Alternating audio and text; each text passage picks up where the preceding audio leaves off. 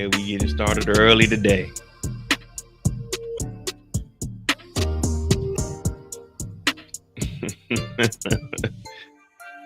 Good old Rudy.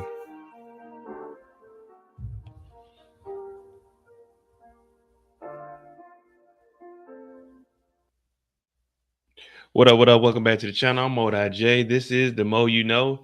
And today we got a couple of topics that we're going to go over. Of course, we got Rudy Giuliani. We got what's going on with McDonald's. We'll probably be about a 5 o'clock. That'll take us to 9 o'clock. Probably about a 4 hour live. And then we'll go over to the Mo You Know. Well, this is the Mo You Know. And the Mo You Know is later on tonight, we're going to be on Modi J's channel. So we got about 4 hours. We're going to go over some articles and stuff. We got Rudy Giuliani. We got what's going on with McDonald's. We're going to do a little history lesson also, just to clear up a few things that is out there. What else do we got? Oh, the new Diddy cases. So roughly about 4 hours of content that we're going to have. And then we'll go over to Modi J. As I told you earlier, like if you got a YouTube channel, man, this is the time you want to start putting stuff out, especially like starting next week. You probably want to start flooding anything you have pertaining to like the election, because that's going to be pushed to the forefront. Now, make sure you got your facts straight, because they will limit, the viewership of that. But I'm going to have a whole bunch of stuff dropping pertaining to like what's going on with the election. November 6th, I took off. So that night we'll probably be on live for maybe 8 to 10 hours, just covering the election, although we know we're not going to find out who actually wins, so probably about Saturday. But we'll be on here for maybe 10 hours. So I took the day off after that. And yeah, man, we're just going to rock this thing on out. And we'll see what we can do from here on. You know what I mean? But first, I would like to start with a history lesson. Now, I was going to do this yesterday, but you know me, I need my midday naps. I'm like a big ass kid. But I took a nap, woke up, and the Abercrombie and Finch stuff dropped. I ended up staying on that live for 3 hours. I didn't get off till 2:30 in the morning. I made it to work on time. Surprisingly, me staying up to about 3:30, and I was still doing some research on my own, I made it to work on time. But the days I get off about 11 o'clock on these lives with y'all, I be showing up late as hell. But I made it to work on time, and I said, all right, well, let's double back. Let's do a little history lesson. And from there, we'll go Rudy, then probably McDonald's, and then we'll talk about Diddy, because every single day there's Diddy information. So we'll probably start with Budapest. The Budapest history lesson was not technically Budapest. It's what's really going on with the Ukraine. Now, you hear a lot of people. How do you guys feel about us sending money to the Ukraine?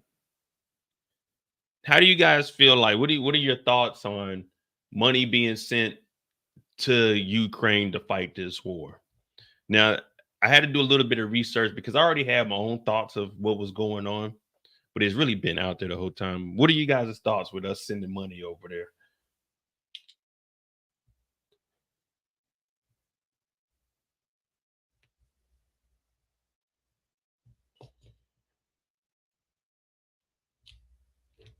And the U.S. may change its name. Nah, listen, we always gonna be the United States of America. We always gonna be the #1 country in the world. We always gonna be the most powerful country in the world. That ain't never gonna be taken from us.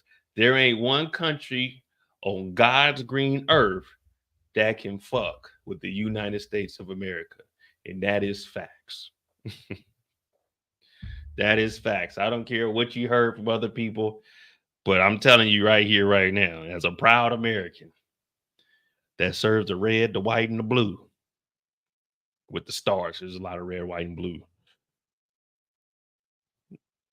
But with the stars, it's us. USA, USA. If you watch my little vlog from Paris, you heard me. USA, USA. There's one thing we ain't do. We ain't turn our back on the country.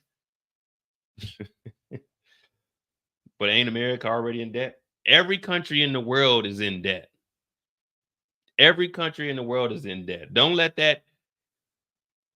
Yeah, Trump put us in another $8 trillion.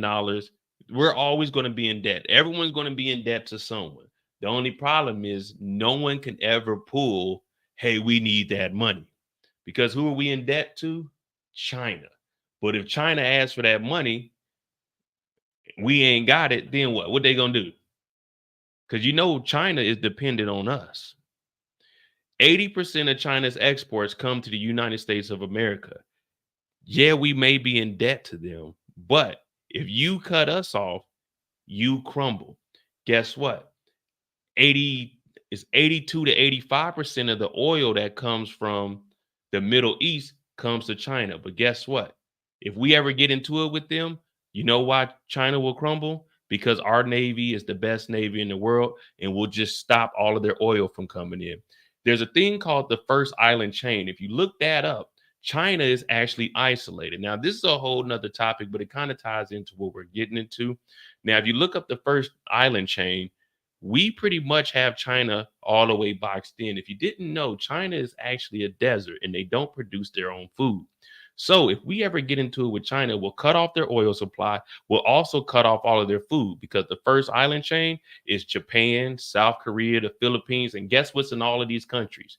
U.S. bases. Our Navy will block all that off. We'll cut off all their imports. They'll starve themselves and they won't have enough energy to stay afloat. America is smarter than you think, and they've been strategically placing themselves in all these different countries to control everything. And as of right now, China and Russia, they did meet up. They're kind of dependent on each other. But the reason China is not going to jump in is because of those reasons I just told you. But let's get into what we're talking about, what's going on with the Ukraine. Now, I know a lot of people are saying, damn, we're sending a lot of money over there. Now, the only thing is, this isn't something you can blame on Biden. Because, the first thing they say, who's the first person they blame it on? When we send money, when they say, oh, $5 billion is going to Ukraine, who's the first person they blame? Let me know who's the first person you hear somebody blame. Who's that person? Can you look around and point your finger at when, oh, Ukraine just got another military package? They just got military aid. Who do they blame?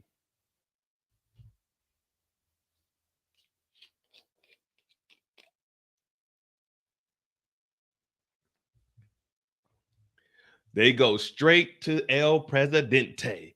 They go to the president. Oh, Biden, Kamala, they're sending money over there. Well, for the record, Trump sent money over there. Obama sent money over there. Bush sent money over there. Yeah. So every single president has sent money to the Ukraine, which leads us into the Budapest Memorandum. Now, if you haven't heard about the Budapest Memorandum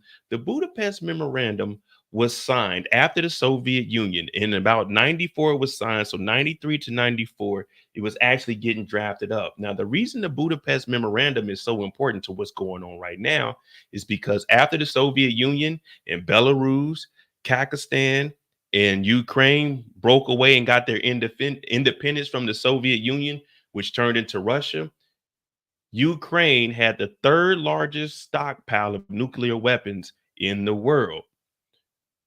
Kazakhstan was ran down. Ukraine was ran down. So the reason the Budapest Memorandum is so important is because there was a memorandum signed that said, Ukraine, you give us all of your nukes, because they didn't have the capability of using them, but we didn't want those nukes to get into the wrong hands. So the Budapest Memorandum was signed by the United States, NATO, and also, well, not necessarily NATO, the UK, United States, and Russia, where all the nukes from the Ukraine will be taken from this sovereign country.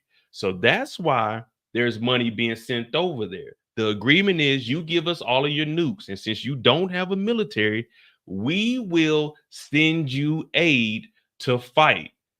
Not send troops over there to fight for you. We will send you aid. So when they blame Joe Biden, you can't blame Joe Biden. You can't blame Obama. You can't blame Trump. You have to take it all the way back to 94, which was signed into legislation from one Bill Clinton, also with Soviet Union. Now, this pact was if anybody was to invade the Ukraine, the only problem is they didn't factor in if Russia invaded Ukraine. So now we're going to go through these videos, and now you have a little understanding of why money is being sent over there. It's not because Biden and them want to, it's because they have to. All we have is our word in this world. That's why money is being sent over there, not troops, but military aid and funding for them to fight their war. Now, just a little bit that you know, you see, just a little bit. One thing you know about me is I'm gonna go do my research. I'm gonna go find this stuff out. What's going on, Tracy? All right, so here we go. Let me see. Full downloads.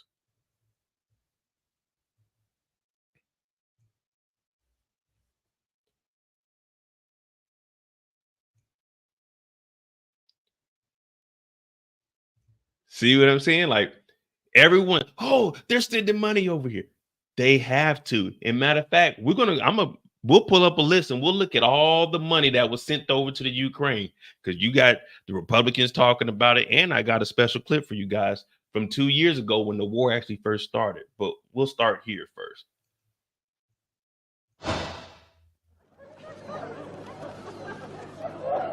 December 5th marks 21 years since the signing of the Budapest Memorandum. The document, signed by the leaders of Ukraine, Russia, the UK, and the US, required Ukraine to give up its nuclear weapons stockpile. World powers in exchange promised to respect Ukraine's existing borders and the sovereignty of an independent Ukraine. More than 2 decades on, that treaty has been lost in time. After the Soviet Union fell, Ukraine inherited several thousand nuclear weapons, the world's second largest stockpile.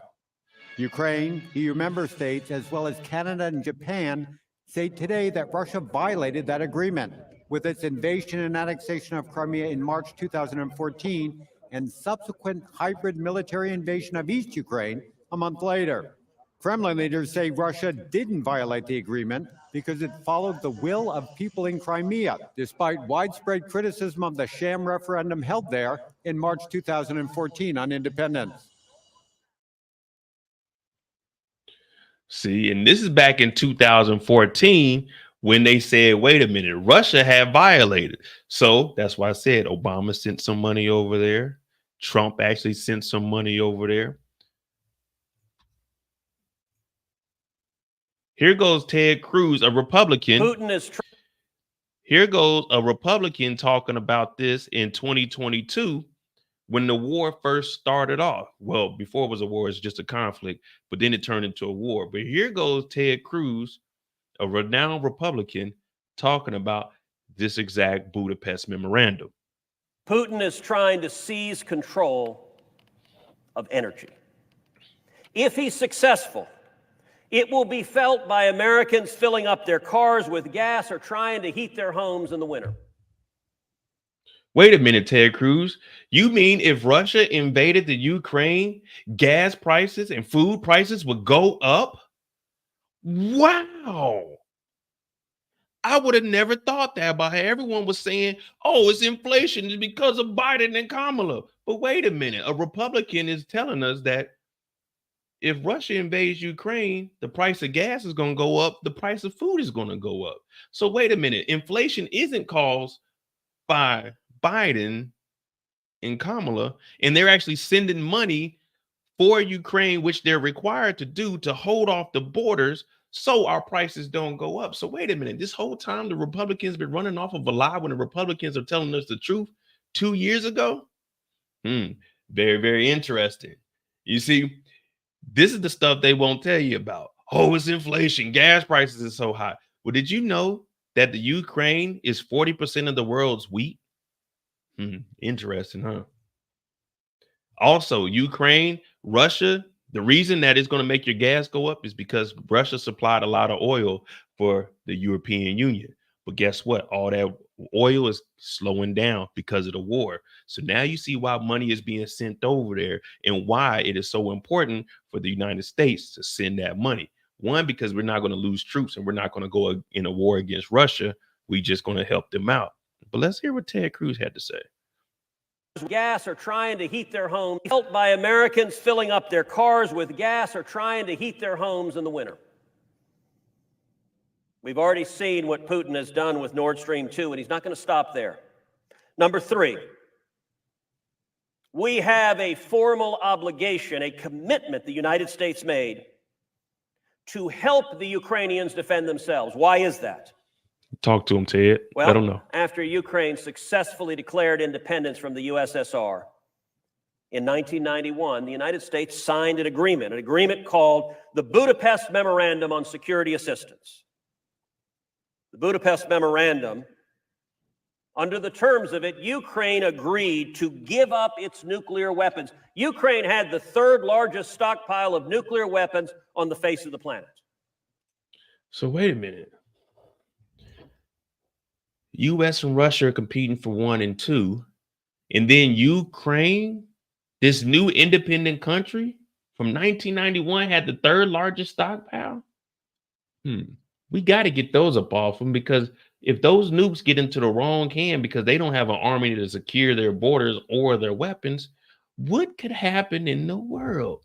So wait a minute, you mean to tell me that 30 years ago, the United States was smart enough to prepare for some shit that's going on right now?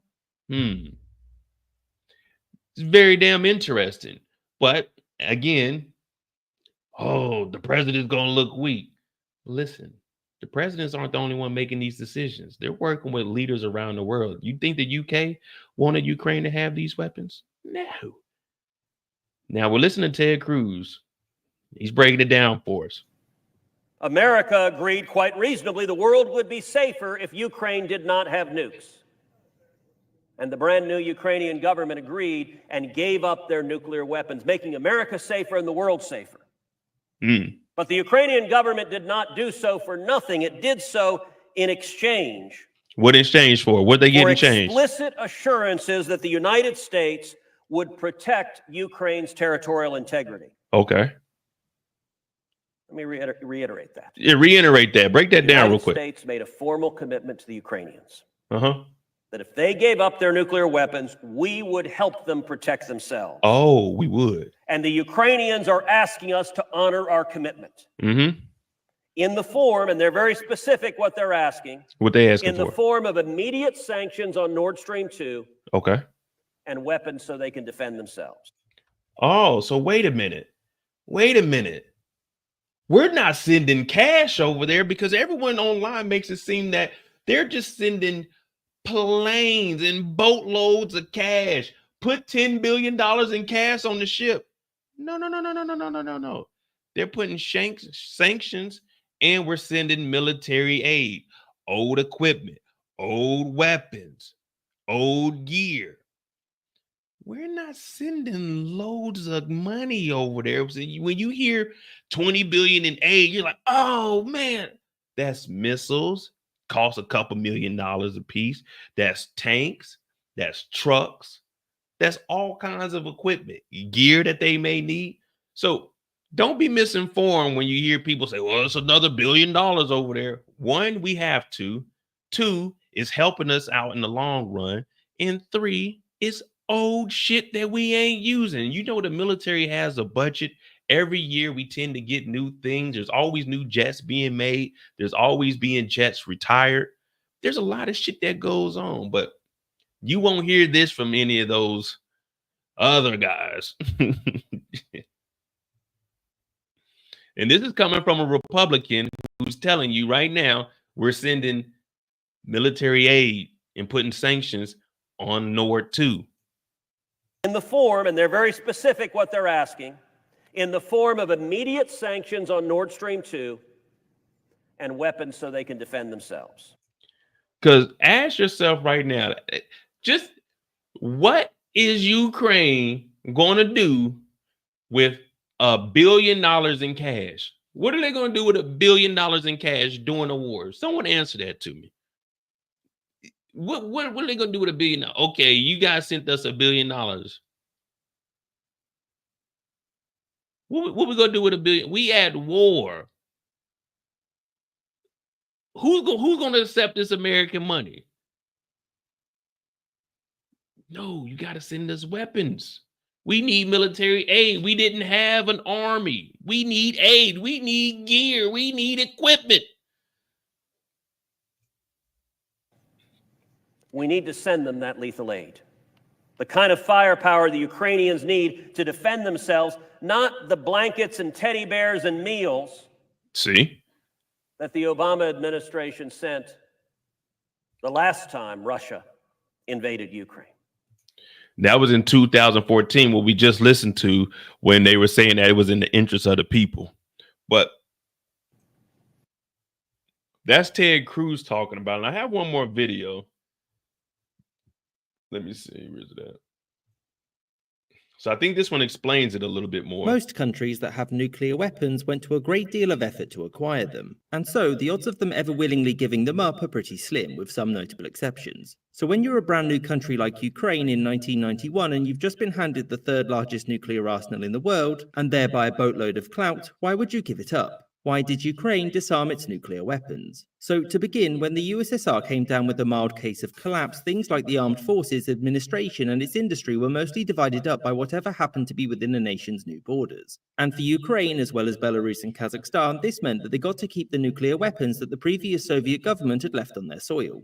Now, when the USSR collapsed, there was a lot of discussion amongst the nuclear powers about how these new nuclear states would be treated, and importantly, how to get them to disarm. Belarus and Kazakhstan quickly made it clear that they didn't want to keep these nuclear weapons, and so they asked for help in getting rid of them. Yet, when it came to the subject of nuclear disarmament, Ukraine's new government wasn't saying much, and it became clear that its leaders were clearly thinking of keeping them. So why didn't they? Well, the first reason was the lack of political willpower. Ukraine's economy was firmly in the toilet in 1991. And so maintaining a nuclear weapons program when people are struggling to find work isn't exactly a good look. There was a lot of pressure from opposition parties, the general public, and importantly, the international community. And this plays into the second reason why: the United States. The Western powers had together created a series of large financial aid packages for the former Soviet states.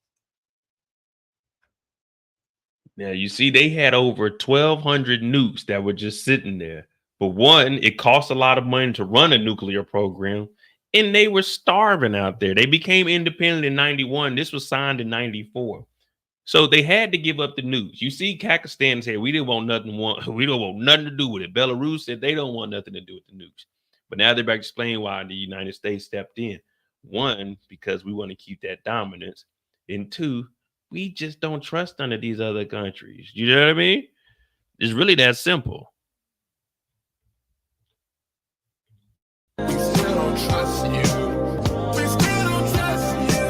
And whilst many nations had no conditions on their aid, the American assistance had one caveat: no more nuclear weapons. America wanted this because it had just signed a series of nuclear disarmament treaties with the USSR, and Ukraine keeping them would have slowed any potential progress, because nobody knew if it actually counted towards Soviet disarmament or not. The third reason was that whilst the Ukrainian government could have maintained the bombs, creating a brand new nuclear weapons program from scratch would have been very difficult. They'd have gotten no outside help, and leaving a bunch of nukes on the shelf for 30 years without knowing how to handle them isn't exactly safe. To further make things more difficult, Ukraine didn't actually have the ability to use the weapons, since things like armament codes and the know-how for launching ICBMs was the exclusive remit of the Moscow-based armed forces, and they weren't going to share. These could have been reverse-engineered eventually, but again, it was a lot of time, a lot of money, and a lot of political capital just to upset everyone.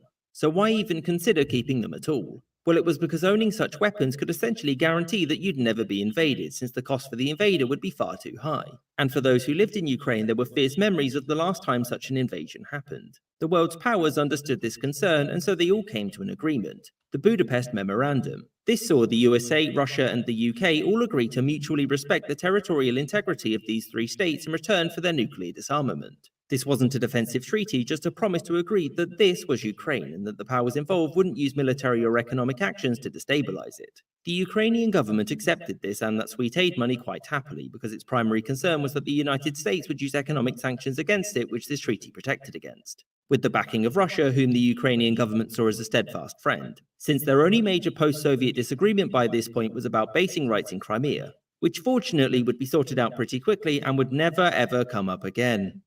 I hope you enjoyed this episode, and thank you for watching, with a special thank you. Yeah, that was I thought it was going to be a little more simplified than that, but I mean, we pretty much get the gist of what the Budapest Memorandum is. So, as Ted Cruz put it, we have to send them military aid. We got to send equipment. We're not sending $10 billion in cash.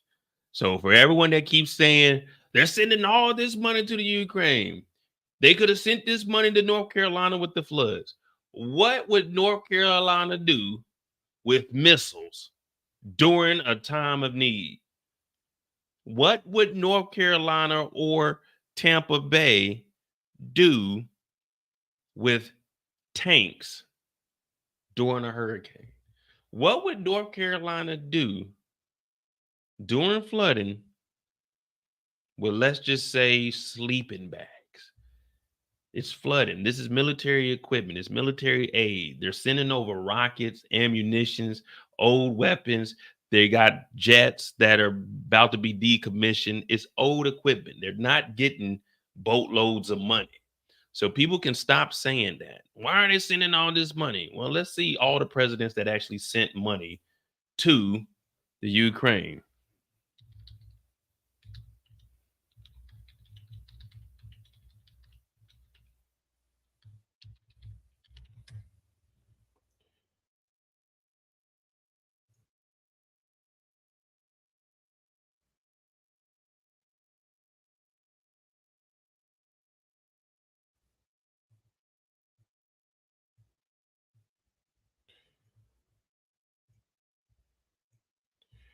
All right, here goes a fact check. Did Donald Trump send Ukraine weapons that Obama and Biden withheld?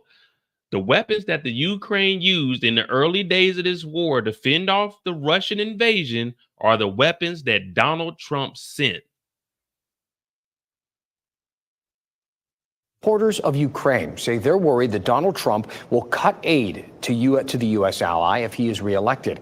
Arkansas Senator Tom Cotton says Trump deserves credit for providing Ukraine with missiles after other presidents refused. Paul Spey checks that claim for PolitiFact. What do we got? Is it real or is it fake? Ukraine has been fending off an invasion from Russia using weapons from the U.S., but which president actually sent those weapons to Ukraine? Well, check out what Senator Tom Cotton said the other day on CNN. In fact, the weapons that Ukraine used in the early days of this war to fend off the Russian invasion are the weapons that Donald Trump sent, that Barack Obama and Joe Biden had refused to send. There were a couple different claims in that clip, so let's go through them one at a time. Cotton said former President Barack Obama refused to send weapons to Ukraine, and that is accurate. After Russia invaded Ukraine in 2014, the U.S. sent millions in aid, but no lethal weapons. Obama was concerned that sending things like Javelin missiles would escalate the conflict with Russia. Then after Donald Trump took office, he reversed Obama's policy and sent those missiles. But Cotton left out that when Ukraine's president asked for more missiles in 2019, Trump asked him for a favor in a phone call that. Now, you guys remember the favor that they're talking about? The favor is when he called the Ukrainian president and said, "Can you give me information on the Biden family?" And he said it is quid pro quo. If you give me information on Biden, then I'll send you more aid. But we have proof that Donald Trump, now he's trying to say we're sending all this money to the Ukraine, sent them missiles over there and then tried to get the Ukraine president to give information on Biden. That was a big scandal, which is going to be brought up after the election. They're bringing his ass down. But let's continue. That got him in trouble. Finally, Cotton said President Biden has not sent missiles, and that's just not true. After Russia invaded Ukraine in 2022, the Biden administration has sent millions of dollars in aid and military equipment, including those Javelin missiles. All of this is why the Truth Meter rates Cotton's claim just half true. Read the full fact check at WREL.com. Interesting. Very, very interesting. Now, the call that they're talking about,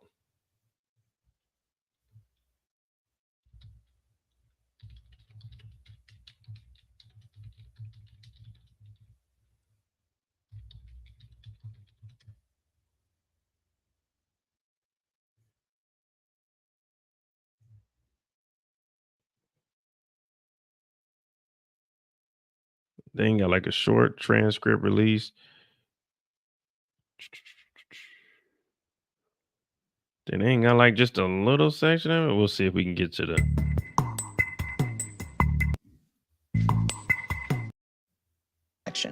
I think I should run more often, so you can call me more often.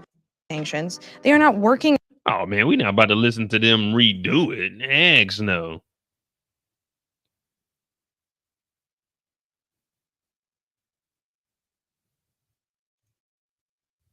when we left off last night.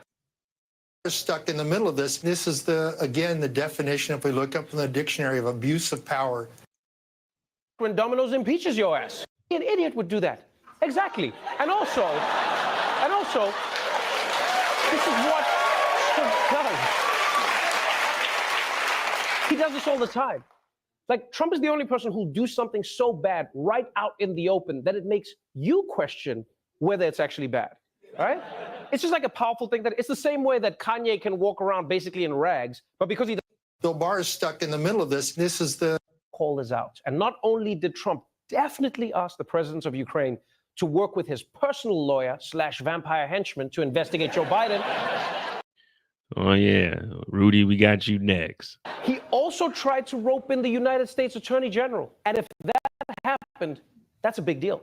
Because a president can't go around using the Justice Department as his personal TaskRabbit. That's not allowed, right? It's the same way an employee at Domino's would get into trouble for driving.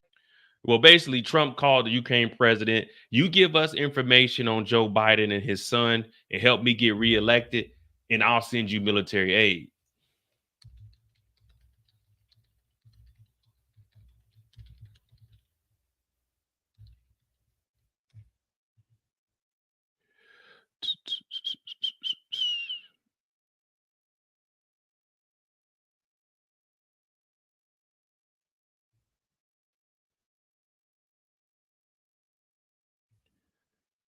All right. So I think Trump was in office in 2019. I could be completely wrong, but then again, I might not be wrong.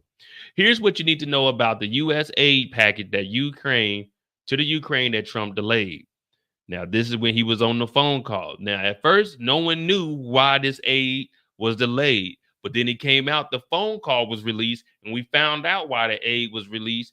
Well, why it was being held is because he wanted to know information about Joe Biden for the re-election. At the center of the latest scandal, threatening to take down President Donald Trump in the $391 million military aid, is that the U.S. leader reportedly asked his staff to freeze for 2 months before dropping a hold a week ago under pressure from lawmakers. Now, you know, they say they don't want Donald to be the president because they can't control him. Yeah, they controlled his ass, all right. When they started hitting him with them legal shit, what did he do? Under pressure from lawmakers, his ass released that money. So don't let these fools fool you. Hey man, get this out of here. On Wednesday, Washington consumed with the July 25th call between Trump and Ukraine's President Zelensky. According to a memorandum of the call released, the White House, Zelensky asked to buy American-made Javelin anti-tank weapons. Trump asked Zelensky to help him work with the U.S. officials to investigate political rivals, which was Joe Biden. Now, we're really here for the money. We already know about the phone call. We know that Donald Trump is one of the worst and most crooked, corrupt presidents we've ever had. But here we go. Here's $1.5 billion in security assistance that, according to the Budapest Memorandum, is required by the United States of America. It doesn't matter who's in office. If they need help, we signed it off in 94. We got to send it. In June, the Pentagon announced plans to provide $250 million to Ukraine in security cooperation funds for additional training, equipment, and advisory efforts. The U.S. State Department separately planned to provide $141 million. This is aid, training, equipment, advisory efforts to build. This isn't money. They're not going over there with big face hundreds and saying, here you go, Ukraine. You're in war. Go ball the fuck out. No, we're sending them actual aid to defend the border. Because if you want to, I can go bring up how much it costs for one U.S. troop per year, which in the 2002, I want to say, it costs $1 million per year per troop.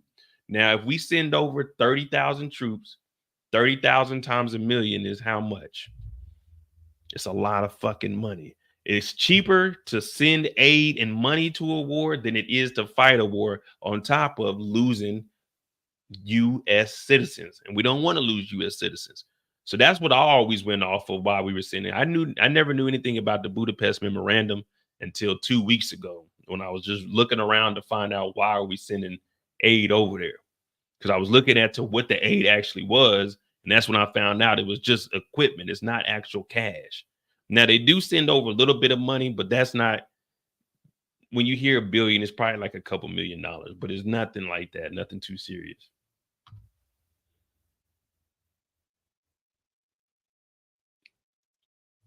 Let me see. Broadly speaking, Democratic lawmakers see the president's decision to temporarily hold both pots of money as discovered from policy and political motivated, and a few Republican lawmakers have publicly expressed cautious concern.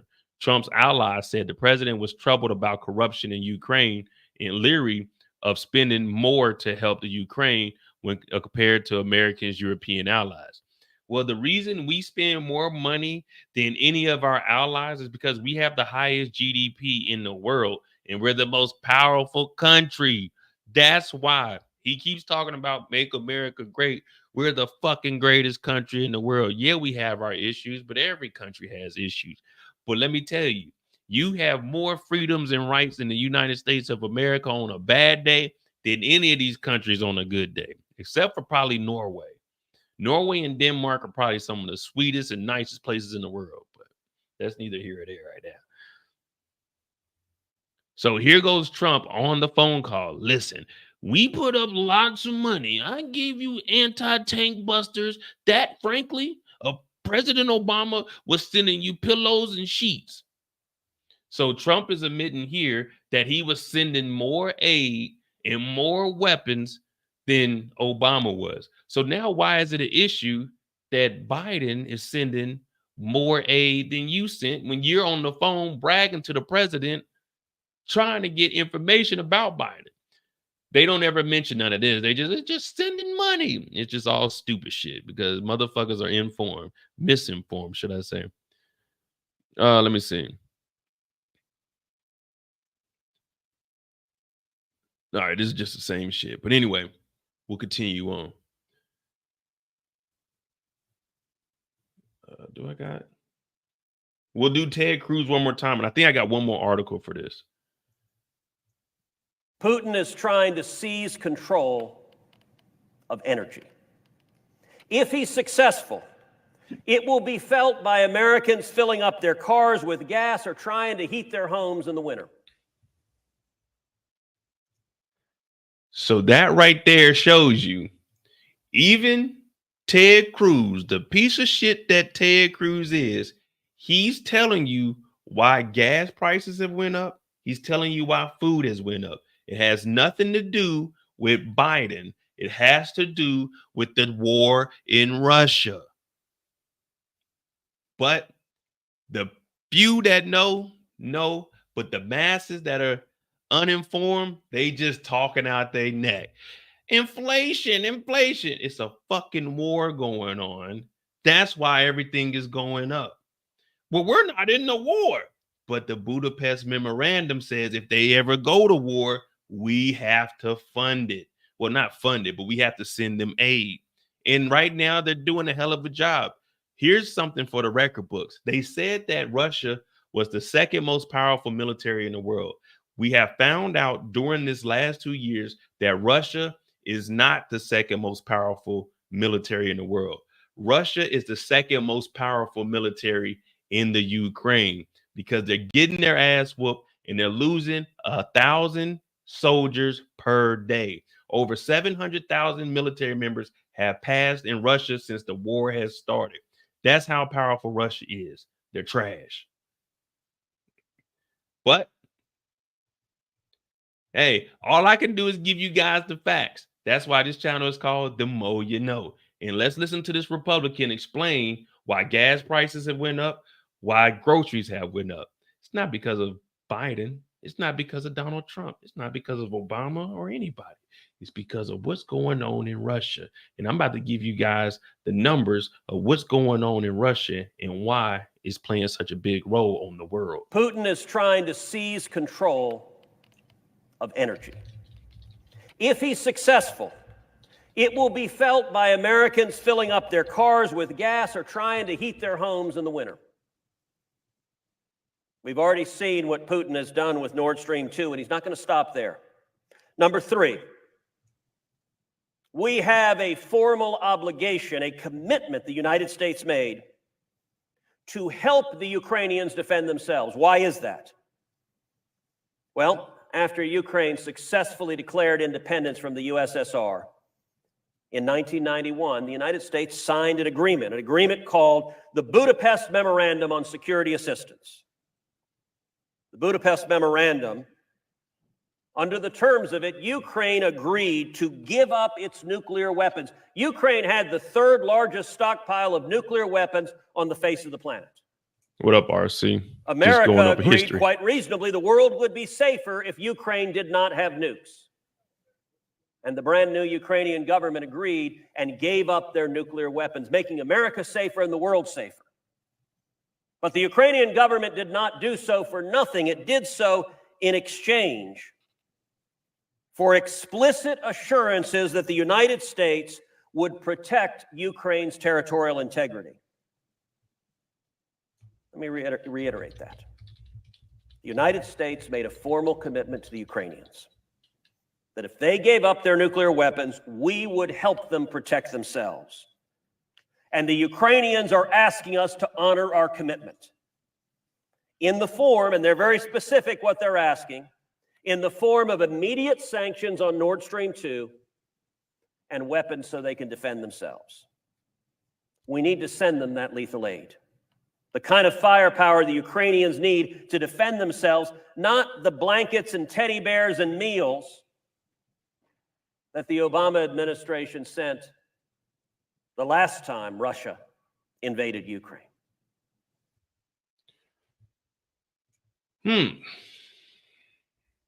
So we have a Republican admitting that we need to send the aid over there. But guess what? You know what they always say? Oh, it's an election year.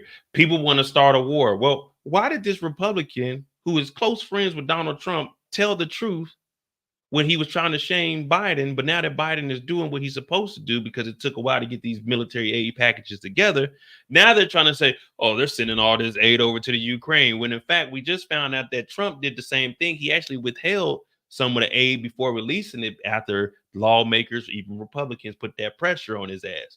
So what we're going to do right now, we're going to go ahead and look at numbers. 5 facts, you know? Well, guess what? The Ukraine produces, this is going to be some simple math here.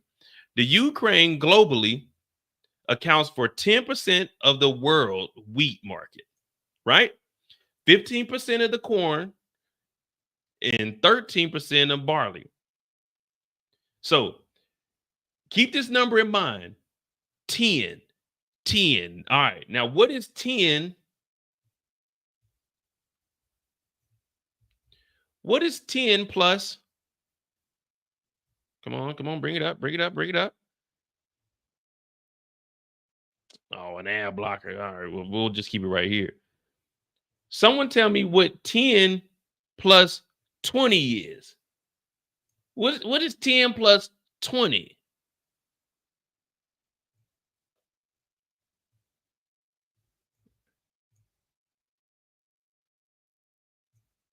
$10 plus 20 is 30. So in this war, we got a country that produces 10% of the world's wheat fighting another country that produces 20%. 10 and 20 makes 30%.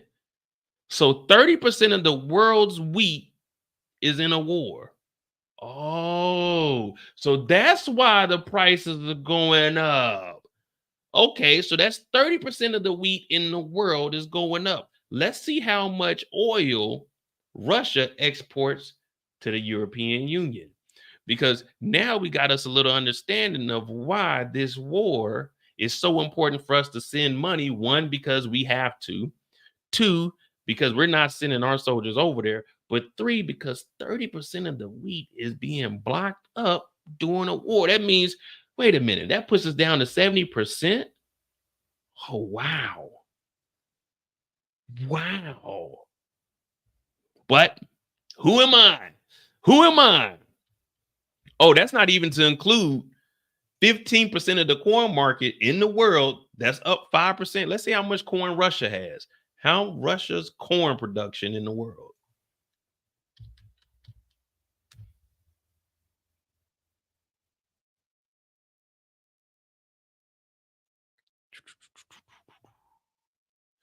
We got 32% of it.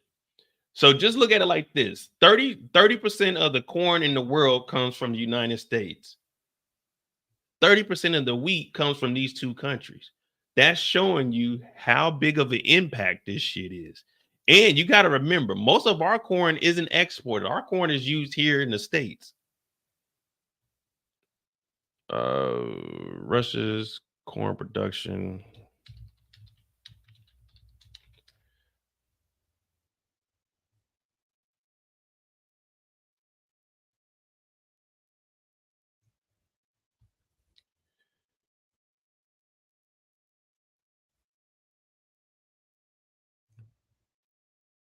Get full access. Just give me the damn number.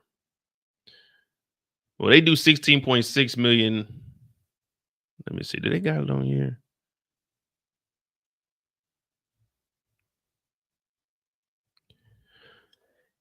And let me see.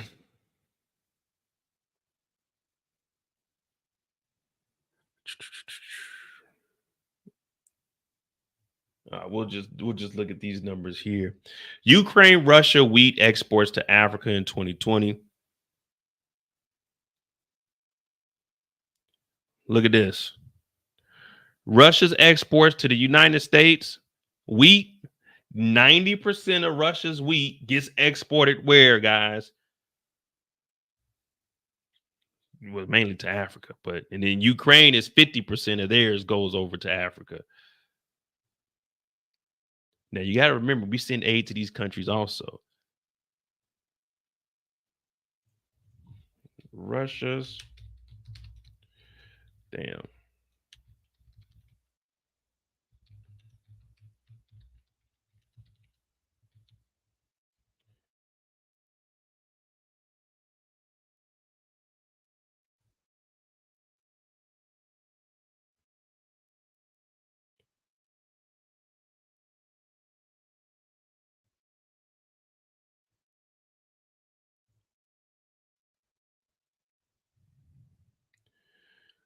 Now, if you look at the oil that comes from Russia, the refineries were identified that export such products to the EU use between 20 and 90% of Russian oil in their feedstocks, allowing us to estimate that 35 million out of the 130 million barrels entering Europe ports were delivered directly from Russia. This war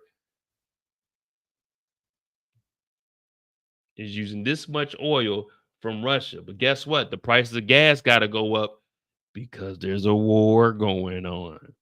So when people start talking all this and saying all that, you got to look at it on a global scale. This shit affects everyone. This shit affects everyone. Now, unfortunately for me, I live over here in Europe, but I got an ESSO card. I mean, I can get gas on base. So my gas prices ain't the same. Now, gas over here, they go by the liters. So it might be like $3.60 a liter.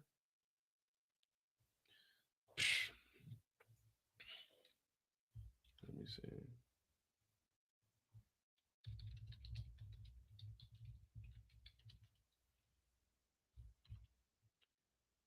$3.75. So I think let me see, what's the average?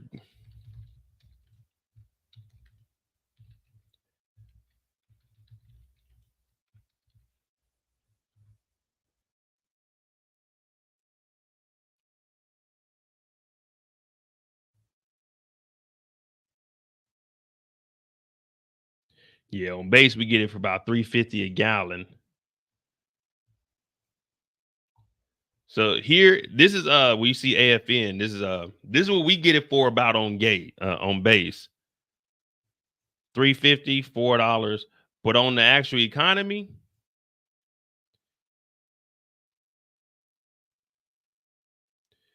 it's $1.68 a liter. 1.68 times 3.7. You're spending about $6 a gallon on gas here in Europe because it goes by the liter. It doesn't go by gallons. It's what, like 3.5, 3.6, something like that. in well, I just rounded up to 3.7. So it's about $6 a gallon over here for gas if I get it off of base. So thanks a lot, Russia. Thanks a lot, Ukraine. Mm-mm-mm.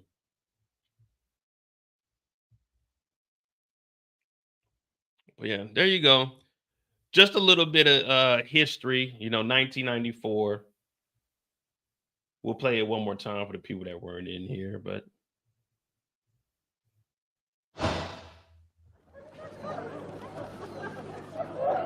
December 5th marks 21 years since the signing of the Budapest Memorandum. The document, signed by the leaders of Ukraine, Russia, the UK, and the US, required Ukraine to give up its nuclear weapons stockpile. World powers in exchange promised to respect Ukraine's existing borders and the sovereignty of an independent Ukraine. More than 2 decades on, that treaty has been lost in time. After the Soviet Union fell, Ukraine inherited several thousand nuclear weapons, the world's second largest stockpile. Ukraine, EU member states, as well as Canada and Japan, say today that Russia violated that agreement with its invasion and annexation of Crimea in March 2014 and subsequent hybrid military invasion of East Ukraine a month later. Kremlin leaders say Russia didn't violate the agreement because it followed the will of people in Crimea, despite widespread criticism of the sham referendum held there in March 2014 on independence.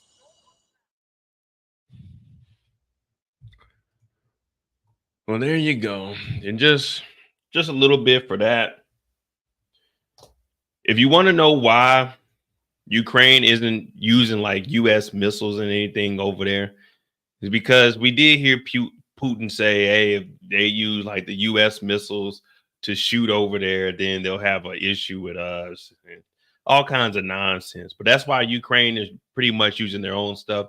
And it's a lot going on because you see Russia and China, they're working together. They went up to meet with each other for BRICS. If you don't know about BRICS, BRICS is supposed to be the new currency that they're going to use. Brazil, Russia, China, Iran. I forgot what the S was. But they just had a BRICS meeting, if y'all care about that. But if we're being honest, people talk about, oh, the US dollar is going to go down. No, it's not. They're trying to do the BRICS, so it's like we don't have to depend on the South Africa. That's what the S was. They're trying to get BRICS together for their own currency that they'll use, but it won't last. And the reason it's not going to last is because China is dependent on America, and it's just all kinds of extra crap.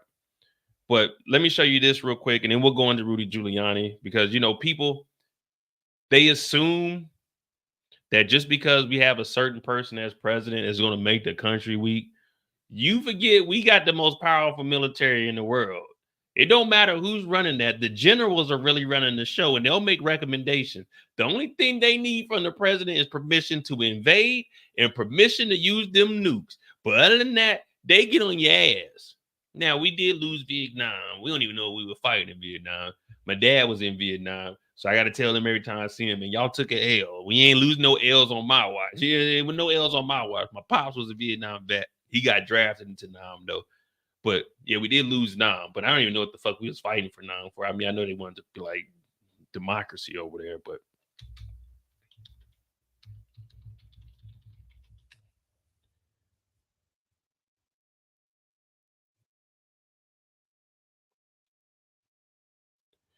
let me see.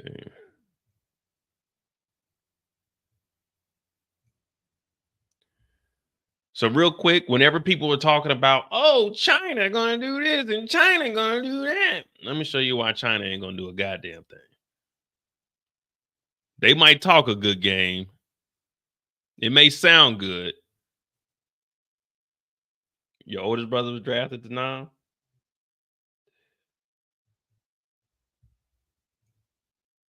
Yeah, my dad was over in Nam, man. All right. What the hell is this? We looking for the map. This is like I said, this is the type of stuff I look at when I ain't on these lives with y'all. Can I zoom in on this? Then this ain't a good map, man. This is kind of Oh, well, fuck it. It'll work.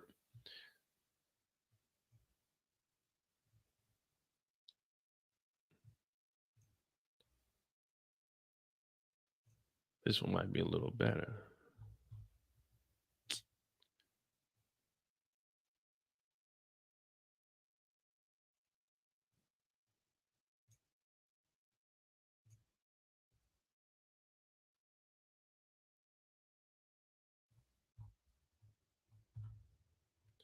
Jeez Louise, man. They ain't just got some regular shit up here so I can pull up the map.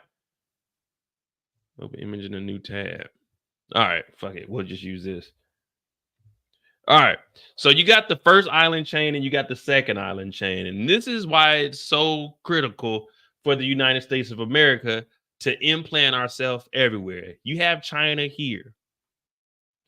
The first island chain goes from Malaysia to the Philippines, Taiwan, Japan. Okinawa is a smaller island. Actually, my cousin's wife is from Okinawa. And then you got Japan. Then you got the second island chain with Guam leading it up, and then you got New Guinea and in Indonesia. So what this is, China, they won't be able to, people always talk about, oh, what if they come and invade America? They won't be able to. And the reason for that is this first island chain. We have bases on all of these islands. This is the first chain right here. So if China ever wants to act dumb and call us on our debt, guess what? This first island chain, we're going to send the Navy out. And we're going to block all of this off. And why is that? Because China depends on imports to survive for their food. China doesn't make most of their food. They don't produce their food. They got to get it from these other islands. So once we put this first chain here, their ships won't be able to go in and out to export or import. They're not self-sufficient. That's why you see them working with like Russia and stuff to try to get certain type of deals there. Now, their military, yeah, they'll be able to fly over. But remember, we got bases all around here. We got the largest Navy. Then if they just so happen to make it past there, we have the second island chain, which is the backup. But then that's when you start dealing with us. We got the Air Force up here in Japan. We got the Air Force down here in Guam. And let me tell you something. It doesn't take long for a B-2 bomber to get his ass over here and drop them bombs off, because we've seen it done when Afghanistan was acting up. So this is one reason why China isn't going to do anything, because we do have them surrounded. They're landlocked. And to the north of them is Russia, where they're trying to get land from Russia to help out during this war. But then let's take it one step further.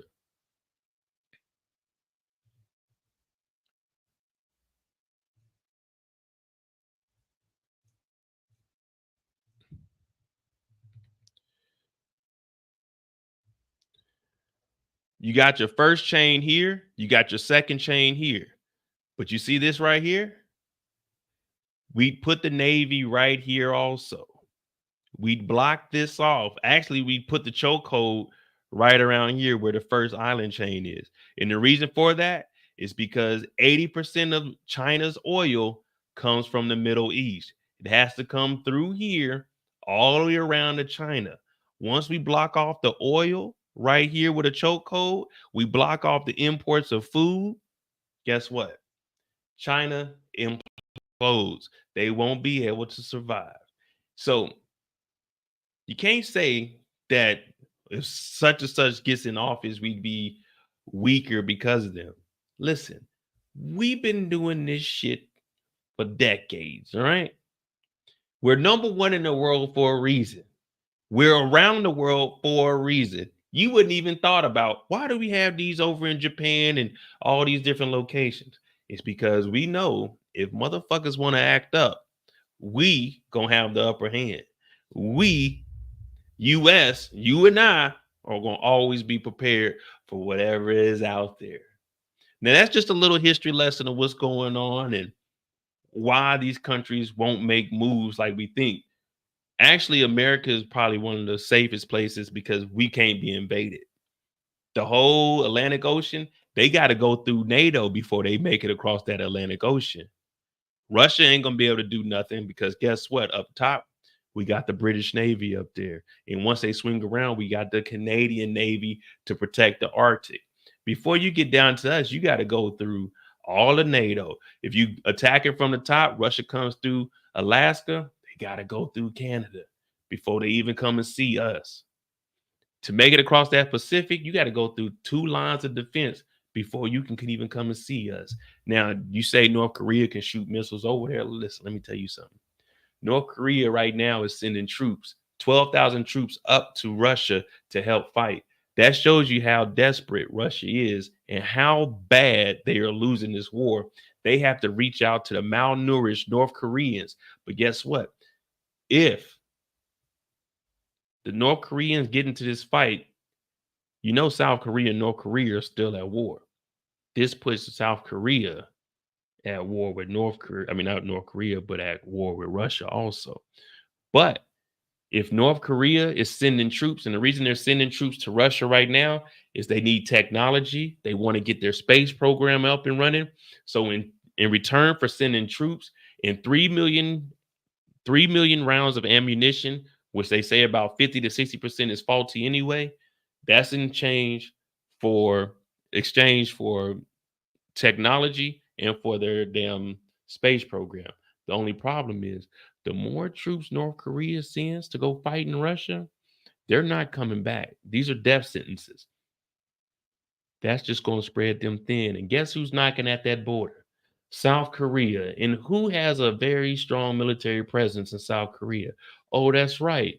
The United States of motherfucking America. Damn it. How are we in every place that we need to be? Man, I must say, it's a beautiful thing to be a fucking American. Whether you like what's going on here or not, the cost of freedom, it's a lot. It's a lot. It's a lot. Now, whenever we hear jets flying over here, that's just the sound of freedom. But there you go. There go a little bit of history lesson on why we're sending money and aid over to the Ukraine. But let me rephrase that. Why we're sending mainly military aid to the Ukraine. Because we have to. It's really that simple. We have to. There's no other explanation for it. We have to. So before all of this stuff going on right now, we signed it in '94, y'all. We got to send the military aid, man. There's nothing I can do or say that's going to change that.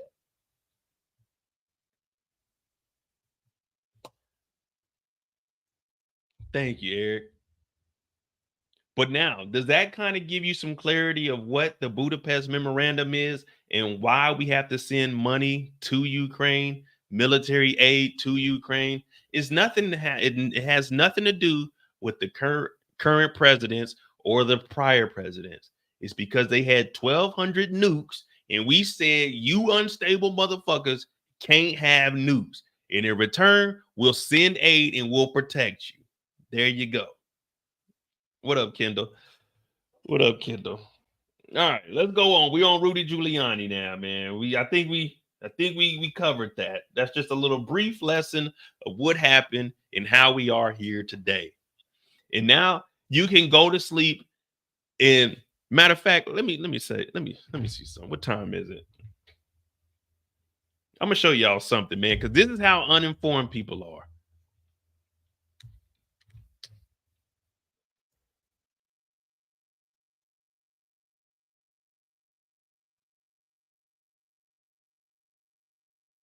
Let me see. What is it? 11 o'clock.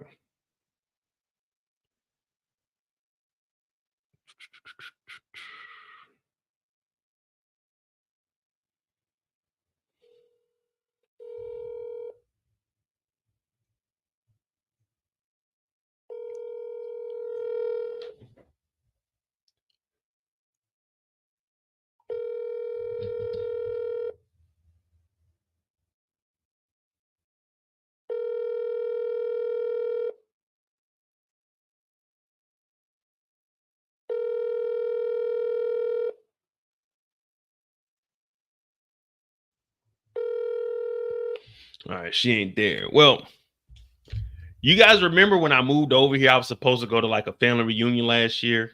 I didn't go to it. Well, my cousin, they all know that I live over here in Germany. So he scared my mom because she doesn't know her geography like that. Let me see. I guess this will work here. Let me see. Yeah, I was gonna call my mom and let y'all hear what happened. So I have a cousin. This is he was like my best friend when I was growing up. When I tell y'all I went to Virginia, it's one of my cousins out there. So he scared my mom because we know that the war is going on. So he told my mom when she was at the family reunion, and he stutters like Vic from the Penguin. He said, Julie better be careful over there. My mama said, what are you talking about, Mike? You don't know? You don't know what's going on over there? Whenever he gets excited, he stutters. So my mom was like, no, Michael, tell me what's going on. He was like, he better be careful because he's on the border of Russia. It's right in his backyard. So my mom is thinking that Germany, the border of Germany is Russia. So when she came back over here this second time, she all nervous and scared. How close are we to Russia? I'm like, what do you mean how close are we? We far from Russia. She's like, nah, Michael told me that Russia is right there and the war is going off, so you got to watch out. I said, what war? She's like, oh, the war against Ukraine. I said, oh, the war against, man, that shit ain't nowhere near me. So I had to call up my cousin Michael. I'm like, man, what the fuck you done told my mom? Man, you know Russia close. So my mom didn't know. She never like really looked at a map like the whole Europe and Asia. So she just thinking that is Germany, and then I drive 4 hours east. Fucking Russia's right there. Niggas are just outside at the border. I'm like, man, I ain't nowhere near no goddamn Russia. So here goes a map of Russia. Had my mom scared. She coming back talking about, or am I prepared for the war if they start shooting missiles? Where they gonna shoot missiles to? Michael said it right on the border. Well, this is where they're at over here. This is the Russian border right here. This is where I'm at. So they over here, they're trying to get in Kyiv. Let me just see how far Kyiv is from Kaiserslautern. Because before they make it to me, they got to go through Poland. They got to go through Romania, Hungary. Man, I'm all the way over here. Let me see something.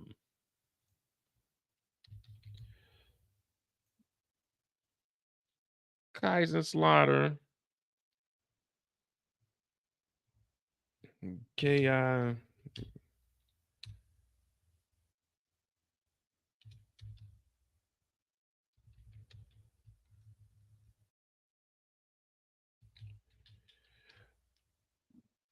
think I spelled it wrong. I think it's KIYV.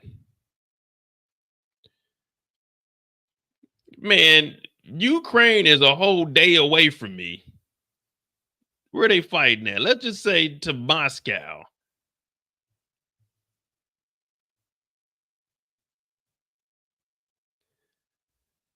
Yeah, my cousin. So my cousin was in the Navy. He talking about you don't know? My mom's like, no what, Michael? You better be careful, fucking Russia. I'm like, Russia? Cause y'all know I did my water sampling. I was over in Warsaw back in 2016 preparing for what was going on right now when I did the whole water sampling for NATO. Yeah, I did that. I put my life on the line so we could be prepared for 2020. I did that. That was me. I went over there and did the water sample. I went to Lublin also. But yeah, I'm like, man, I ain't nowhere near the goddamn war. The war is all over here, and Russia's getting their ass kicked. They getting it handed to them every single day.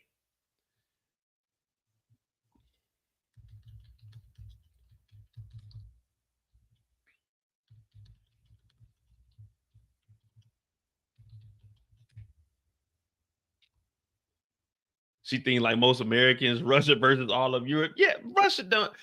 Man, Russia is having a hard time. Russia just got 12,000.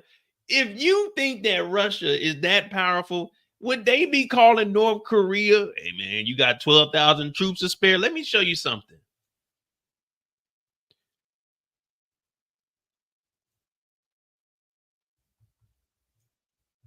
Yeah, we going on a deep dive right now. This is from congress.gov. This is in August. Nearly 500,000 deaths and injuries in the Ukraine on the Russian side. Where's the number at? I had the number yesterday.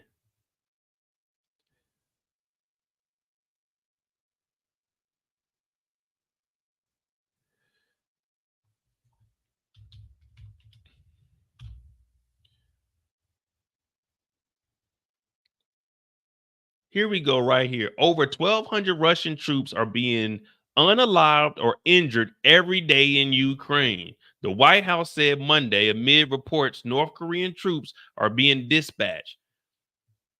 They said that North Korea was sending 12,000 troops. I'm not that good at math, but if 1,200 soldiers are getting unalived and injured every single day, if I send 12,000 and we lose 1,200, what did North Korea really just do? It expand the war 10 days? We send 12,000, but 1,200 Russian troops are being unalived or injured every day. So that means to tell me you send 12,000, 1,200 on the first day, 1,200. That's only 10 days of help. I think we need a little more than 10 days of help, North Korea. We need more than 10 days of help. What we gonna do with 12,000 when we losing 1,200 a day? Shit, what is today? Man, we'll be done by Halloween fucking around with North Korea. Let me not say too much, North Korea, man. Don't hack my shit, man. Don't hack my shit, man. What we gonna do with 12,000 troops? Now we see, now y'all done got me. We supposed to be talking about Giuliani. Fuck it. We here now.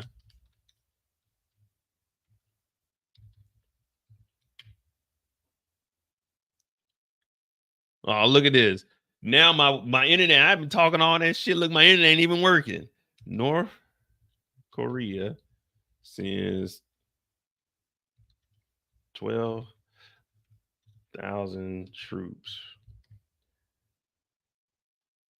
Hey, look, my internet ain't even working no more. Ain't that a bitch? Hold on. I know I ain't got too many tabs open.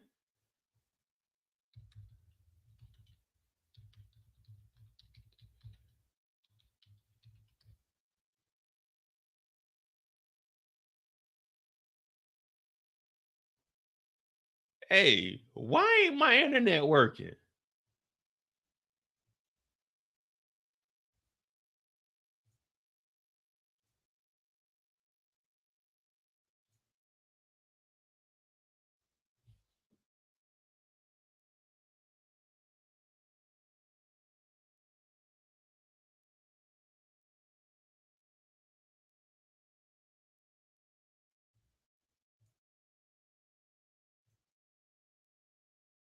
Okay, there we go. Hey, they had us for a second. Somebody fucking with the, oh my goodness. Somebody fucking with the internet. That means we on the right track, y'all. If anything happens to me, North Korea did that shit. If anything happens to me, North Korea did that shit. Kim Jong-un, I don't want no issues. I don't want no problems. I found out all this information through a media site. Go fuck with them. Go fuck with them. I ain't got nothing to do with this. But I got to tell the truth. I got to tell the truth. Make sure y'all hit that like button for me.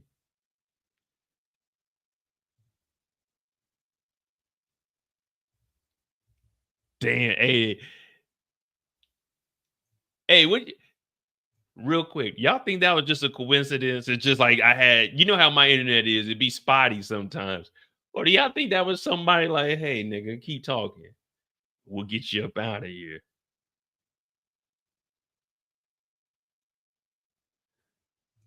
We're gonna continue without supporting. No fuck.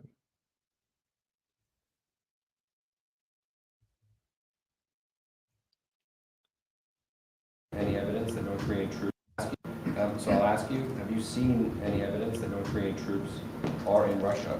And if so, what is the intent of this deployment? Well, our analysts they continue to look at this. Now, we are seeing evidence that there are North Korean troops that have gone to Africa. Now, what exactly? Excuse me, not Africa, but Russia. What exactly they're doing left to be seen. As we continue to look at this, there is evidence that there are DPRK troops, in Russia. So, if they're co-belligerents, their intention is to participate in this war on Russia's behalf. That is very, very serious issue. This is an indication that he may be even in more trouble than most people realize. But again, he went 10 cupping early on to get additional weapons and materials from DPRK and then from Iran. And now he's making a move to get more people, if that is the case. If these troops are designed to be a part of the fight in Ukraine. What's going on, Auntie Dannon? Make sure y'all hit that like button. We kind of got sidetracked, but this did have something to do with the Budapest Memorandum. So we're just going to continue to go on. But as of right now, we're covering North Korea sending troops over to help Russia fight against the Ukraine.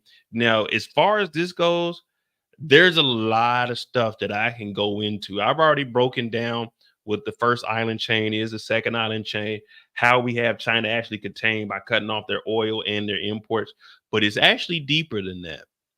It's actually deeper than that, because if you didn't know, there is a conflict between China and India. Now, that conflict, and then with the issues that China has with North Korea and they low-key got with Russia, I might go into detail about that, guys, just so I can inform you of what's really going on. We'll see where it goes. But right now, we're going to talk about the North Korean troops, because China is helping out Russia. China has an issue with India, but Russia is supplying India with military equipment. But let's continue with this. How is that going to work? But China doesn't forget their history, and China and Russia had a very, very intense history. That's why Serbia is in between, and China actually wants some land. So they're trying not to help Russia, because if they don't help Russia, Russia will need help in the long run, which means they will give up some more land. And I told you about North Korea. China and North Korea have an agreement, but are they that close?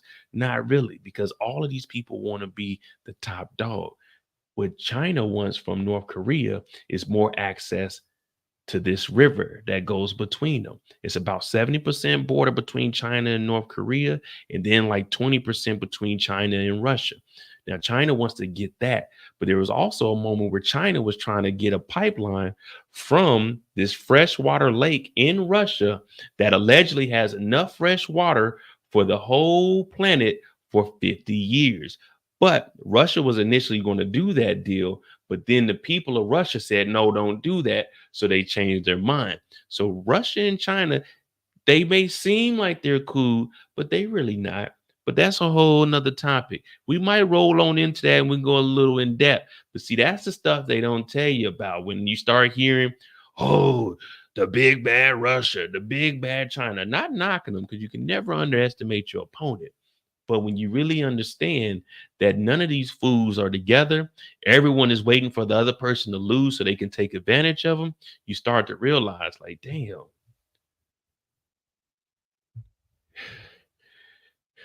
Being American ain't that bad. Being an American ain't that bad. But let's go ahead and go. Let's keep it going. Dennis said we're sending billions to the Ukraine. We need to cut that off. Real quick though, Dannon, I mean, I understand that, but as we played it earlier, just to reiterate, Putin is trying to seize control of energy. If he's successful, it will be felt by Americans filling up their cars with gas or trying to heat their homes in the winter. We've already seen what Putin has done with Nord Stream 2, and he's not going to stop there. Number 3, we have a formal obligation, a commitment the United States made to help the Ukrainians defend themselves. Why is that? Why is that? Why? Well, here you go, Dan. And here's the answer to why we're sending billions. But let's make it clear. We're not sending money. We're sending military aid, equipment, training, weapons. Well, after Ukraine successfully declared independence from the USSR, in 1991, the United States signed an agreement called the Budapest Memorandum on Security Assistance. Mm-hmm. The Budapest Memorandum, under the terms of it, Ukraine agreed to give up its nuclear weapons. Ukraine had the 3rd largest stockpile of nuclear weapons on the face of the planet. America agreed quite reasonably the world would be safer if Ukraine did not have nukes. And the brand new Ukrainian government agreed and gave up their nuclear weapons, making America safer and the world safer. But the Ukrainian government did not do so for nothing. It did so in exchange. What they exchanged for? What they get for back? Explicit assurances that the United States would protect Ukraine's territorial integrity. Okay. Let me reiterate that. Reiterate that for them. I don't think they heard you in the United States back. made a formal commitment to the Ukrainians that if they gave up their nuclear weapons, we would help them protect themselves. And the Ukrainians are asking us to honor our commitment. Hold on. What's our commitment though? Because people keep telling me, and I keep seeing online that we're sending billions and billions and billions of dollars. Ted Cruz, the Republican who is against Joe Biden, who is against Obama, please tell them what we're required to send to Ukraine in case they were ever invaded since 1994 when they gave up 1,200 nukes to the United States of America. Ted Cruz, please tell them what we have to do for Ukraine. In the form, and they're very specific what they're asking, in the form of immediate sanctions on Nord Stream 2 and weapons so they can defend themselves. So the truth comes out. The truth comes out. We have to protect them because we took 1,200 nukes from them. And since their war, since they got their freedom, this sovereign country needed protection. So guess who's protecting them? The motherfucking big dogs are. And guess who's winning the motherfucking war right now? Ukraine, because of the big dogs. We ain't sending them money. We're sending them weapons. We're sending them training. We're sending them all kinds of shit to hold the fucking line off because 30% of the world's wheat is on the line on top of 90% of Europe's oil is over in Russia, and we can't let Putin, who went against the memorandum because the memorandum was signed by the United States of America, the United Kingdom, and Russia after the Soviet Union fell. And this is the second time Putin and Russia have went against the memorandum, which is why we're about to hear Ted Cruz say, we need to send them weapons, not pillows and aid that Obama sent. So Ted Cruz, who's against Obama, who's against Biden, 2 years ago when the war kicked off, just told us everything that we were required to do. And now Biden is doing exactly that. But guess what? The other side's running against it. But they're not telling you we're required to do this, just like we went over the tapes of Donald Trump sending $1.5 billion over there in military aid. This is something we have to do. It's not because we want to. It's not because the United States is saying, well, let's just send the money. We have to do it. We have to do it. Ted Cruz, please let them know what we need to do. We need to send them that lethal aid. The kind of firepower the Ukrainians need to defend themselves, not the blankets and teddy bears and meals that the Obama administration sent the last time Russia invaded Ukraine. It's not because we want to. We have to honor this, just like the UK is sending money. Canada is sending money. All these countries are sending money. But why is the United States of America sending the most money? Because we got the nukes. We got the weapons of mass destruction in our hands. That's why military aid is being sent over there.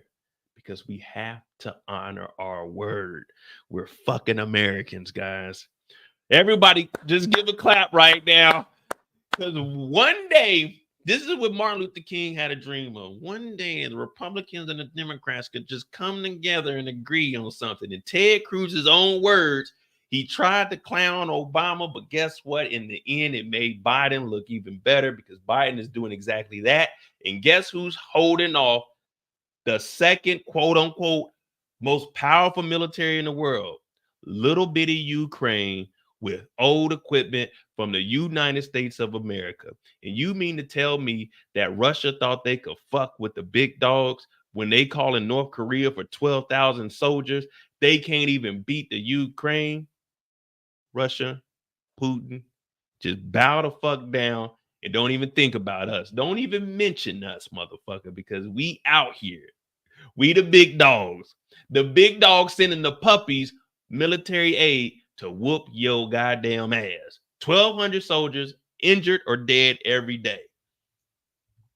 That's why we send them money. Now we see why. Let's take it back. North Korea is sending troops because of what? Russia's getting their ass handed to them. Oh my goodness. They said up under Biden, we goddamn it, we got the whole goddamn world in a choke. Shut up. Shut up, nigga. Shut up. Can't even do nothing. If NATO shoots in Iraq, what you gonna do, nigga? You gonna shoot off some nukes? We gonna be on your ass. You over here meeting with China now. Man, we sure could use some help. Man, get out of here, man. We the most powerful for a reason. We the most powerful for a reason. Hey, I'm telling you, you give me 10 to 20 minutes, you point me in the right direction, I'm going to go get the information for you. I'm going to gather this and I'm going to make it all make sense. One thing I'm good is taking stuff from here and from here and from here, but I'm going to make all that shit link back together because now we just talked about sending all that stuff to the Ukraine because we have to. Now we see Russia talking about, can we get some help over here? Can we get some help over here? You keep fucking around, gonna find out.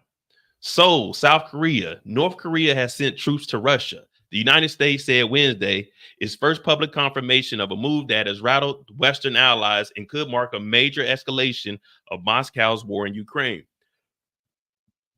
There is evidence of the DPRK troops in Russia, Defense Secretary Lloyd Austin told reporters in Rome, using the aberration of North Korea's formal name, the Democratic People's Republic of Korea. What exactly they're doing is left to be seen. Austin said, adding, we're trying to gain better fidelity on it. It's a serious issue, he said, if North Korea intention to participate in this war on Russia's behalf.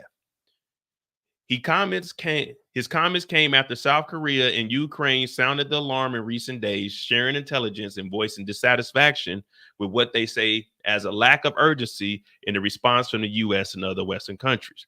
Now, of course, we're sending our aid and stuff like until we get confirmation that North Korea is doing some fighting. It's like South Korea ain't about to jump in. You know what I mean? South Korea ain't about to jump in. We ain't got confirmation. We just know that some soldiers from North Korea went over there.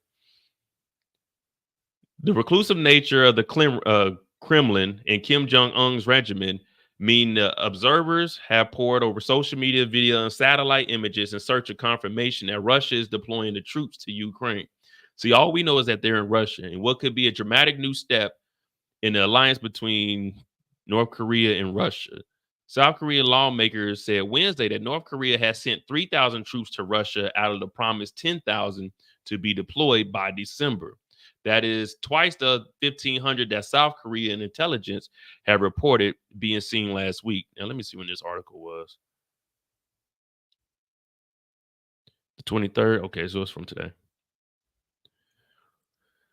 South Korean lawmakers said 3,000 out of 10,000. On Tuesday, Ukrainian President Zelensky said that 2 units of North Korean troops with as many as 6,000 people each were being trained for deployment. Dog. North Korea hasn't been at war. They don't know what the fuck is going on. They just got to Russia and they like, what are we doing? Nigga, y'all going to war against the Ukraine. The only problem is they're already saying that. I'm going to find the article. They're already saying that some of these North Korean troops, they're deflecting. They're leaving. They don't want to fight this war. This is their first chance at freedom. If they can just make it over to Ukraine, hey, we don't want to fight. We just want to get the fuck out of goddamn Ukraine. I mean, well, out of Ukraine too. But we want to get the hell out of North Korea. We want some goddamn nutrients because you know they're malnourished over there. Dog, they're not about to be over here. And plus, this is a death certificate for all of these troops. You think Kim Jong-un is going to let these people come back to his country after they've been exposed to cell phones, TVs, radios, and they done got all that propaganda out, and they're looking at the real world. They're looking at the news, and they're seeing what's going on in these other countries because they're in Russia. Yeah, Russia isn't as good as, you know what I'm saying, as America, but it's still good enough that they're going to be able to hear music. They're going to be able to see TV. That brainwashing is going to rub off. Plus, you over here, I don't even know what kind of food they got in Russia, but I can imagine it's probably trash, but it's probably better than what it is in North Korea. Let me see.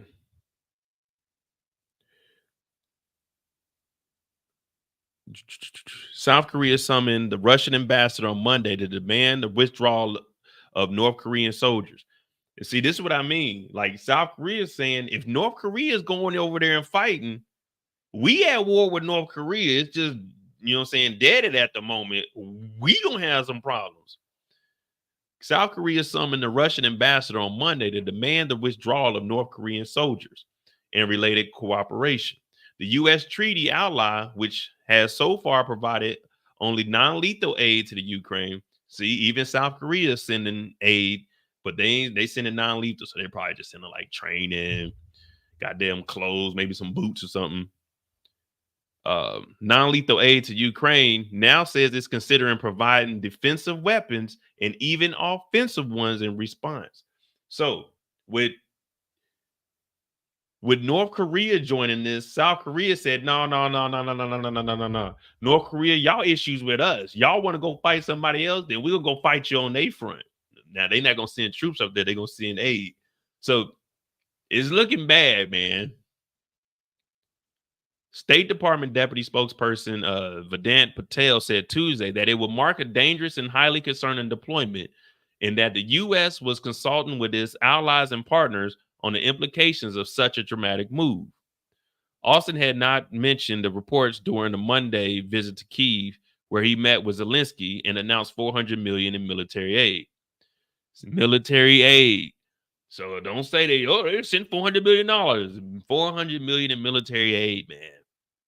The U.S. and others say North Korea is supplying Moscow with badly needed munitions, including millions of artillery shells, in exchange for key military technology that could be used to strengthen Kim's nuclear and ballistic missiles program.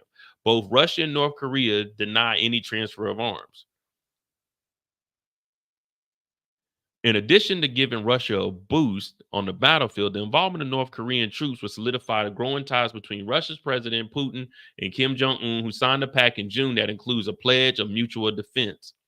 The Russians are going to appreciate some of the backfilling and assistance, said Frank, a former British military intelligence officer and senior lecturer in war studies at England University. Blah, blah, blah, blah, blah, blah, blah, blah, blah. All right, let me see.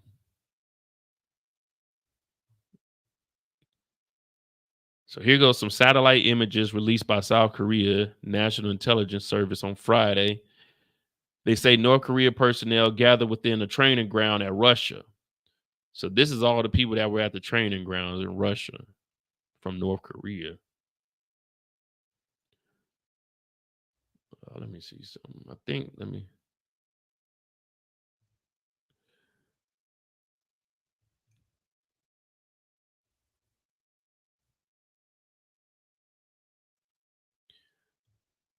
So this is an unverified video of them getting prepared. Russia's war on Ukraine village of Zaporizhzhia troops have entered the conflict. A Ukrainian government agency released this video saying it shows North Korean troops lining up to collect Russian military fatigues, evidence the Ukraine says Russia is using North Koreans on the battlefield. Look at this, man. This is the North Koreans. They're saying that this video, it hasn't been confirmed, but they're saying this video is them getting Russian fatigues, man. They are not prepared. Look at this. These are some skinny individuals, man. They ain't eating over there. They ain't prepared at all for no war, man.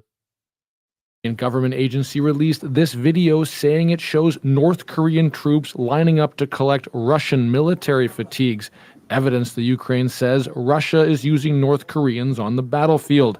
CBC has not verified the video, neither has the Pentagon. If Russia is indeed being forced to turn to the DPRK for manpower, this would be certainly a sign of desperation on the part of the Kremlin. South Korea's spy agency says 1,200 North Korean soldiers are already on the ground in Russia. Seoul summoned Russia's ambassador to say the move threatens its own national security, saying its military will take all necessary steps to protect its people. A Russian spokesperson did not deny the reports, saying it has a sovereign right to develop relations with North Korea. Vladimir Putin and Kim Jong-un did sign a security pact in June, pledging to help each other against acts of aggression directed at either country. This would be a new escalation of actually putting troops on the ground, and it would show a failure of Western policy. The war has killed more than 70,000 Russian soldiers, and the Kremlin has recently turned to countries like Nepal and India for reinforcements. The quality of the North Korean military is untested, and obviously in any sort of battlefield environment. Still, if North Korea is actually involved, it could draw more countries in on both sides. NATO vowed to actively cooperate with South Korea to counter any move by North Korea to enter the war. Jamie Strachan, CBC News, Toronto.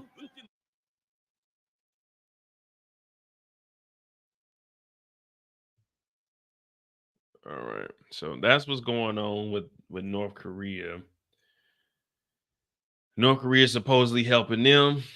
But then real quick before we get real quick for real, I'm gonna take a little break. And then we're gonna get on Rudy Giuliani. But I just wanted to show you guys like why why everything isn't what it seems. So you got China here.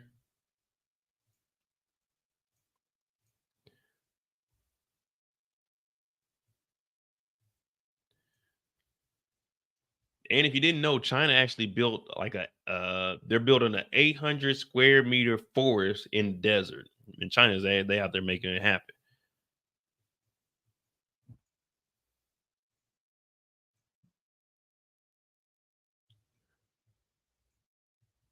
And this is the river that China's trying to get. They're trying to get more access to this river going across the border to them in North Korea. This river over here, but they're trying to get it. They're trying to get this land over here, and they're trying to get Russia to give them all this area up here. But all right, so real quick, the issue between China and India. There's a very, very small border over here. And China and India, they have issues with each other. Just go over this. India and China rich pact to resolve border conflict. So they're trying to de-escalate the tensions between the two. But the problem is, this is just for right now. And what is Russia doing? Russia is taking old tanks from India and using them. So China and Russia are supposed to be working together to try to figure things out, start this BRICS up. But then China and India have issues with each other, but India is actually supplying Russia. So it's like, I got a problem with them, but I fuck with you, but you fuck with them, but you got a problem with, you see what I'm saying? So it's all over the place. They aren't as organized as people think. Ukraine recovered from Chernobyl. Man, Chernobyl's just gonna stay like that, man. It's not in our time. I mean, it might you'll get the radiation levels down enough, but for the most part, Chernobyl's going to stay the way it is. It's never going to be inhabitable by humans, at least. I mean, I know they said that the dogs are mutating.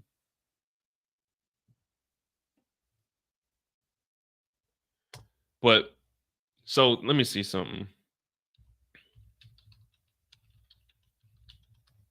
Oh, man, here we go. Internet acting a damn fool. Matter of fact, give me a second. I'm going to grab me another water, and we'll jump back into this, and we'll talk about We'll do Rudy, then we'll talk about McDonald's, and I'll bring up the Ram stuff. But yeah, give me a second, I'll be right back. I got it up.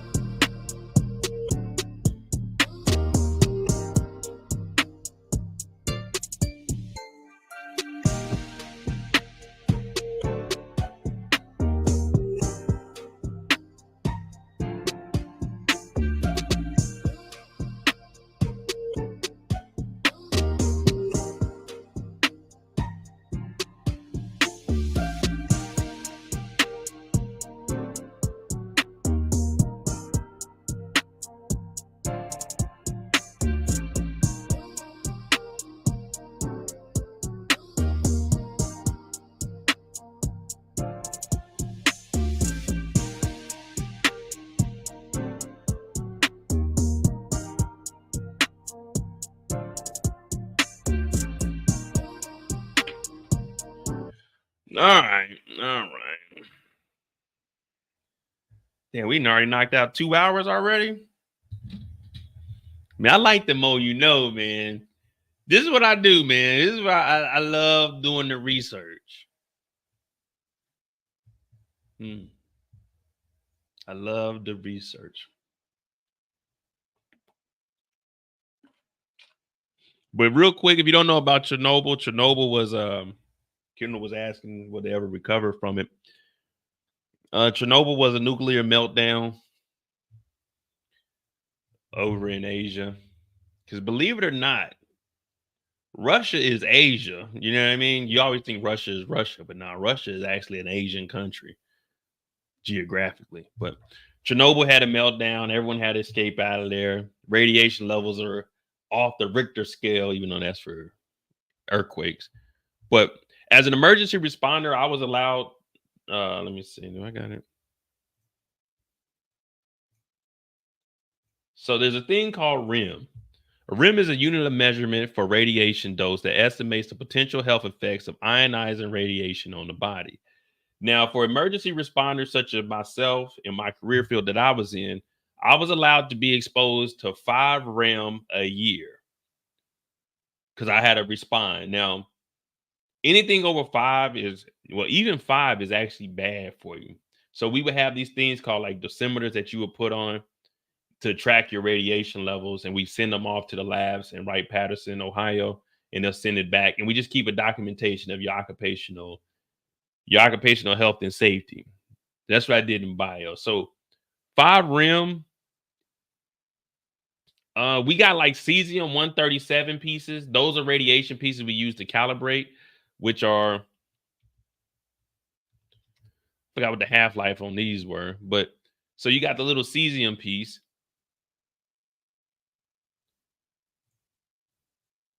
Right here. So this is the radiation I dealt with on a daily basis.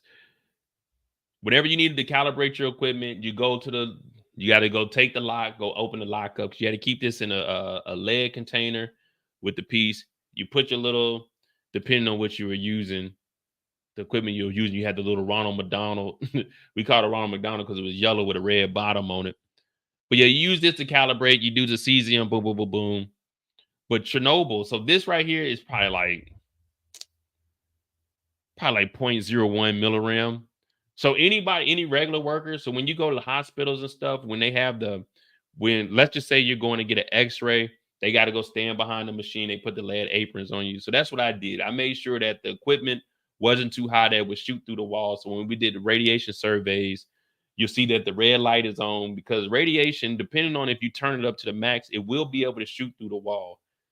But you have 4 different type of radiation. You got alpha, beta, gamma, and X-ray. Gamma and X-ray is going through the wall. Alpha particles, they'll stay on your clothes. You can wash your hands and get rid of those.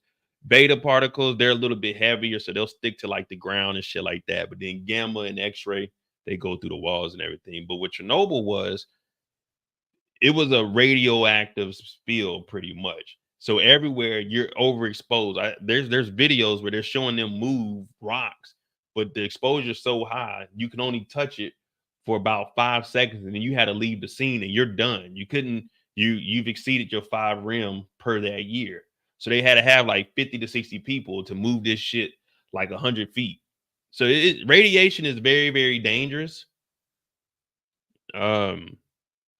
I joke around a lot, but when it came to like radiation, I was always fucking hyper focused with that shit, because if you lose this piece, if you have like this little cesium piece right here, believe it or not, if you leave this in your pocket through the day, it's about the size of a quarter. If you leave this in your pocket during the day for like a couple of hours, it's gonna burn a hole through your leg, like literally burn a hole through your leg.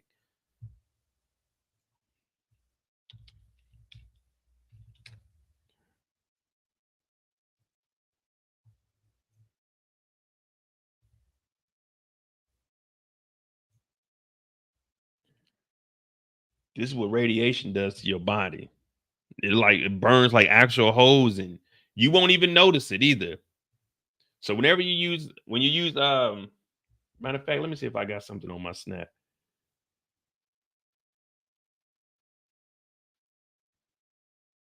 Yeah, so I know y'all always be thinking, man, this nigga Mo just be playing around. Nah, I did some serious shit in life at one point.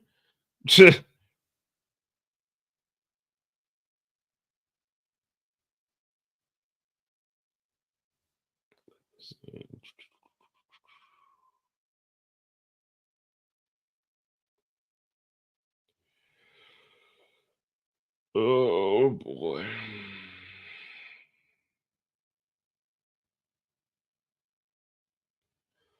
See, like right there, that's them. That's the radiation. Well, you probably can't see it, but that piece that they got in their hand right there, they're about to go do radiation. They put the gamma on there. The gamma you put on your on your leg, you can like wrap it to your leg. You can tape it up to your leg, so when you walk, but you got to walk slow because it takes about 3 to 5 seconds to actually register if there's any radiation there.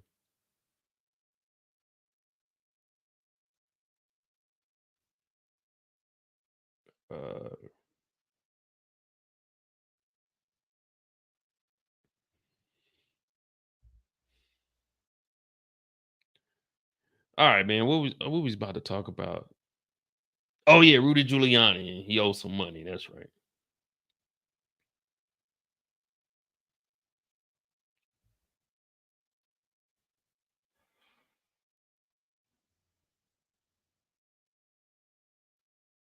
And then here I go. I'm about to do a survey. Well, I'm the one. Obviously, I'm the one following them, but they're about to sandblast a wing, and then they were going to put like this primer stuff on it. So I just had to make sure that they were wearing the proper PPE, weren't overexposed or anything like that. Make sure that shit was on.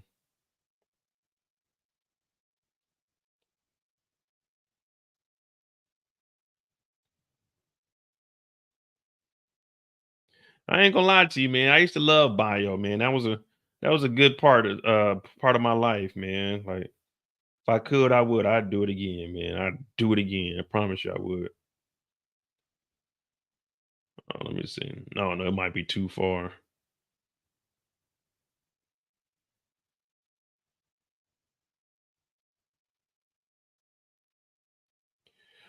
All right, Rudy Giuliani. Let's go. Let's go. Let's go.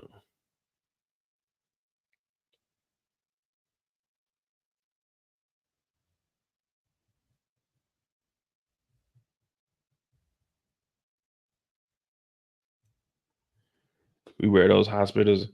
So y'all wear the whole Tyvek suit? What y'all wear?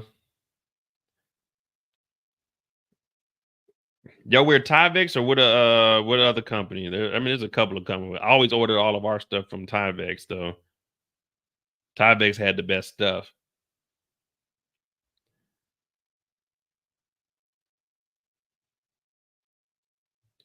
Like this piece of equipment right here. Let me see.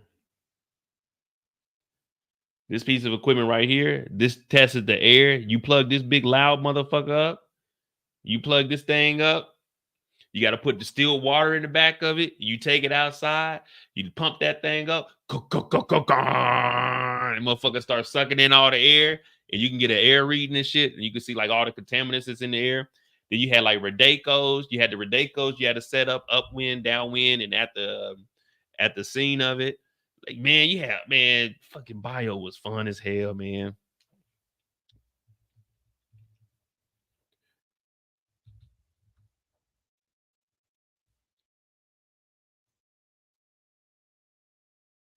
Here you go, right here.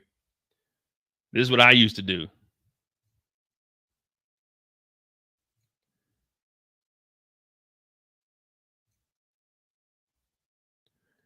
This is Seaburn here. So this is for like, let me see. My bad. We got sidetracked, man. Kendall did this. Y'all. My bad. So this is a Radeco here. Whenever there's like a nuclear fallout, you set up the Radeco. Now you got to have a generator for the Radeco, but you set up the Radeco. You got one that's downwind, and then you don't go straight upwind because you're gonna have the fucking bloom. So I know how to do like the bloom calculation, all that weird shit that you see on like movies where they're in like drawing shit. Like I used to do all that shit.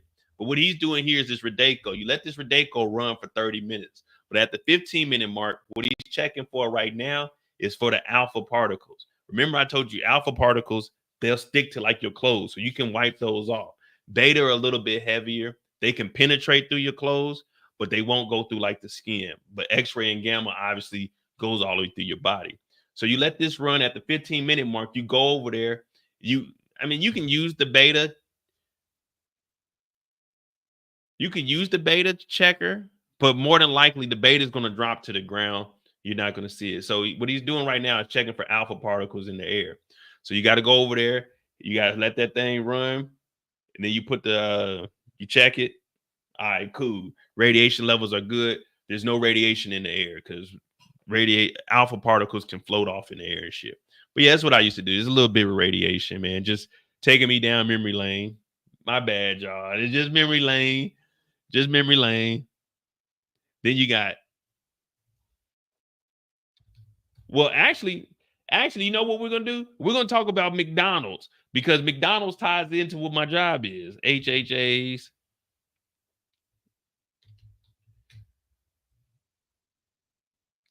So then you got these HHA kicks. These are the quick tests. Now, these right here are when you want to go in and you don't want to take out the big guns. So with McDonald's, there's an E. coli break, which is what the fuck is E. coli? Sericea coli. That's what it is. So when you hear E. coli, it's really called Sericea coli. But there was an E. coli break in McDonald's. Now, this HHA test, you're not going to be able to find like no E. coli or anything, but that's what the water sampling that I do. Let me see.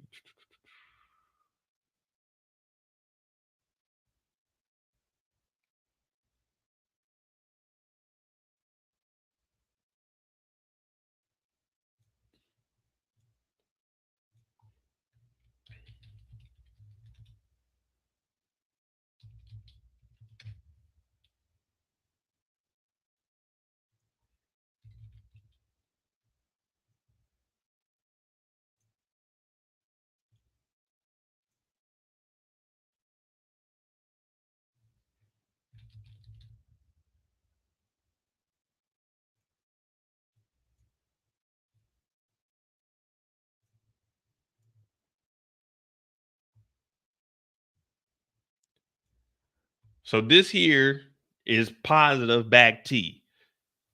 It means there's E. coli in the water. Now, E. coli, Sericea coli can be found in water, food, and in the environment.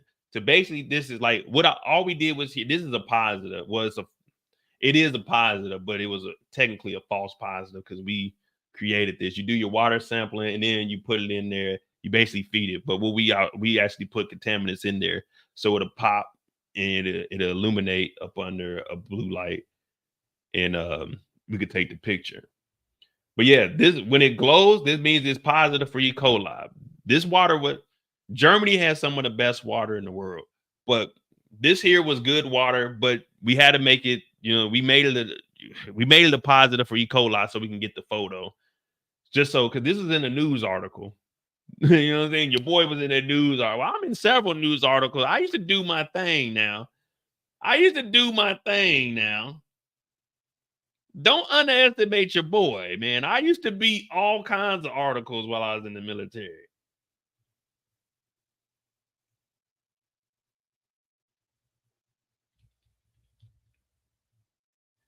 Don't underestimate. So this is a positive E. coli. We're just gonna go into the McDonald's and then we'll. No, I'm all over the place. Fuck it. We here now though. Fuck it. This is positive E. coli, and it's gonna lead into that. But yeah, just so you guys know. Let me see. What the hell? I thought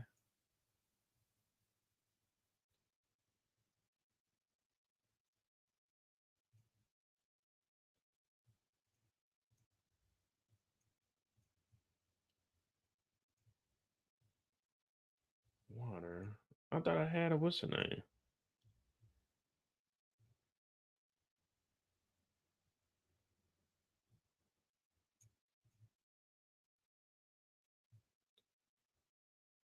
Give me a second. I thought I told you that we don't stop. What the hell?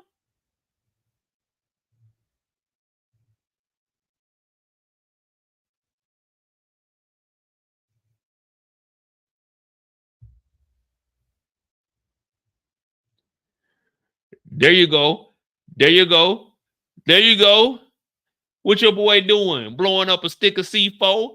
Fire, fire, fire. Boom. You better believe it. Now, I used to do my thing, man. I ain't gonna lie to you. I do miss being in the military. I used to do my thing. Fire, fire, fire. Boom. Blew that motherfucker. This is my bitch ass supervisor here. Bomb Bratton. Bitch ass Bratton.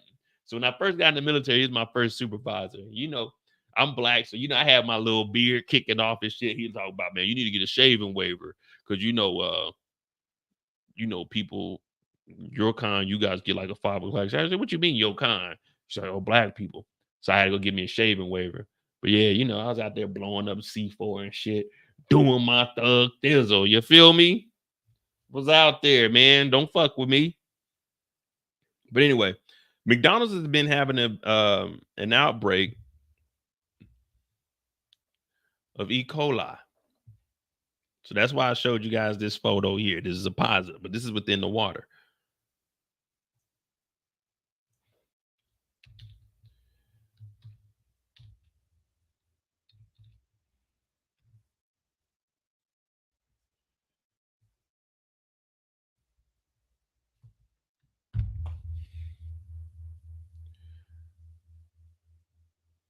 So this is the CDC.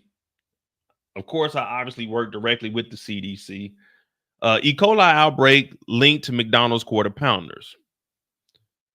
New as of 10/23, the contaminated food section, CDC added a list of states where McDonald's removed silvered onions and beef patties. Colorado, Kansas, Utah, Wyoming, portions of Idaho, Iowa, Missouri, Montana, Nebraska, Nevada, New Mexico, and Oklahoma. Now, the situation summary. Now, whenever you see something, you can always go to the CDC. Now, I had a personal contact at the CDC at one point in time because if you didn't know, Mo was a part of the Ebola response team. Yes, I was. I was actually the third member on the team in Europe up under the Department of Defense. So when when Ebola broke out, guess who was a responder? Me, that's who. And I was number 3 on the list. I did my thing. I went on a plane where suspectedly 4 people may have had Ebola because one of the pilots had a fever and they came back from Africa. And since I was number 3, that means I was number 1 and entering in. Why? Because Mo knew what the fuck Mo was doing. Now, you feel me? Now, it was a captain and it was a senior NCO, so a master sergeant, and then it was me. I was on that plane, nervous as hell. I said, oh, I hope they ain't got no fucking Ebola. But I went on there and I did what I was supposed to do. But you could always go to the CDC. So I wrote reports to go to the CDC? Yes. Are my name on it? No, because it gets routed up to the number 2, the master sergeant. The master sergeant takes it, then he edits what I seen in there, and then he gives it to the captain. I can go and try to find the CDC report from when the plane landed. And, you know, I think my name is in there as one of the responders, though. But the CDC, you can always go to whenever you hear any of these kind of outbreaks. And I know a lot of people say, oh, we don't trust the CDC. They be lying. Did you not know a lot of this stuff comes from people on the ground who actually send these reports back to the CDC? But you got to have the qualifications. So that's why I depend on this stuff. You know, I even have my CDC, my NIOSH pocket guide, but that's a whole bunch of other shit y'all ain't really trying to worry about. I'll show y'all what a NIOSH pocket guide is in a minute. Also, I'll show y'all what an SDS is, a safety data sheet, which used to be an MSDS, a material safety data sheet, but that changed it over. They shortened it down. Don't get me to talking about bio stuff, man, because I already live it. All right. So the situation summary: CDC, the FDA, the USDA, FSIS. I don't know what FSIS is, but and public health officials in multiple states are investigating an outbreak of E. coli infections. Most people in this outbreak are reporting eating a quarter pounder hamburger at McDonald's before becoming sick. It is not yet known which specific food ingredient is contaminated. McDonald's is collaborating with investigation partners to determine what food ingredient in quarter pounders is making people sick. McDonald's stopped using fresh silvered onions and quarter pound beef patties in several states while the investigation is ongoing to identify the ingredients causing the illness. So just for you guys, oh, here we go. We'll actually go through all of this because this is very important. Contaminated food. McDonald's quarter pounder hamburgers are making people sick, with most illness in Colorado and Nebraska. Quarter pounder hamburgers will not be available temporarily in some states while McDonald's makes some supply changes. McDonald's stores, we already listed off, all those states have temporarily stopped using quarter pounder onions and beef patties. McDonald's is proactively making these changes while investigators work to confirm the contaminated ingredients. Excuse me, quarter pounder beef patties are only used on quarter pounders. Okay, well, obviously, because it's a quarter pounder. In hamburgers, investigators are working to confirm which ingredient in these hamburgers is making people sick. What you should do. Did I ever consider working with the CDC? I thought about it, but I didn't know if I would work. If I was going to do any bio stuff when I got out. You know, when I got out in 2017, I didn't work until I moved over back to Germany. So I was legitimately retired for 5 years. I never really planned on working again, but I was like, man, I really do want to travel more. And I don't really want to come out of pocket as much. So I said, if I do work, I got up off my ass and moved over here. So when I first got out, my whole thinking was, I'm going to get out, go to school, get my degrees. So I got my bachelor's, I got my master's. And then I was like, oh, I'm just going to travel the world. But then I was like, man, let me just move to Europe. Let me get back out the States. So I never really planned on working. And that's why I just have me a little simple job now. I really don't want too much of a responsibility. I mean, of course, I'm applying for other stuff because that money is good, but I really don't want too much of a responsibility. My passion is traveling and just being on here talking to you guys. So like I always say, it's not how much you make, it's what you do with what you make. And I mean, I'm around like 110 a year, not including like my properties and everything. So I'm pretty comfortable with what I make, you know what I mean? With what I make and my disability. So I'm pretty much good. I don't want responsibility. I just want to get up, do what I got to do. And then, hey, I'm going on a trip this weekend. That's really all I really want to do in life. So call me a failure, call me a bum, whatever you want to call me. But this is what you should do. McDonald's has stopped using fresh onions and quarter pound beef patties in several states to protect their customers. Call your healthcare provider if you have severe E. coli symptoms, diarrhea and a fever of 102 or higher, diarrhea for more than 3 days, it's not improving, bloody diarrhea, such as vomiting, that you cannot keep liquids down, signs of dehydration, always keep water with you, not peeing, dry mouth, throat, feeling dizzy, and standing up. Symptoms of E. coli, most people infected with the Shigan toxin producing E. coli experience severe stomach cramps, diarrhea, often bloody, and vomiting. Symptoms usually start 3 to 4 days after swallowing the bacteria. Most people recover without treatment after 5 to 7 days, which is very, very rough. Trust me. Some people may develop serious kidney problems and would also need to be hospitalized. So there you go. That's that. Now let's go to some articles and see what they got to say. And I'm gonna try to find y'all. I'm gonna try to find y'all some footage of me bullshitting but being legit. You feel me? Because I used to do my thing now.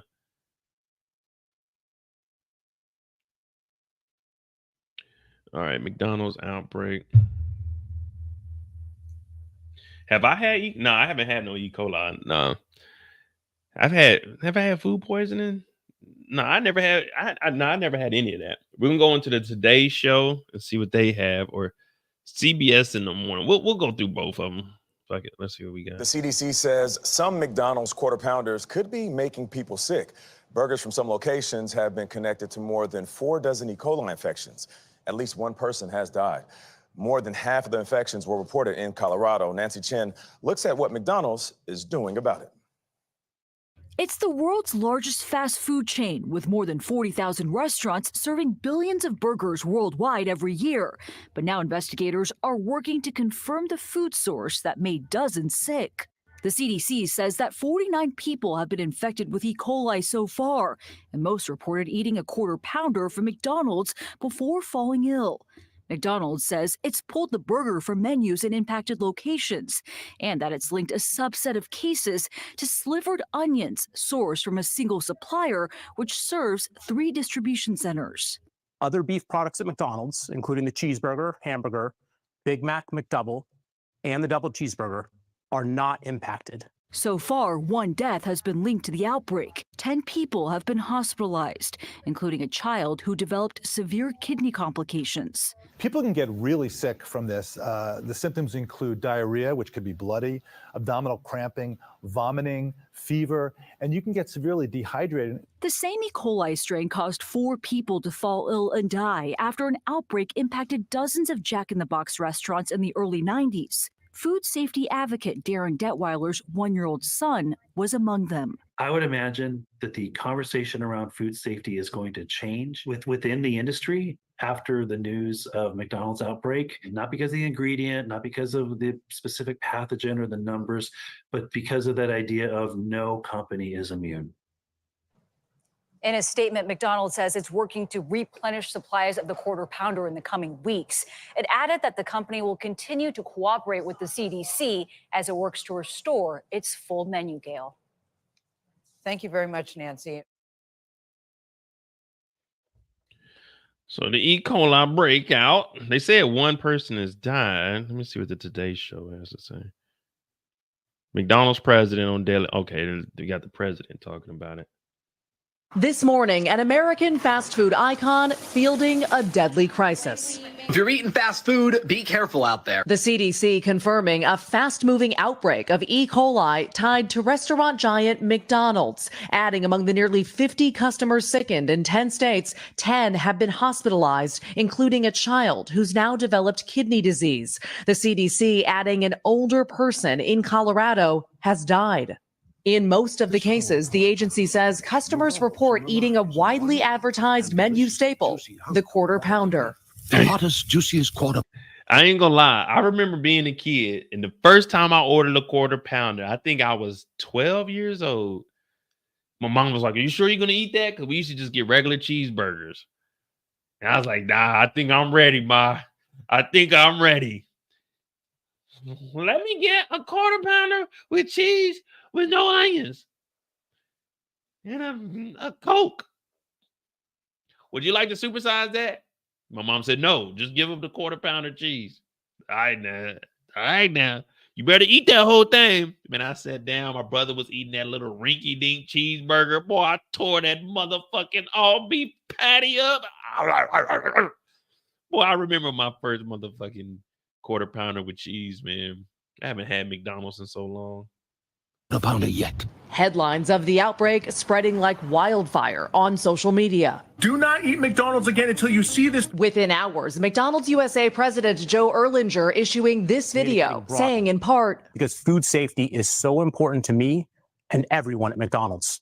The company in a written statement adding, while the exact source of the outbreak remains under investigation, it may be linked to slivered onions used in the Quarter Pounder and sourced by a single supplier that serves 3 distribution centers. Promising swift and decisive action, McDonald's says it's removed the slivered onions and temporarily the Quarter Pounder itself from restaurants in the impacted area and other states. Former FDA Commissioner Scott Gottlieb points out the chain's practice is to cook patties at 170 degrees, 10 degrees hotter than it takes to kill E. coli. So when you put those water samples, when we put them in the incubator, you got to put them in there for 24 to 48 hours. No more than 48, no less than 24 hours. Now, the temperature that we had them on, I think it's like 90 degrees in there. It's like 85 to 90 degrees, which you would put in the incubator. You put the water in there, and the warm water is where the bacteria eats off of. So if there is any bacteria in there, when we actually put the food in there so the bacteria can eat, so we can actually see if there's any E. coli in there. Matter of fact, I'm trying to show y'all a video of it. I'm gonna show y'all how we do water sampling. Adding the company gets them from multiple beef suppliers, making contaminated meat a less likely scenario. How big of a crisis is this for McDonald's?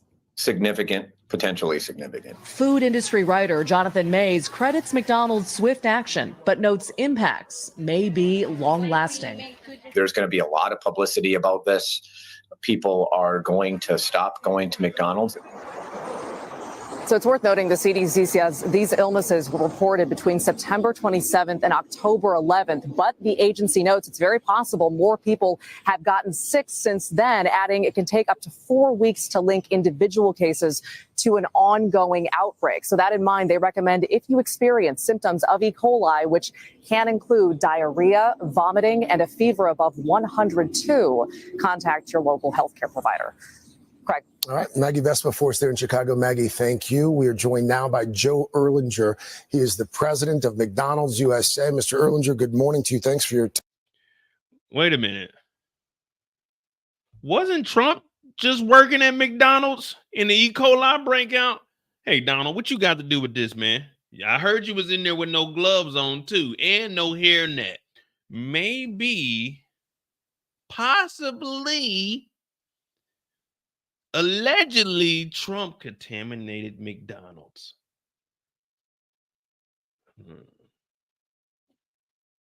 Why hasn't he spoken on McDonald's since this outbreak and he was just working there?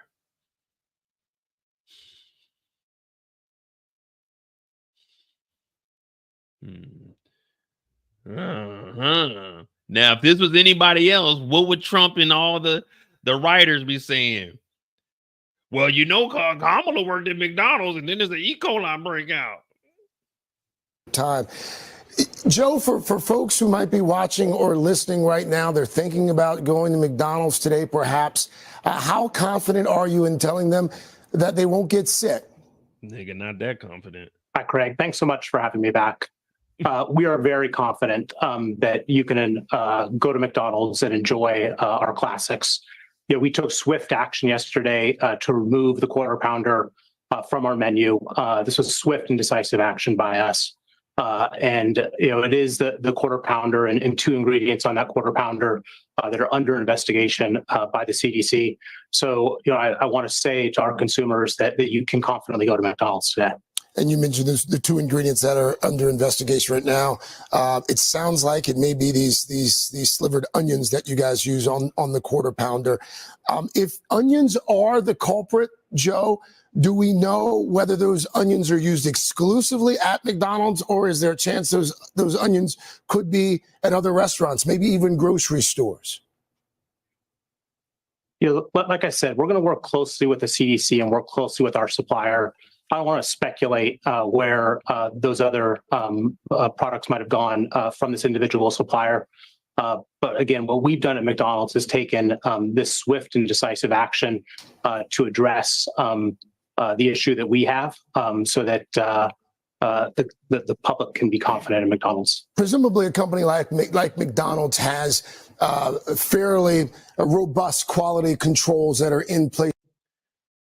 Yeah, I mean, I'm pretty sure they do have quality controls. Like when I was in Poland, I mean, I already worked directly with public health, bioenvironmental, and public health. They're 1 and 1. We always work together. So whenever something would go on in public health, they would always notify bio. Whenever there's like a sickness outbreak, they would notify bio because we would be the responders to it. Like I said, with the Ebola outbreak, I was the one that did it. And then, of course, I went directly to public health. Public health was part of aerospace medicine.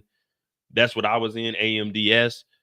So, like I said, that's like our brother and sister flight. So we always work directly with them. So I've been out on a couple of public health. Are there surveys?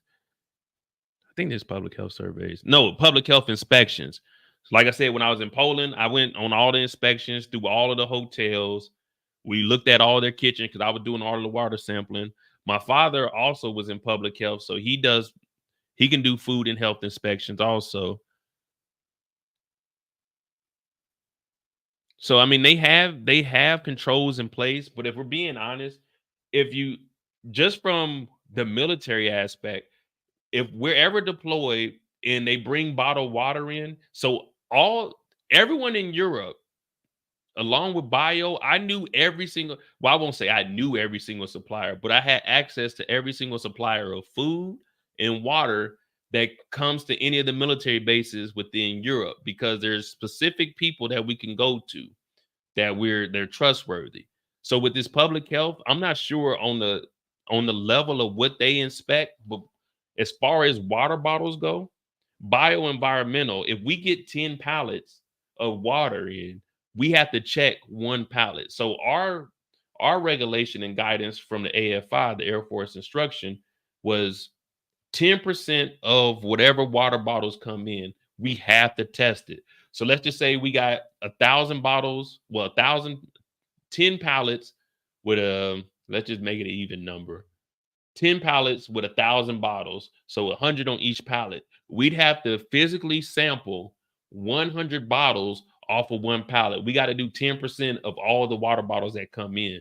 Now, I haven't been actually downrange. I was never on a real deployment. I went to Slovenia, where I was there for 4 weeks. Me and Trill, Wahi Hoop, we were both in Slovenia, and we were helping out all the European countries, showing them how to set up tents, set up a hospital inside of a tent, like if they were to be deployed. So Trill, Wahi Hoop, he was the guy. He was the logistics. So they brought in all the equipment. They set up the shit for us. And then it was my job to go around and do all the surveys of the radiation. I had to make sure that the drinking water is called a water buffalo. So we'd have to do the water sampling out of that. I had to check it throughout the day. So all that shit, me and Wahi Hoop, we did that while we was in Slovenia. But I never been on like a real world deployment as far as downrange. Or I was supposed to go to Djibouti. I got a yellow fever shot. I was supposed to go to Djibouti for the setup of a new base. And with bio, what I would have done there is, of course, bio, we're the first people there, us and civil engineering. And I make recommendations. Now, the captain would have been the one to actually make the recommendations, but he would have been leaning heavy on me. But the captain and I didn't go. Our lieutenant colonel went, and he went with like a master sergeant. But it would have been up to me to actually go to Djibouti and the new base that they were going to lay down, to map out where the flight line would be in regards to where the living quarters would be, because of the sound. So you got sound hazards. Of course, you don't want the troops that are trying to sleep. So we'd have to map out which direction, in accordance with weather, CE, obviously, because they're the architects. And then we actually work with the Army, because the civil engineers of the Army are actually the ones that build the bases. But we would make the recommendation, hey, we need the flight line here. You need to put the dining facility here. You need to put the restrooms down here, because you got to have all of the, all of the fluids and shit going downhill away from that. You got to put the sleeping quarters over here, but you got to make sure that they're close enough that they can access the dining facility. So I really wanted to do that Djibouti trip, because I probably would have made like $5,000-$6,000 for like a month, but I didn't get to go on that trip. So I got a yellow fever shot for no reason. But as far as like the civilian side, I don't know what processes they would have in place to actually make sure that this is good, because they said they had multiple suppliers. So like I said, so when you go to these countries, you got local suppliers that you got to go through. And of course, we got to make sure they're good, but that's why we got to do the 10%. So when he's saying this, he just regurgitating what the people up under him has told him. I'm probably sure he got some talking points, but he doesn't know what these procedures are to make sure that these patties are actually sampled. You know what I mean? He's the top guy. This motherfucker don't really know nothing. not Djibouti. Place throughout the supply chain system there. Joe, in the simplest of terms, how did something like this happen? Yeah, I mean, food safety is, our top priority at McDonald's. The top priority in this building where I am at the McDonald's headquarters is the top priority in our nearly 14,000 McDonald's restaurants across the U.S. And it's the top priority for our suppliers as well. This is something that we talk about as being everyone's business. And so while the investigation continues, and we'll get in, continue to get into the details of those investigations, I don't think that's what's important. What's important today is that we've taken the action to protect the American public and promote public health. 49 sick so far, 1 dead across 10 states. Do we expect those numbers to rise? We'll rely upon the CDC, obviously, to do their investigations and to do their tracing. It is important to note that the onset dates for this disease are between, at this point, September 27th and October 11th. If there has been contaminated product within our supply chain, it's very likely worked itself through that supply chain already. But certainly we'll be working with the CDC and cooperating with them on the investigation, and we'll. And he is CEO, man. You can't be saying all this. And hey, man, you got to speak fluent. You see, you can't be the CEO and not know what you talk about. I'm gonna show y'all a video right after this where you got to know what you're talking about. One thing about me, you give me 10 to 15 minutes, you let me learn what I need to say. I'm one of the best presenters you could ever have. Now, one thing I will say about me presenting, I'm straight to the point. Ask questions at the end, but this CEO, he's fumbling. Come on, man, say what you got to say. We'll take in more data and let the science continue to lead our actions. Really quickly here, Joe, prices up, of course, I believe somewhere roughly around 40% over the last 5 years at McDonald's. You guys have been doing a whole lot of work to get folks to come back into your restaurants using deals and whatnot. As you know, things like this can do a fair amount of reputational damage. As we sit here, how worried are you that this is going to keep folks from coming back to McDonald's in the long term? Yeah, thanks, Craig, for this question. Our founder famously said, if you take care of our customers, the business will take care of itself. And so on a day like today, given the news we've had over the last 24 hours, that's really our focus. And, we're confident that we'll see our way through this and we'll restore confidence for the American consumer to come to McDonald's. All right. McDonald's President Joe. All right, that's McDonald's, the president right there. Yeah, so it's Djibouti, it's Africa. But here it is right here. It's over by Somalia. Yeah, I was supposed to be in Djibouti, man. I was going to go there for a month. I ain't going to lie to you. I was excited.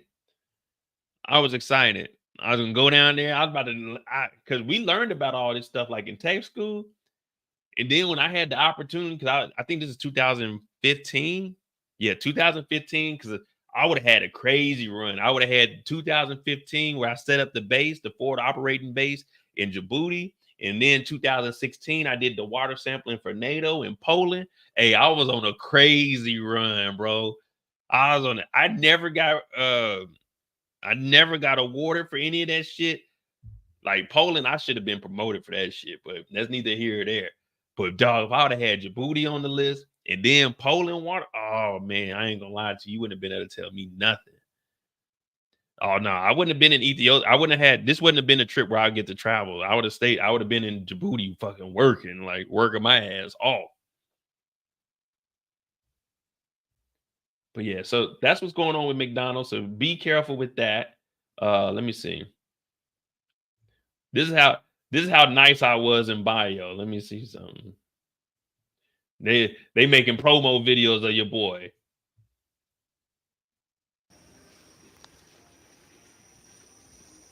This is how nice I was. This is my introduction in bio. I'm J Mo Casey. Welcome to my office. Yeah, you see that? You see that? You see that intro? This big dog on campus. I think I was 25 in this video. Yeah, I was like 25. I'm J Mo Casey. Welcome to my office. Yeah, that's that. But watch this. Here go impromptu. They said, Mo, give us training real quick. So this video I'm about to show you, this is real world training. Because we were all just sitting around bullshitting. It was after lunch on like a Friday. And one of the commanders came in and said, what y'all doing? We like, man, we got all the work done this Friday. He said, hell no, we need to do some training. So what I'm about to show you guys is some impromptu training of me going over the weather conditions, the flag conditions on base.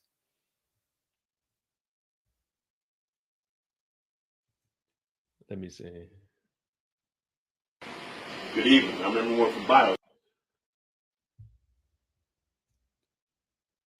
So we got called out. They were like, all right, if we can do some kind of training, somebody can do some training today, I'll go ahead and let you leave. It's probably like 2:30. 2:30, maybe 3 o'clock on a Friday. This is when I was down at Warner Robins. This is at my first base. Hold on, I'm gonna show you something. Shit, you telling me we can leave early? Say less.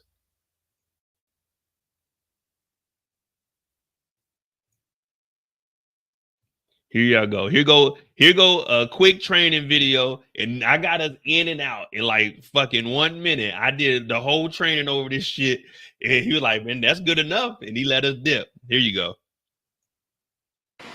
Good evening. I'm number one for bio here at Robins Air Force Base. Today we're going to whip shit. I'm a coach and trainer. What we do have here, we have our times that we do our readings here. As you can see, from the morning to the evening. 30 September, right here, last day, whip jit readings. But if your temperature reaches 90 degrees above, you enter the times and temperatures here. If it goes over 90, you will take this here, the last day, you will call here, the whip jit number right here. It's called command post. Command post, they put a black flag on your computer, which will notify everyone that work rest schedule right here. Which means anything over 10 minutes, you do not work hard outside. You get inside, you hydrate, hydrate, hydrate. It's all easy. It's simple right here, step by step. Black flags here, you see them saying it's hot because the sun rays right here. You see this? It's bad, it's dangerous. Remember, command post when there is a black flag. As simple as that. Hey, good evening. I'm number one. You tell me what we gotta go over. Shit. All right, I fuck it. We can leave early. I'll give you a quick training. I'll show you how to do this shit. You take that last day right there. You call the damn command post. Command post. They give you the weather. They give you the actual temperature. See the widget. The widget is really wet bulb, wet globe, widget. I forgot what is it. Wet bulb globe. And this actually tells you the actual temperature on the ground. Now, when you call like weather, when you look on your phone and it says it's 85 degrees outside, that's 85 how it feels up here. But when you're actually working outside, that's what we use the wet bulb globe for. And with that, you put it on the concrete and it'll tell you how hot the concrete is compared to the air. So you call over the weather. Hey, what's that? Then you got to take your little calculations. You figure that out. And then you got red. You got you got green, yellow, red, and then black. Black flag means you're going to work 10 minutes with a 50-minute rest because it all goes off of 1 hour. Is this classified? No, this is just the web. Like this is just the web jit. This ain't nothing here. Widget, wet. No.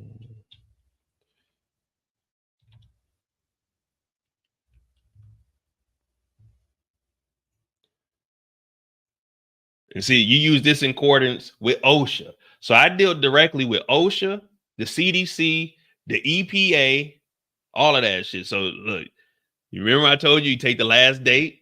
You gotta take the time. You gotta call over there. You gotta get the longitude, latitude. You gotta call over there and get all this shit. Now OSHA didn't have a damn calculator back then. We had to do this shit by hand in 2011.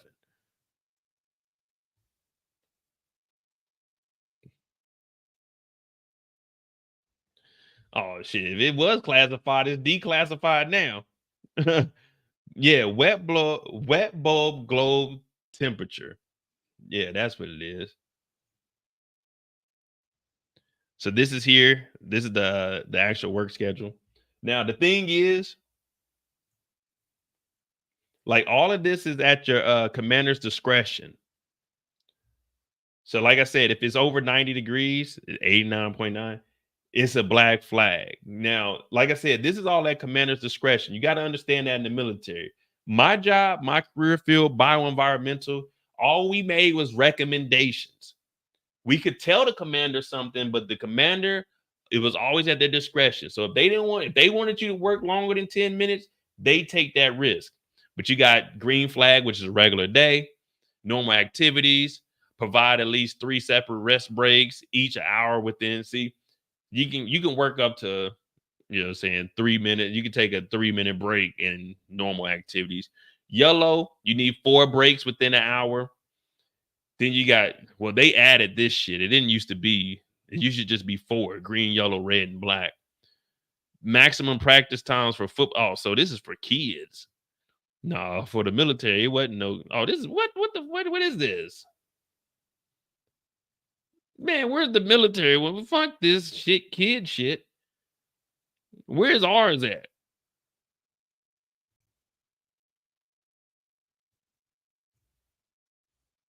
So this is the one we went off of.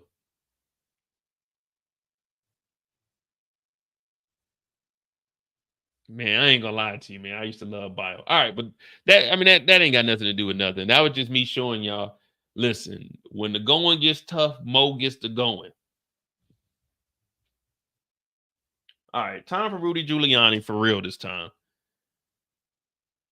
Is this what is going on in doc? Nah, man, ain't no documentary of me, man. My life ain't that nice.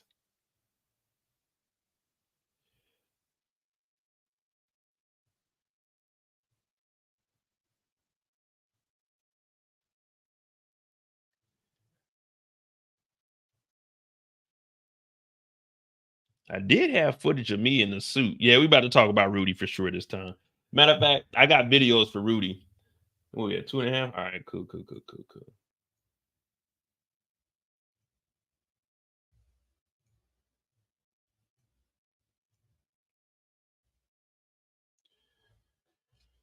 All right, on Rudy. Rudy. Let me 238.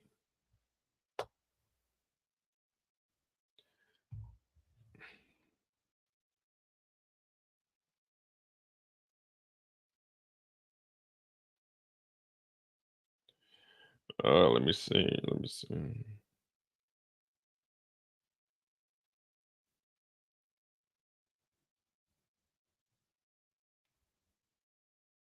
June 2016. I thought I went further than that.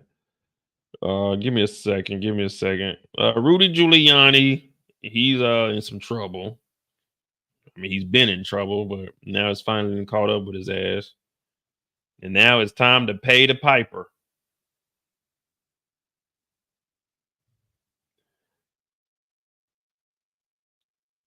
Oh yeah, this is the footage of the radiation piece where I'm getting closer to the actual radiation. Let me see. Yeah, we're gonna play a little game called Find That Pussy.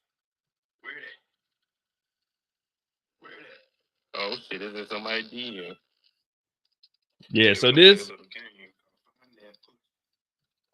So I was supposed to be calibrating it. So what I was doing, I just turned it on, but it can sense. It's so sensitive, it can sense the radiation because right now you're exposed to radiation, but it can sense all that. And once you turn it towards like the drawer that it was in, you go over there, it'll start beeping, saying that you're next to the cesium, and that's just that little bitty quarter piece.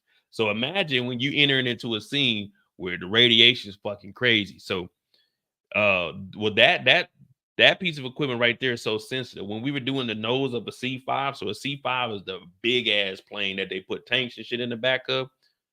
When we did the radiation for that, we had to do it at 2 a.m. because there couldn't be anyone on base. When we turned the radiation on as high as possible. So with that, that's so sensitive. You couldn't be in front of the aircraft with it because it'll pop the what's the name? The sensor in there. So you can only do it like from the sides, and you had to be like behind the wall and shit. It's a lot of crazy shit, but was it scary? I mean, nah, if you do what you're supposed to do, like I played around a little bit, but I mean, I knew that the radiation pieces that we had for calibration, those little pieces aren't going to do nothing if you're not touching them or anything. Like, and I knew without my RAM, I never exceeded. Well, I did get to 2.7 RAM when I did that survey on the C5, but we knew we was going to be exposed to that. But other than that, I didn't do too much other radiation except for changing out the little dosimeter pieces. But now I was never scared of like the radiation. I was scared. There's only been several times I was scared. The bomb threat, which was a false alarm, that was probably the scaredest I've ever been. Ebola, I was scared when I entered the plane. There was an anthrax scare at the post office. Well, I had one anthrax scare, and then I had a suspicious package. There was a guy from Afghanistan. Well, he was from our base. This is over here in Germany. He was at our base. He went to Afghanistan, but he messed up on the address. So when he sent it back, It was supposed to go to the States, but he didn't put the state's address. He sent it to our base, but the name on it wasn't to anybody on the base. So we get the call, and they're like, "Hey, we got a suspicious package over at the post office." So I'm sitting in the office. I ain't got my top on. I'm sitting at my desk like this. I'm just chilling and shit. It's like a Wednesday or Thursday afternoon. I'm like, shit, all right, we about to get off. I'm gonna go to the gym. We about to hoop. We get the call. But damn, I'm like, damn. They're like, hey, more. I'm like, yeah. They say, do we have any of the HHAs in the equipment room? I said, well, we got like 3 real world left. I'm still waiting on the back order. All right, grab 2 of them. I'm like, grab 2 of them. I'm thinking, what are we using the real world HHAs for? He like, grab 2 of them. And do you feel like getting the HAP site? I'm like, the fucking HAP site? Man, nobody trying to get that big ass piece of. So I'm like, what exactly is this for? Is it real world? He's like, yeah, come down here. So I go down there. I go in his office. He's like, we just got a call. I'm like, damn. I'm like, from where? Because I heard the phone ring. But the thing about me, my phone, I never had my volume turned up. I always kept my phone just low enough that I can hear it. So I hear the phone ring, and when they call the office, it goes to everyone's phone or you got your individual. But I never answered the phones unless I was a person on call. So I hear the phone call, and I'm not thinking nothing about it. And I just hear, hey, we got 2 real world HHAs. I'm like, God damn it, what do we need these for? I'm thinking maybe we're going to go give them the CE. So when they, I mean, not CE, but safety, because they got some shit to do. Like, yeah, we got 2. You get the HAP site ready? I'm like, damn, what the fuck we get the HAP site ready? I was like, I got to get the other battery for it, but I can. He's like, come down here. So I go down there. It's him, the captain, and the colonel in there. I'm like, God damn it. So I'm sitting in there, and they're like, all right, well, we got a suspicious package. So they're like running down on what the shit is. So after I hear what it is, I got to go. I get up and I go down to the equipment room, which is across the street over in the dental clinic. So I go over there, put the code in, go in that shit. Fuck, dude. Then they call down to the damn office. They're like, hey, if you can, just pack up 2 Tyvek suits. I'm like, man, what the fuck? So I pack up 2 Tyvek suits. Nothing serious, just a regular one, you know what I'm saying? Just the regular one you put on. But we're just gonna wear like a half-face respirator. So I'm like, all right, it can't be too serious. So we get over there. And when we get there, they evacuated the whole post office. I'm like, oh shit. So it's like 30 people sitting outside, the workers, my homeboy Stabbing and Christian, they out there. They like, what's up, Mo? I'm like, man, what the hell y'all done? They're like, man, we don't know what's in there. So they evacuated the post office. So I'm like, fuck. So once they did this, we go in and we see where the packages is. And it's back in one of the offices. So before we do that, I'm looking at the captain. He was like, what you suspect? And I'm like, nigga, you get paid more than me. Tell me what you suspect. And they said it's a suspicious package. He asking me, and I'm like, dog, I'm thinking, I mean, because I know I'm gonna be the one enter. So I'm like, man, we could go worst case scenario and just treat it as anthrax, which we're supposed to, unless we had like somebody open it up. So he's like, all right, we suit up. And I'm like, fuck, dude.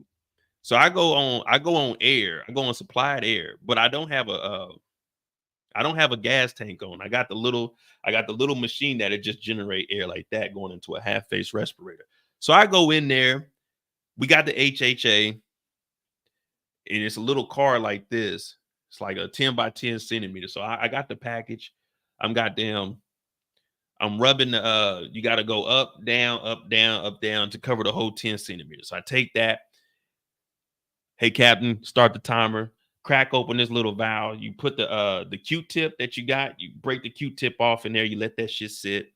You spray it on the. There's these little bitty container parts that you got to put the droplets in on the HHA. You boom, you drop it. It's kind of like a pregnancy test. Boom, boom, boom. You drop it, and it's about to test for all kinds of different chemicals. Now, the reason he was talking about bringing the HAP site because anthrax is a protein. So with the HAP site, was it the HAP site? Yeah, with the HAP site, you put it down and it'll test you for all proteins. But with this machine, it'll tell you everything like cocaine. It'll tell you like if it's an all beef patty from McDonald's because you program all that shit in there. So it's got like over 3,000 names in there. But I'm like, man, I'm not trying to bring that motherfucker. So we do that. We pop that. I got the HHAs cracking. 10 minutes pass. He like, go ahead and check. So I'm looking at the damn things. I'm like, this one might be a false positive, but that's why we got 2 HHAs. You want the 2 real worlds just in case one is a faulty one. So I got to run the second one because we weren't too sure. I'm like, man, I'm about to be exposed to some real deal shit. So in my mind, I was real nervous because I had a half face on. So my eyes were exposed. All I had was the half face on. And I wasn't on supply there. You know, I was getting the air from what the fuck was in the room. So I'm like, oh shit. So we run the second one. Now at this point, it's been about 30 minutes since we ran the first one because it's 15 minutes total. But at 10 minutes, you can start seeing like the first 1 or 2, 3 parts of it. And then like the last 2 would be like after 15 minutes. So at this point, the fucking 10 minutes had passed.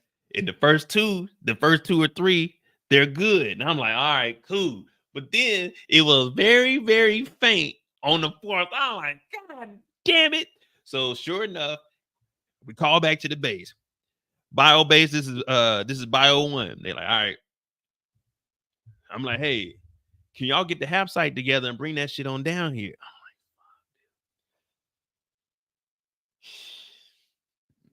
so long story short, by the time they bring that down, whoever the guy was that was in Afghanistan who was deployed, was he in Afghanistan? He was either in Afghanistan or Kuwait, but he was sending it to, he was either in Afghanistan sending it to Kuwait, but actually put our address on it, but with the Kuwait like APO on it. So they end up contacting his commander. So I'm sitting down there for 30, 45 minutes now. And I'm like, God damn, dog, it's some real world shit too. I'm like, fuck. So I'm sitting in here, but I can't leave the scene because I'm contaminated because I've been in there. So in order for me to leave, I'd have to be decontaminated because at this point, we don't know what's in there, but it looks like it's popping positive for a protein. So some type of chemical or some type of powdery substance. But they end up contacting the guy's commander and they contact him downrange. And they're like, hey, man, what is this? Are you sending this to, like, were you supposed to send this here? And he's like, nah, this is the address I sent it to. So it had that address on it. But one thing I learned in the postal system, it goes off of your zip code. The zip code is the most important part of the address that you can have because that sends it to that location. And then they break it down even further. But once it got sent there, the address was all off. They just had the zip code. So now I'm sitting here. I'm like, he's from where? So captain is like, yeah, they're saying he was in Afghanistan, sending it like Kuwait, but he put the wrong zip code. I'm like, what the fuck? Mind you, I'm still sitting in this bitch in the equipment. I'm sweating like shit. I'm like, God damn it. This shit's for real. I got to write up a goddamn report for this shit. I'm like, fuck, dude. And I only got this half face on. So I'm trying not to like blink too much. Because, you know, with the powdery shit, once you start blinking, your eyes get watery. If there is particles in the air, it's more likely to sit up on your eyes because of your eyes being wet. So I'm sitting there like, fuck, dude. I'm trying not to blink and shit.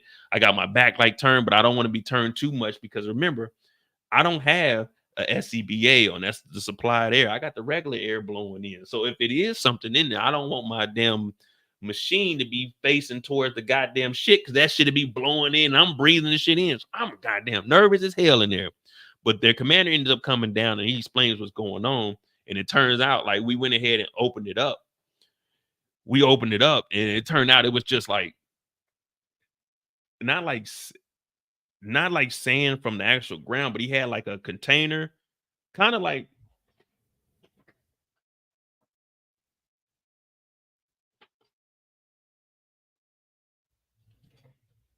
it was a little container, kind of like this is sand in here from when I went to Dubai. So it was kind of like something like this, but it was leaking. So that was what the substance was. But then he had like some candy or something else in there is where the goddamn protein part was getting picked up. So long story short, I was in that bitch for like an hour, nervous as hell, like, fuck, man. I didn't got goddamn contact with anthrax, but I didn't know. All I could do was sit in there. At that point, I was fully exposed, man. I was the only motherfucker that entered the scene. Captain standing outside the door talking to me because I can hear his ass. And I'm the only one in this motherfucker, but I couldn't leave the scene because I had to wait for the other HHA to go through. So you can't, you know what I'm saying? You can't cross-contaminate. So I'll sit in that bitch nervous. Like, God damn it, man.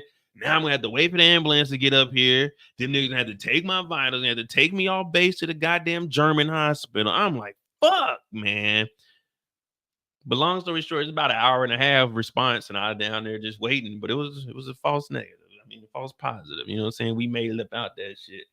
We made it about it. And that's one of my emergency response stories right there. But that was probably the bomb one was obviously the most scariest thing I've ever done, just because it was a random fucking Saturday and they're like, it's a bomb at the church. I'm like, a bomb at the church? What do you mean a bomb? I've never responded to a fucking bomb call, but I had to enter the scene because the EOD arm didn't work on the machine. I had to take the box down. Nigga, nervous as hell. They knew damn well I wasn't supposed to be in it. My heart rate was too fucking high. That shit was. My boy Beecham was doing my goddamn vitals. He like, damn, you nervous? I'm like, nigga, they saying it's a bomb in that bitch. Nigga, the goddamn cordon was like goddamn the church was probably like 50 yards away from us. I was like, ah, damn, I had to walk up there. They're like, are you all right? They calling me on the radio. I'm like, nigga. So I got my hands inside the suit. Yeah, approaching the scene now. Permission to enter. Like, nigga, hell no, I ain't okay. Nigga, there might be a bomb in this bitch. Nigga, y'all want me to go in there and do this shit?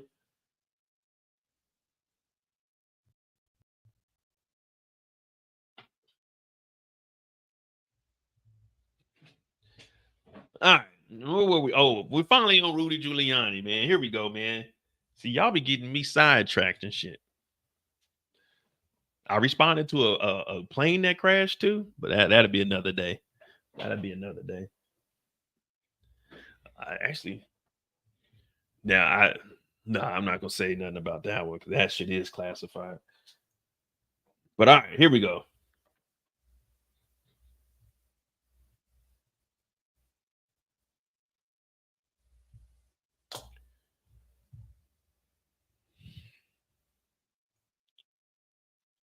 Okay. The former New York. We'll start off with some videos of Rudy, and then we'll go through the article like we normally do, and we'll just follow this. And I'm pretty sure this will take us on a journey that we were not prepared for. What we got, like 10 people in here, and just make sure you hit that like button for me. I know it's the intimate setting. This is all the Moet. So, all right, we got Rudy Giuliani, and if you've been living up under a rock, Rudy has been lying his ass off for years and has finally caught up with him. Well, during the 2020 election, there were two women that were working down in Georgia, counting votes, tallying them up to make sure that you and I were ensured the democracy that the Constitution provided to us. Well, there was a lie that went on that the 2020 election was stolen, and this lie was carried out by the president at the current time, one Donald J. Trump, and his lawyer, Rudy Giuliani. Now, one of these guys had protection for being the president. The other one was just a random ass lawyer that continued to lie. Well, he ended up getting hit with a defamation suit, which turned out to be $150 million that he owed these two election workers. Now, this first video we're going to watch is about the creditors freezing all of his assets. Now, typically, you can file for bankruptcy and all of your assets and everything are protected. Boom, it's just that business I had. Hey, there's no money in it. It's over with.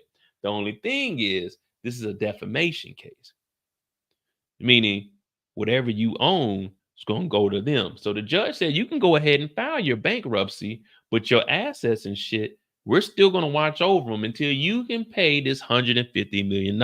So this video here is going to talk about them freezing the assets and him trying to file the bankruptcy. Then we'll go into the judgment that just got dropped this week that he actually has to give up the apartment within 7 days, all of his assets and cars, which isn't going to total $150 million, but it is a start. And let me tell you something. $1 million is better than no $1 million.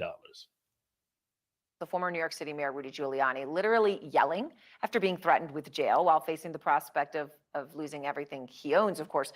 The court verdicts against him, dwarf what he owns. A lawyer for his creditors saying she could consider seeking prison time for his alleged, quote, bankruptcy crimes. So I want to go straight to Caitlin Polans. She was in that courtroom today, and she's live tonight again for us outside Giuliani's New York City apartment, which, Caitlin, as you've reported, could be worth $6 million. So obviously very relevant in this whole conversation. But you were inside that courtroom today with the chaos, and you're watching the Zoom, Giuliani yelling, and I mean, tell us what happened.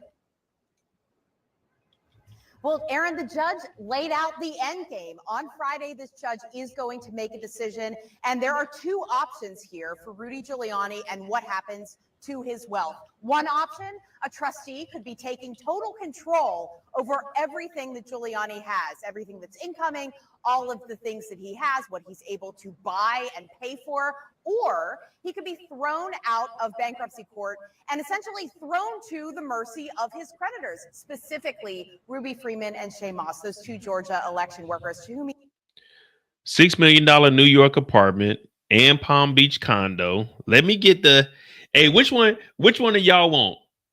Because it's two of them. Y'all want the NY condo or the Palm Beach condo? Y'all want the New York apartment or the Palm Beach condo? Because there's two of them that are getting this 150 million. So I might be like, let me get the Palm Beach. But then the New York, I know the New York is going to be worth a little bit more a little bit later on. $148 million. They are quite unhappy right now, and that was what we saw a lot of in the courtroom today. Their attorney speaking to the judge about how Giuliani has just not been forthcoming. They can't chase after this money in any reasonable way, and that's what prompted these outbursts from Rudy Giuliani. In the courtroom, he had called in 10 minutes late over his cell phone, and you could hear his voice, that unmistakable voice. This is Rudolph Giuliani, and then at times saying they're making defamatory remarks and get my lawyers on the phone, or get them on the phone. His lawyer then stepping out of the courtroom to talk to him, calm him down, perhaps. But the bottom line here, Aaron, is that there are real consequences coming for Rudy Giuliani because of the work he did for Donald Trump after the 2020 election. It's coming in bankruptcy court on Friday. And the attorney for Ruby Freeman and Shaye Moss told me just after the hearing that they are ready to take his properties, including this apartment behind me. Right. Caitlin, thank you very much. Now let's go to Ryan Goodman, our legal analyst, of course. He's with Just Security. And Ryan, so starting with Giuliani, I mean, just to take a step back here, obviously, the judgments against him dwarf his assets. And yet he has bbeen trying to make money any way he can. We have seen a sordid side. He said Trump still owe him $2 million. Of the former mayor. Let me just show everybody. I'm thrilled to introduce you to something I'm incredibly proud of. My own brand of organic specialty coffee, Rudy Coffee. I can do a happy birthday greeting. I'm a little teapot, short and stout. Here's my handle. Here's my spout. I've been sleeping on my pillows for some time. I love them. Yeah, simply the very best pillows ever made. I mean, Ryan, you know, you can sort of laugh at that. There's obviously, it's sad too, but in the context of what's going on in this bankruptcy courtroom, what does all this mean for Rudy Giuliani? So it means a lot of trouble for Rudy Giuliani. It looks like the end of the road, probably at the bankruptcy court. His own lawyers are actually saying they want to take the case out of bankruptcy court, and so does Ms. Moss and Ms. Freeman. So it looks like on Friday that will probably be the judge's ruling, and then I assume immediately Ms. Moss and Ms. Freeman will go to courts in New York, Florida, and DC to try to get liens immediately on his properties, which are worth apparently about $11 million in the Florida home and the New York home. So, all right, which, I mean, it's amazing. So $11 million. They said the New York apartment is like 6.5. So down there is about what, 4.5. I still rather live in Florida than New York, though. I ain't dealing with that cold. I can take a hurricane once every year and probably get hit. But yeah, I'll take that over New York, man. To think about where we are on that and where Rudy Giuliani used to be. For some reason, it's just hard to get your arms around that no matter how many times we hear about this. Rudy Giuliani may be on the verge of losing both his homes to the two Georgia election workers that he defamed. At the former mayor's bankruptcy hearing in New York today, the judge signaled that he may be ready to throw out the case, meaning that Giuliani could lose control over all of his assets. And those two election workers that we have all come to know so well, Ruby Freeman and Shaye Moss, would then be allowed to try to seize his properties. We were expecting the judge to decide Giuliani's fate this Friday. The hearing today was incredibly testy. The judge at one point even threatened to mute Giuliani's microphone, saying, and I'm quoting the judge now, "I'm going to ask you to listen to me, and if you don't, I'm going to have to cut you off." Joining me here tonight to discuss, CNN legal analyst and the former federal prosecutor, Elliot Williams. Elliot, it's great to have you here. Wow, we kind of knew this was going to be huge. Caitlin Pullins has been all over this, but what are the possible outcomes here? In all likelihood, it looks like the bankruptcy proceeding gets dismissed because just about everybody wants it. The judge has made clear that he's ready to go that direction. Rudy Giuliani seems open to the possibility, and Shaye, Freeman and Ruby Moss also seem to want the bankruptcy proceeding to be dismissed. Now, they all have something to gain from that happening, but I think that's where it goes. But so what does that look for Rudy Giuliani if that is what the judge decides on Friday when it comes to? Does that mean Ruby Freeman and Shaye Moss, their attorney, they immediately have control over this potentially? What does that look like? Not immediately. So Rudy Giuliani would get a chance to appeal the. So that's where we're at now. So the reason that judgment came down is because, as they're saying, he was going to do his bankruptcy, but they're like, all right, go ahead and do that, but and do your appeal. But we're going to go after the assets. If you ain't got the money, then we're going to go after the assets. Now, of course, they won 150. And you want like that 150, so 75, let's just say 75 a piece. You want that 75 a piece. But when you just a regular person, if you can come up on what we saying, a $5 million crib, even if y'all split both of like sell the apartment and sell the condo, man, $5-6 million, like that's still good. Like, after taxes, you still be all right. You still be a millionaire.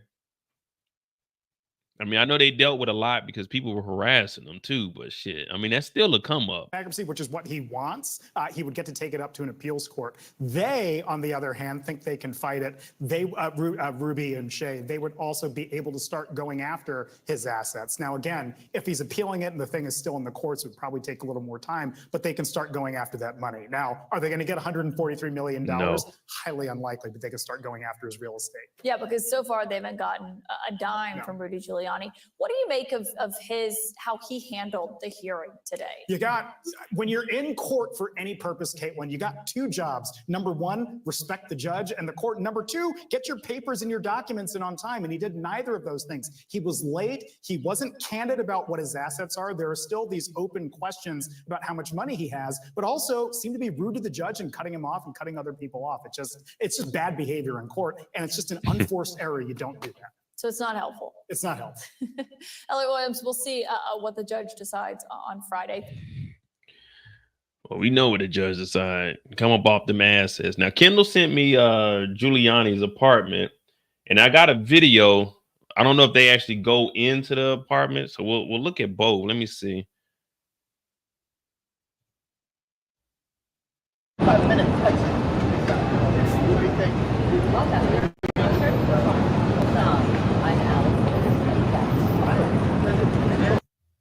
Yeah, I don't think they showed it. That was gonna be like a video or something. Maybe someone had that shit from like back in the day. I just live in New York, man. Look at this. Looks nice, but whatever.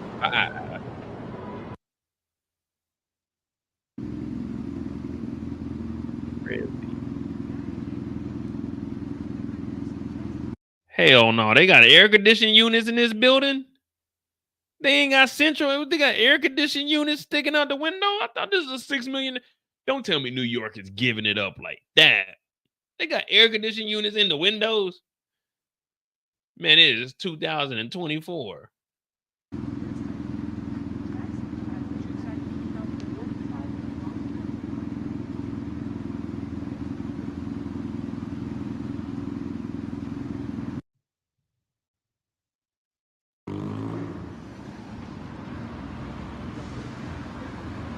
I thought they was gonna be able to show us the inside of the apartment. Let me see. All right, Rudy Giuliani is ordered to hand over 6.5 New York apartment to Georgia election workers he defamed. Now they're saying Rudy Giuliani had four 4 MLB championship rings from the New York Yankees, but his son is claiming, oh, my father gave them to me. So he's trying to hide stuff. I think they're going to probably take him to court for those too. Okay, let me see. This looks like somewhere he would live. It's kind of dated too. Giuliani is 80, previously served as a lawyer for presidential candidate Trump, instructed to turn over his New York City home, all valuable possessions, to Ruby Freeman and Shaye Moss, to whom he owns 148 to. Let me see. Yeah, this looks terrible. I mean, I know it's worth some money, man. We're selling this. We're not living in this. Especially if they in Georgia. If they sell this, man, they can live like queens in Georgia. You sell this for like $7-8 million.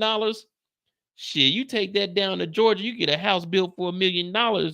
Look way better than this, and you still have $5 million left. Mayor listed the property in July 2023. The property was moved in early October 2024. Yeah, you can't sell this. He was going to try to sell it and put the money in probably like his son or somebody else's name and try to keep that. It was thought that Giuliani had hoped to sell his New York condo, which was listed in the International Realty, before it could be handed. Yeah, I knew he was trying to sell that shit. This kind of looked like a hotel.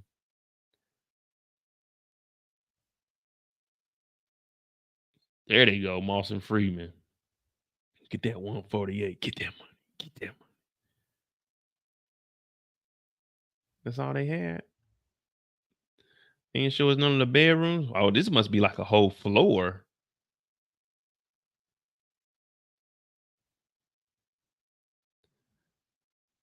Yeah, I'm selling this shit. I'm not living up in no damn New York. Too expensive. And the thing is, you got millions, but if you ain't got no money coming in, you can't maintain this $6 million property. We got to sell this. We got to sell this. I'm looking at Moss like, we got to sell it. We got to sell. We need to sell this. We need to sell the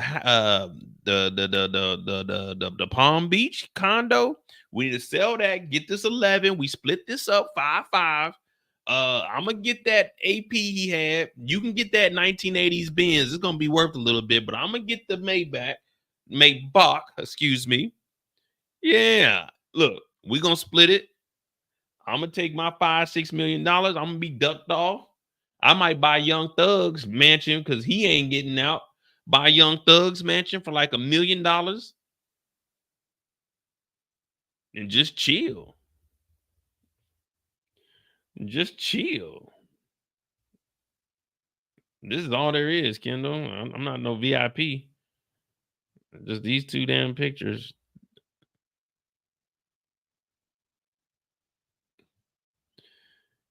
Are y'all keeping this condo? I mean, I guess you could and like rent it out to somebody rich, but who's really gonna want to rent out Rudy Giuliani's apartment? Unless it's like some fucking Republicans, but they ain't gonna fuck with you because they were the ones sending the damn death threats. I'm selling this shit, man. I don't want nothing to do with it.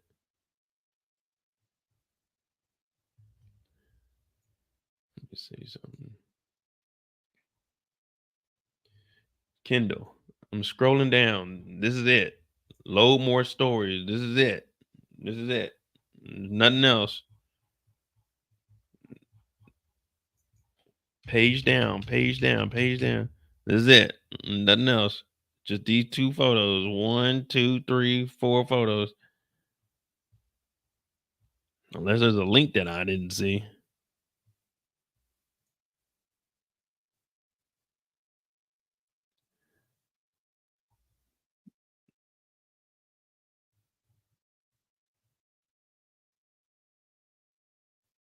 View all. Let me see.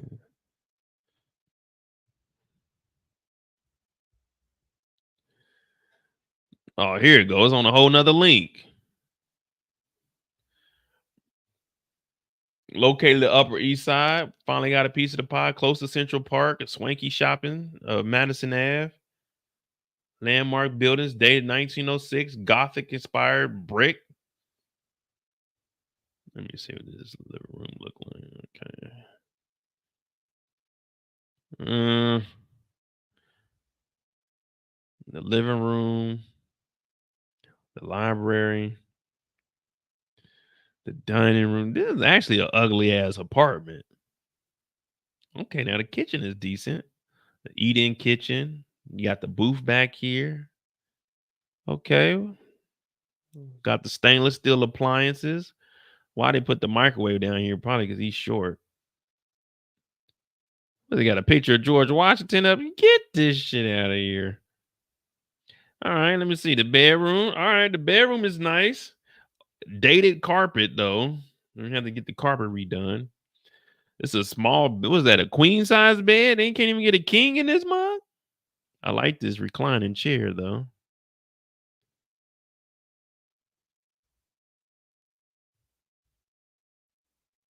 Okay, here we go. The Palm Beach condo. Yeah, see, this is more of my speed right here. The Palm Beach condo. All right. 3.3 million. Oh, in 2019, Giuliani had split the 2-bedroom condo in Palm Beach, was listed for 3.3. He purchased it in 2010 for 1.4 and renovated it. The price was reduced to 3 million in 2020. So it's probably about 4 or 5 million now. But they said like 5. Eventually the market came off because Giuliani appears to still be the owner. Oh yeah, and then he lost his license. Yeah, give me this condo down here. Let me see. Is there?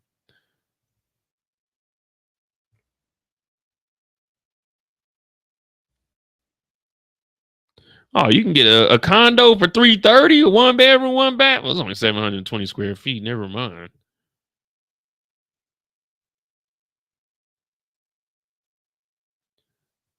Let me see. This kind of looks similar to what Rudy got. 2.4. Let me see what these rooms look like. 1,500 square feet, 16 a month.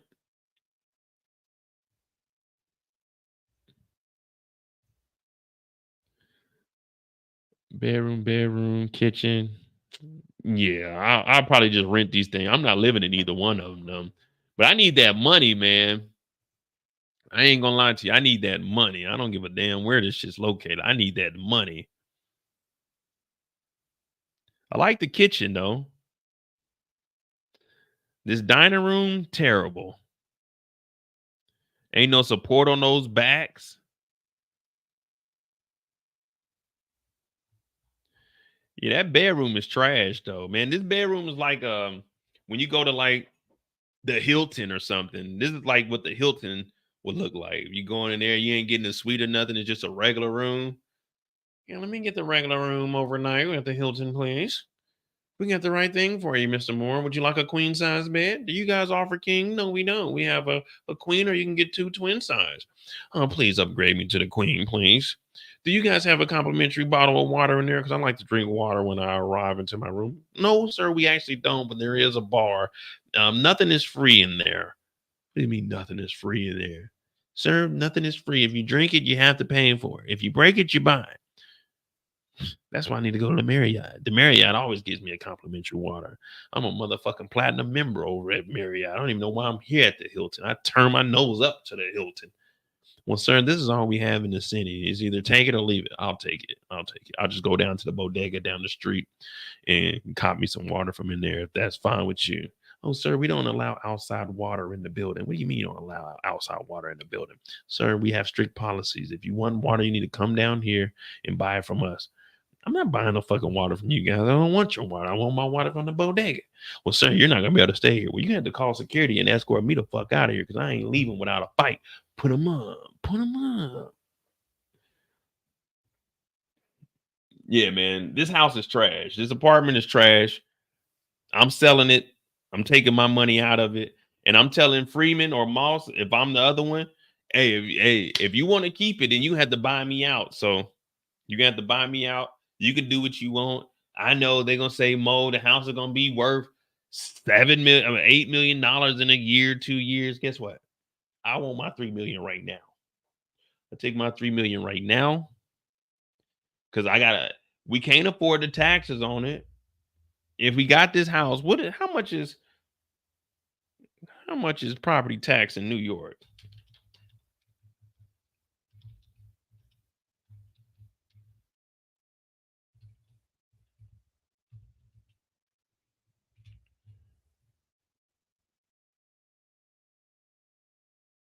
(1.4% of the assessed value of your home). Let me see. Property tax NYC calculator.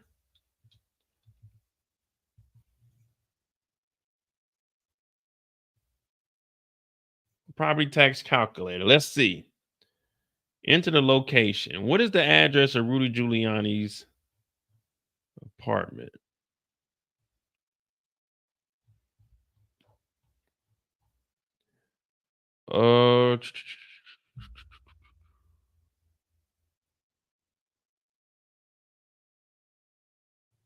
See, look, in 2021, the FBI searched the home investigation in Giuliani's dealings with the Ukraine, which we know about the phone call. The last sale of this, wait a minute.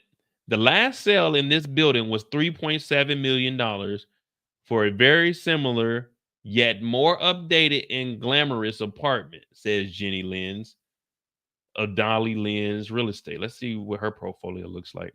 As such, while the $6.5 million asking price is definitely rich, perhaps they are counting the celebrity attachment.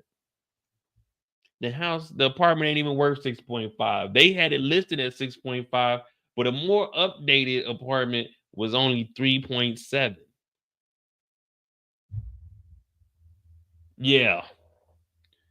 Give me my money. I'm not sitting around with this bullshit. Ain't no one trying to buy Rudy Giuliani's apartment. They over here lying about the price, even though he still owes $148 million. Oh, man, get the hell out of here. Rudy over here trying to finesse the system. Let me see. What's Rudy Giuliani's apartment address? Does anyone know the zip code for this area?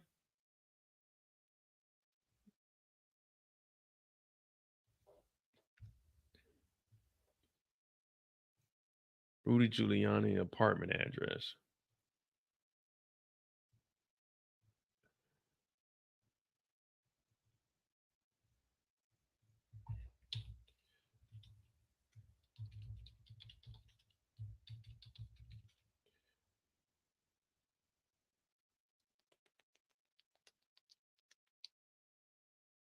I think they had. Oh, there we go, right there.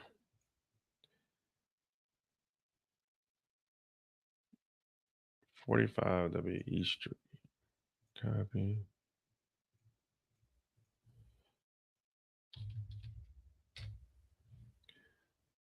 All right, let's try to find this zip code.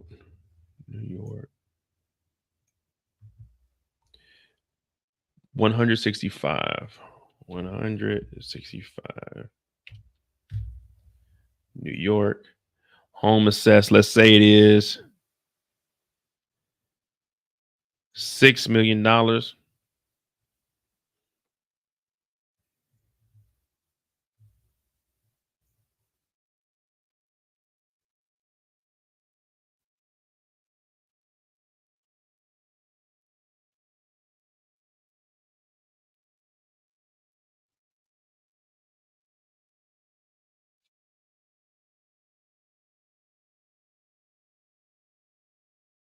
To all of those that said that they're going to keep the apartment, how are you going to pay $115,000 each year in property tax? How are you going to be able to pay the $115,000 in property tax each year just to keep this?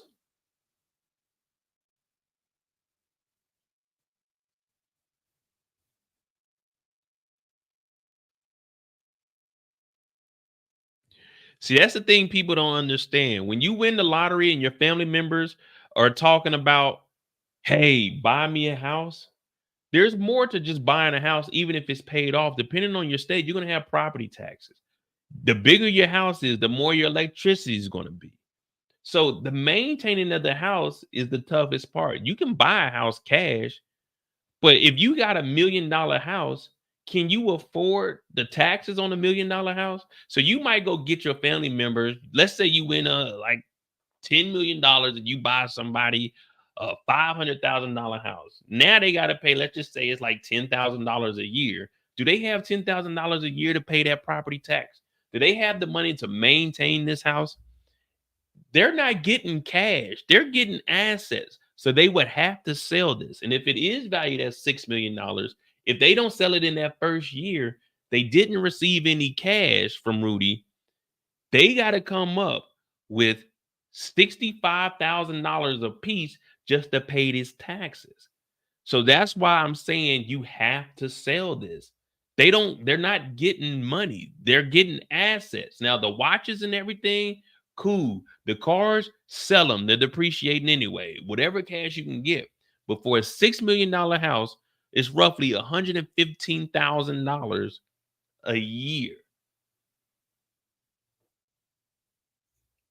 That's why I was saying, but people were looking at me like, nah, Mo, you're tripping. I'm selling that New York apartment. I can't afford that shit. I'm not taking a little bit of money I'm making because they haven't been working. They've been I was going to say chilling, but they ain't been chilling. They've been getting like death threats and shit. As Torian was saying, man, they've been getting harassed since 2020. That's 4 years, a nigga on your ass.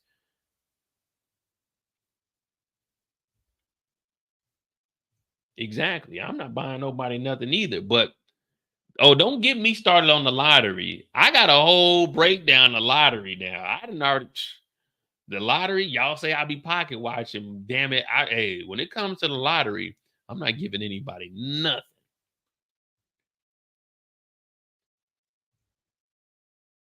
Yeah, but that's what I was factoring it off of because I know that they weren't receiving any money. Now I'm gonna play the video also because we just here now, we just all over the place, but all of this pertains to what's going on. But that's why I was saying you got to sell this. You can't maintain that living. Now let's say Rudy had $50 million in cash, and he still had to give up his assets to try to get up to that 148 that he owes. Let's say you get that 25. Okay, maybe 2 or 3 years we can maintain. We pay this 115. We split this down the middle, 60 a piece. You know what I mean? We do 60 a piece. We could do this for 2 or 3 years. But they're not getting any cash. You got to sell this. You got to sell it. There's no way you can maintain this lifestyle. Even if you had somebody renting it out, let's say, shit, for this apartment, you can probably have to charge what? $15,000, $20,000 a month.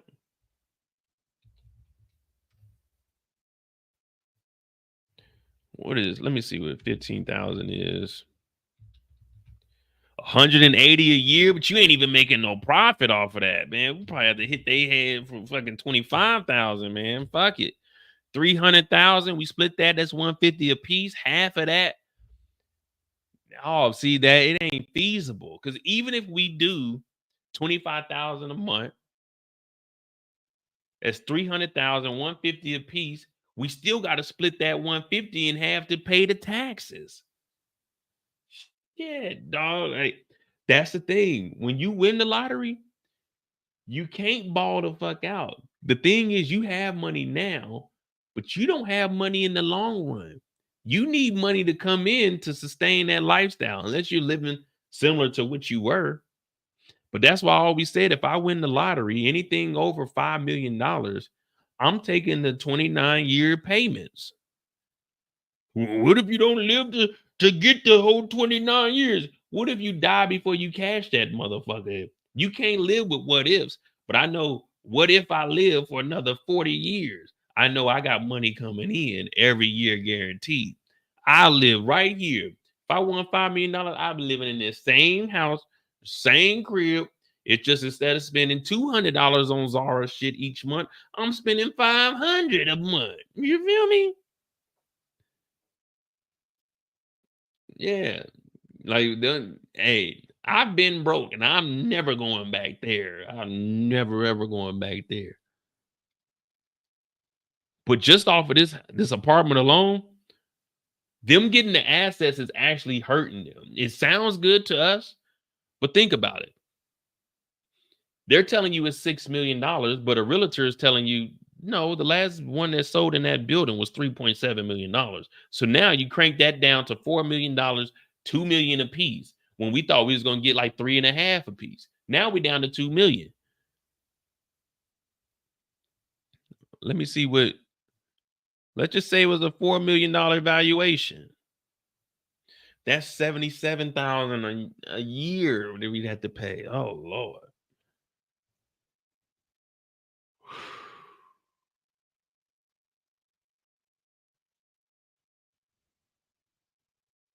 You do some stuff in perspective that I didn't think of before. Well, I mean, I don't know. I mean, I was always just curious on how stuff works, but I'm taking I'm taking the long run. Like, one thing I regret is not joining the military when I first got out and getting a retirement check. Now, at that age, I didn't understand because I had fast cash coming in and I was traveling and stuff. But then I started to realize, when I was 19 years old, I made more money in 1 year than my mother did, and she was working at her job for fucking, I was 19. So my mom had been at her job for what, 7 years? But when I was on the road nonstop, getting overtime, per diem checks. So at 19 years old, I made like $62,000. At that time, that was what, 2004? 2000, no, 18, 19, 2005. So I think at that time, my mom was probably making like 58 maybe. And I made $62,000 in 1 year as a 19-year-old. But I wasn't taking out extra money on my taxes. So when I got hit at the end of the year, I owed like fucking $4,000 in taxes. At 19 years old, I didn't understand taxes. So I'm like, man, what the fuck? Then I had my car, had my property tax on that. And I'm like, okay, shit. Then I got the insurance. I'm like, man, what the fuck? This is a lot of money that they whooping my ass for. So I owe like $4,000. So ever since then, on all my checks, ever since then, whenever I work, I take 100 extra out for federal. I take 100 out for state each year. But I was 19 years old. I never made that kind of money in life. I didn't know what to do with that.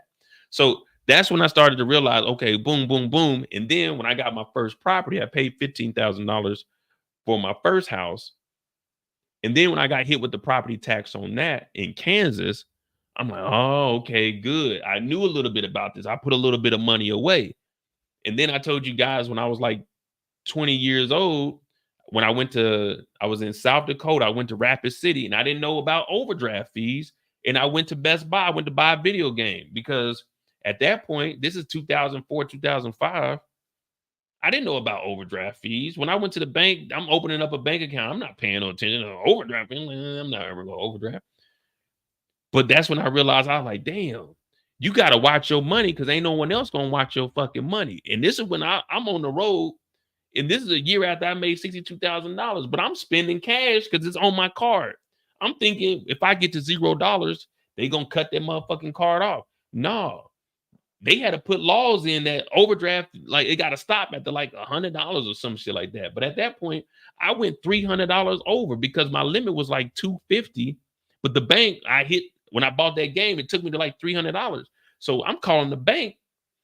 I'm going to the ATM because he couldn't call the bank at that time. It's probably like fucking 7 at night. So I go to the ATM. I go in there. I'm just trying to look at my balance. It's like -$300. I'm like, what the fuck? I got -$300. But they never cut that shit off. And the payment that came, is the 1st and the 15th. But, sometimes in between, you might have 3 weeks before the 15th and the 1st hit. So I got hit with that overdraft fees. When I went back, I closed my bank account that day. I cussed them niggas out at the front desk. I'm like, how the fuck y'all gonna take all this money and not stop my shit? So that's when I went to Bank of America from there. And then I was at Bank of America till I joined the military and I got the USAA. But yeah, so it's all this kind of shit that like it went on in my life to where I was making money. I wasn't broke. When my next check hit, they took that 300 or whatever out and I ended up going back home. That's when I cussed them out and shit. But it's just moments in my life that like I had bread. Like I wasn't embarrassed when I went up to the machine and it was like I couldn't get nothing because I know I had bread. I still had a per diem. I had 3 per diem checks on me that I had in cash because I was on the road. I never went home. So when I went home, I opened up my account with Bank of America. My last check hit. Well, my last 2 checks hit because you know your direct deposit don't hit until the next check. So I had to have my last 2 checks go there. But I deposited fucking $7,800 from per diem checks into my Bank of America account. When I opened that up, kind of like I got bread, but I was just on the road and I didn't know about overdraft fees. So when I see like all this money and stuff, that's why I'm very particular with like numbers and shit, because I've been on the road with like nothing to my name when I knew I had money. So that's why whenever you see me like talk about the numbers and then like I'll go to see how much the taxes are, because I've been hit over the head and I never want to be like that again. So that's one reason why my thought process is always like that. Cause I'm on the road. I'm 18, 19 years old, 20 years old. I don't know none of this shit. No one taught me this stuff. I had to learn this shit the hard way. So that's why I'm like, man, when you see me like talking in numbers, is because I've been there. I'm like, man, fuck, dude. Like, I ain't got no money on my account. Luckily, my homeboy was there. And you know, he held me over until we got down. Like, I'm eating at the hotel and shit. I mean, I was already like eating at the hotel and stuff, but now I can't like on a Friday because it was like another weekend before we got paid. So I couldn't like go out and eat or nothing. I'm like, man, I gotta chill because I don't want to owe nobody no money. I paid him back all the money he gave me for like the food and shit while we was out that weekend. But luckily that was a Sunday and we went back to work like on Monday. But that's why I'm always like looking at the numbers because you don't know how that feels. Like I'm sitting in the room like, nigga, I got like 9 days before I get paid again. I'm like, oh man, hell no. But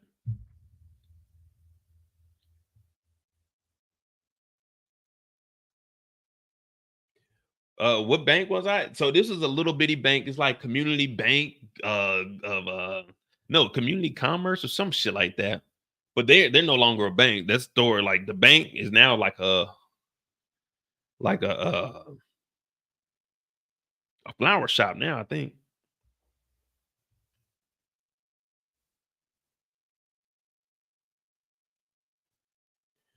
Mo, it was the bank's fault that you were spending, reading, understanding the paperwork always before. Oh man, I opened up that bank account.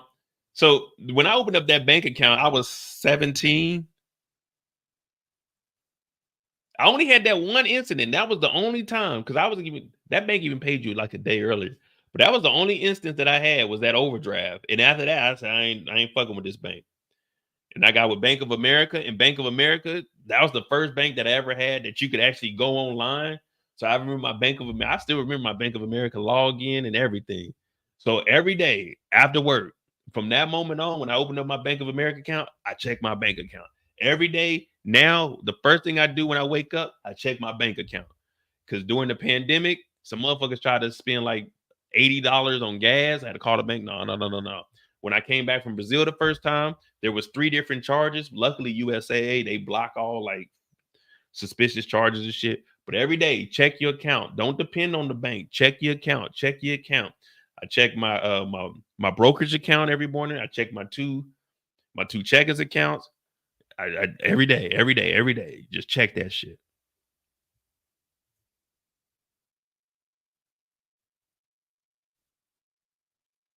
Well, yeah, let's go ahead and continue on. But now you see, you got to factor in this type of stuff. And that was my whole thing. Like when I'm hearing they're getting assets, I'm like, you got to sell that shit. There's no way you can maintain $1 million home when you aren't $1 million nigga. You see what I'm saying? If something costs $1 million, you got to be able to continuously make $1 million.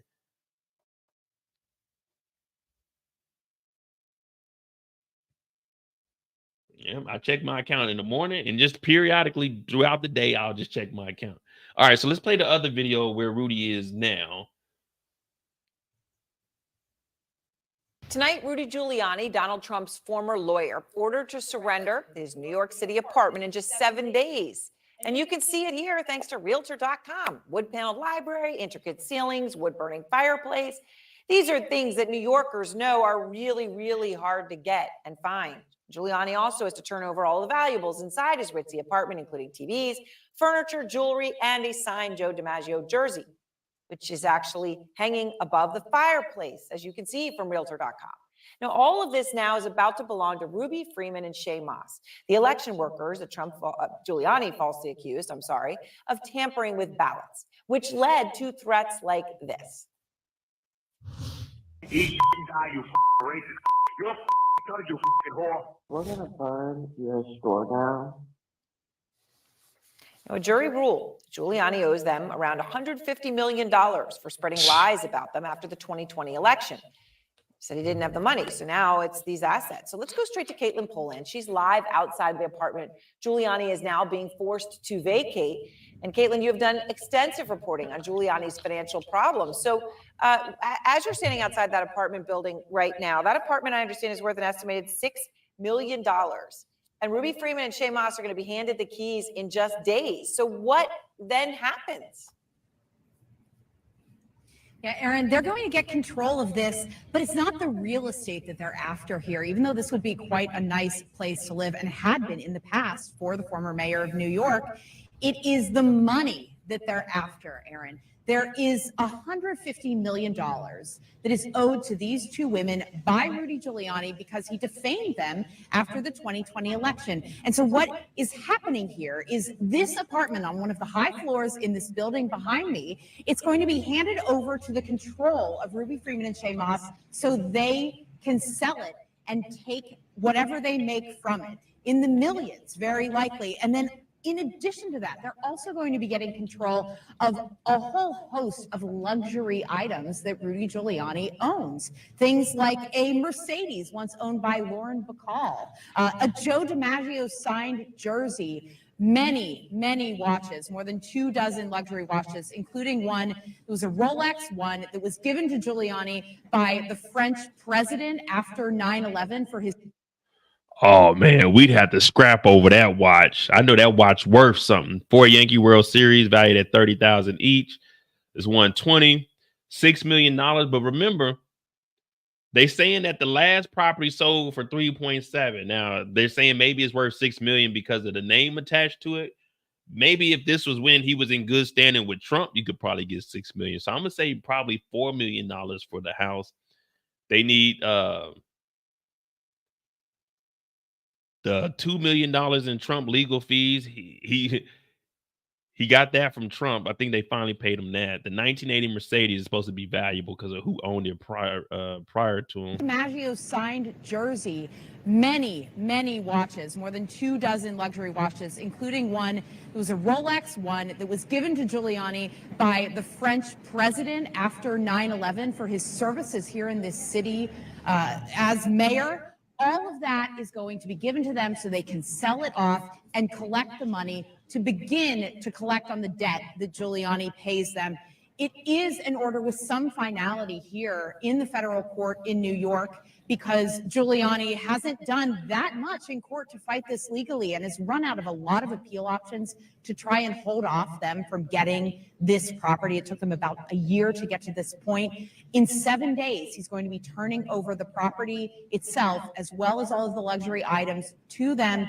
But then there's more at stake. The judge is still going to have to decide about a condo in Palm Beach, as well as World Series rings from the Yankees that Giuliani has, 4 of them. Right. Oh, well, it's really, I mean, it's an incredible moment to think about it again, the former mayor of New York. All right, Caitlin Polance, thank you so much. I want to go now to Michael Gottlieb, the attorney for Rudy Freeman and Shaye Moss. So, Michael, what is your reaction? I mean, so all your clients have won this now in 7 days. They're going to have the keys to this apartment, and they've been awarded these other items as well. What do your clients think?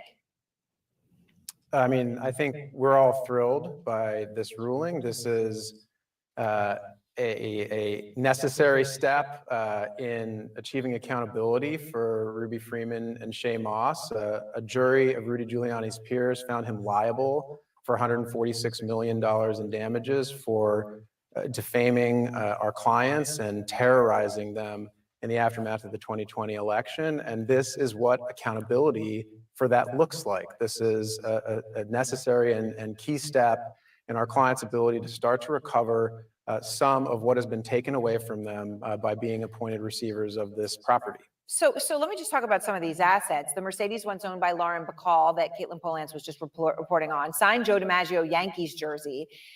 Collection of luxury watches, 26 of them. One given by the president of France after September 11th. So what do Ruby and Shaye plan to do with all these assets? Well, I don't think they'll be wearing all the watches at the same time.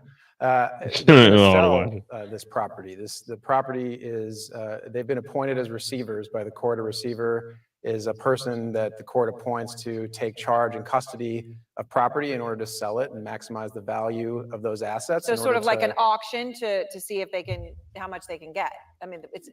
Yes, yeah. They're vested with power to. I ain't gonna lie. The Rolex, I'm probably keeping the 911 Rolex. The 911 Rolex, probably whatever the Yankee. Well, they're not gonna get the Yankee rings. They're not gonna get the Yankee ring. I'm looking at a report now that's saying they're not gonna get the Yankee rings because of the sun. But I'm probably gonna keep the Rolex. One of the cars. If one of the cars are straight, I want to see what the cars look like. I'm gonna keep me a car. Keep me the Rolex. Was 26 watches. I'm probably gonna keep me like 2 or 3 watches. Let's both take 3 watches apiece. We sell the other 20. I'm gonna get one of the cars, and then we sell the rest. Auction the property, to sell it privately, to use their discretion in order to turn this property into money to satisfy the $146+ million that Rudy Giuliani owes to them. All right, so some of the assets are in dispute. Now, Rudy Giuliani is a lifelong diehard Yankees fan, right? So you've got the Joe DiMaggio signed jersey. But the World Series victories, he has 4 World Series rings.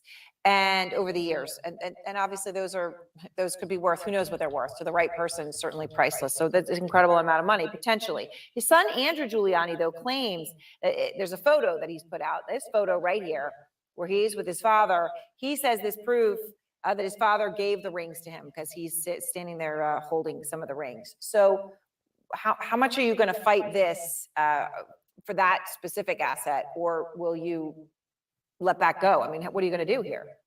We're going to fight for every dollar for our clients to satisfy this judgment, and we'll have an opportunity to test the claim that those rings were gifted to Mr. Giuliani's son. We'll have an opportunity to take discovery on that, and the court will have an opportunity to make its decision based on what the evidence shows about it. For all of this, what we're trying to do is use the legal process that's available to Ruby and Shaye in the Southern District of New York to hold the former chief law enforcement officer for the Southern District of New York accountable for this debt that he owes to them.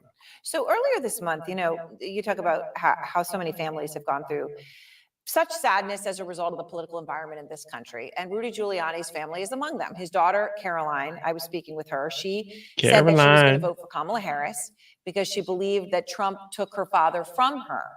And I talked to her actually about Ruby and Shaye, and here's an exchange that I had with her about them. Right now, the biggest threat to our country is Trump, so I think it's important to look at the culture that he has created and the way in which he has refused to accept that he lost the 2020 election. Man, your dad refused to accept that that Trump lost the election too. That's why this defamation case is going on. Don't say Trump took your father away from you. Your father participated willingly in this. As a lawyer and a former mayor, he knew all of this shit was wrong, and he continued to lie. So throw your daddy under the bus too. He's just as bad as Trump. And we've seen him in that Borat movie when he was trying to get it in. So let's not forget your dad's a fucking creep too. And get everybody to compromise their values, do anything just to keep him in power, and attack citizens like Ruby Freeman and Shaye Moss. Like, he's willing to hurt his own people just to have power. And Kamala Harris would. Your dad is the one that hurt them. Your dad is the one that got hit for $148 million for Shaye Moss and Rudy Freeman. Trump got his own issues, but your dad is the reason we're here today. We're not doing the live on Donald J. We got days to talk about Donald J. His day in court is coming up in 2 weeks, November 11th. But right now, we talking about Rudy and this $148 million your daddy owes to these innocent women. Our sisters down in Georgia want $148 million. We not talking about Donald. We don't give a fuck about your vote. We talking about your father and where this $148 million is going to come from. I'm about to be a Rolex wearing, Mercedes-Benz driving, limousine riding, New York penthouse living, Palm Beach, Florida, feet in the sand, kicking it condo off of your daddy in his defamation to these two women. We ain't trying to hear about Donald. We ain't trying to hear about your brother.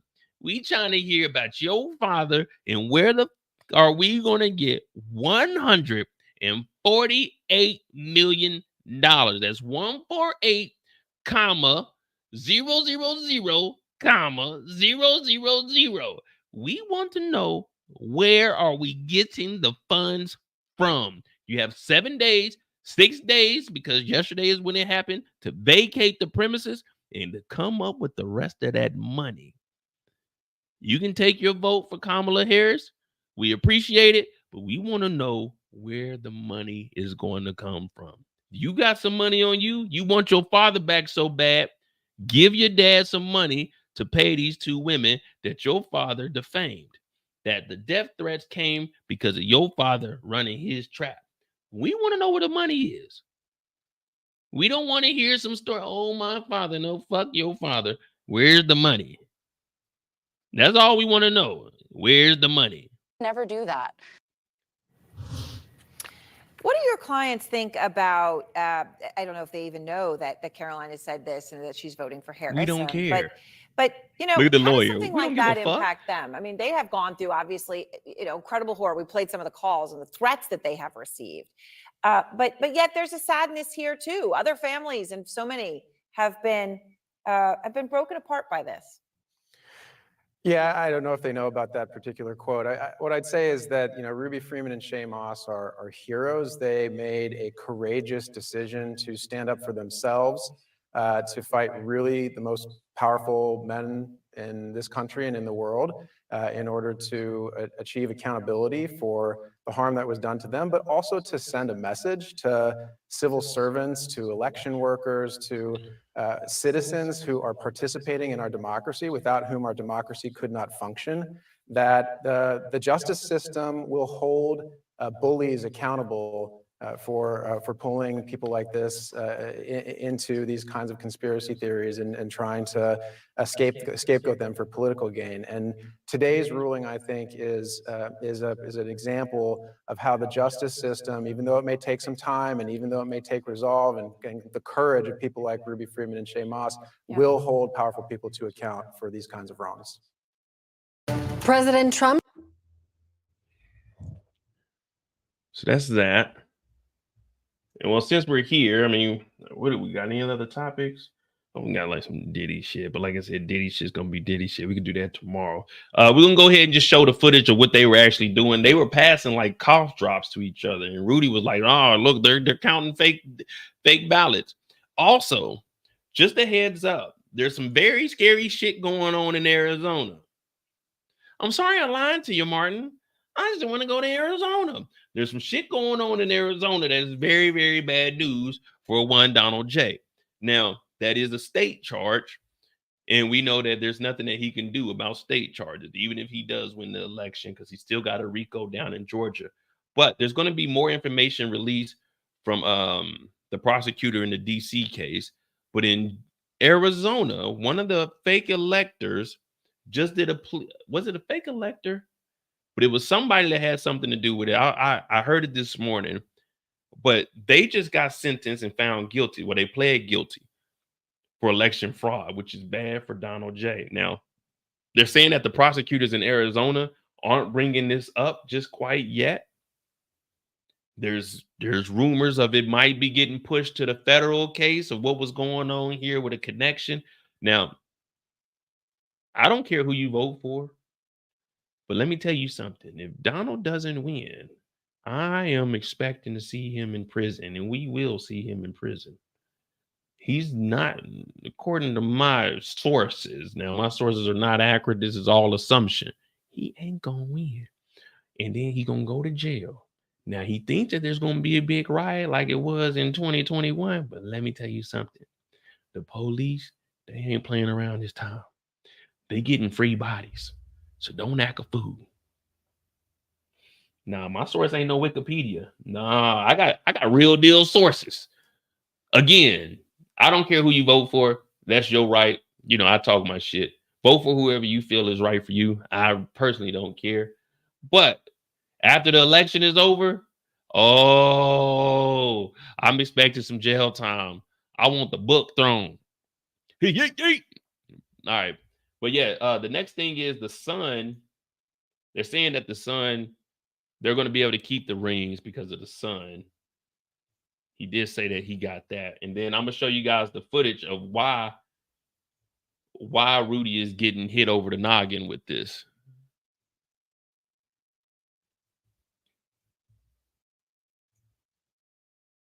Trump's team is pointing to newly released surveillance video from State Farm Arena as evidence of election fraud. Our chief investigator, Brendan Keefe, joins us. Brendan, another important... Brendan Keefe, you need a bigger jacket, brother. Now, I know this is during the pandemic, so I'm gonna let it slide. The pandemic, you couldn't go get fitted for a new size. You know, we've been in the house, we've been eating good, but hey, don't let me see you on TV again like this. Unbutton that motherfucker or something. An opportunity here to separate fact from fiction. Yeah, absolutely. Yeah, we first saw the video in yesterday's state Senate hearing, but state investigators confirm they've had this video for weeks and determined that Fulton was legally counting ballots. But there is more to the story. Yeah, I saw 4 suitcases come out from underneath the table. Supporters of the president are calling it suitcase gate. We call it a suitcase. But those are not suitcases. 11 Alive has confirmed they're the standard ballot containers used by Fulton County. The video shows is that they have pulled out plastic bins from underneath the desks. Those are bins that they keep under their desks near the scanners. They've investigated this repeatedly, that they had a monitor on site the entire time. And frankly, this has been debunked for weeks by our Secretary of State's office. Wait, I thought she said Donald took her dad away. Wait, it was Rudy that was saying that they did all of this? Hey, Clara or Caroline, where's the $148 million? That's what we want to know. We don't care about no sob story about your daddy. We want to know, where does your daddy got the money? I doubt he's What seen the video. evidence? Your officials need to watch the video. They did. The video is not new. State investigators reviewed the State Farm surveillance tapes weeks ago. Gabriel Sterling with the Secretary of State's office tweeted the 90-second video of election workers purporting to show fraud was watched in its entirety by Georgia Secretary of State investigators, shows normal ballot processing. That the press reported there was like a supposed water break or water main break or pipe break or whatever, and that this was an excuse for people clearing out of State Farm Arena. The water pipe leak and the events on the surveillance video did not happen on the same night. Those two events occurred 17 hours apart. How do we know? We were there. Early this morning, we were told there was a water main break above the room I'm standing in here at State Farm Arena. That live report was hours before the surveillance video of the room clearing. No, they had all of this and they just knew they were just blatantly lying. Like, how do we know? Because we were there. The workers leaving were those who opened the ballot envelopes, and once they were done processing that batch, they went home. At about 10 o'clock, there was one person working the polls who told everyone in the room to leave. They began letting certain people go. No announcement was ever made to leave for anyone to leave. Was anyone actually told to leave, or just that they were done counting? Republican monitors claim they were forced out. They were made to leave, so it was done in contravention of the statute. Both 11 Alive journalists on site that night independently confirmed to me that they were not told to leave, but they were told counting was done for the night. Fulton County, they were telling us that their absentee ballot vote counting, their workers went home from that this evening. They'll be back around 8:30 in the morning. And why are they only counting them whenever the place is cleared out with no witnesses? This part is true. The press and the party monitors were not given notice that counting would continue into the early morning hours, and they should have been. The Secretary of State says one of its monitors was present. The counting of those heavily Democratic absentee ballots did result in a big batch of numbers coming in from Fulton County in the 1 a.m. hour on election night. And Brendan, we just got a big dump of numbers for DeKalb and Fulton. I remember that distinctly, and that spike in numbers has led Trump supporters to conclude that Joe Biden took the lead because of it. That is not true. Biden was already leading Fulton County significantly before those absentee ballots were counted, and he did not take the lead in Georgia until 3 days later. And then we also know what happened that evening or that week.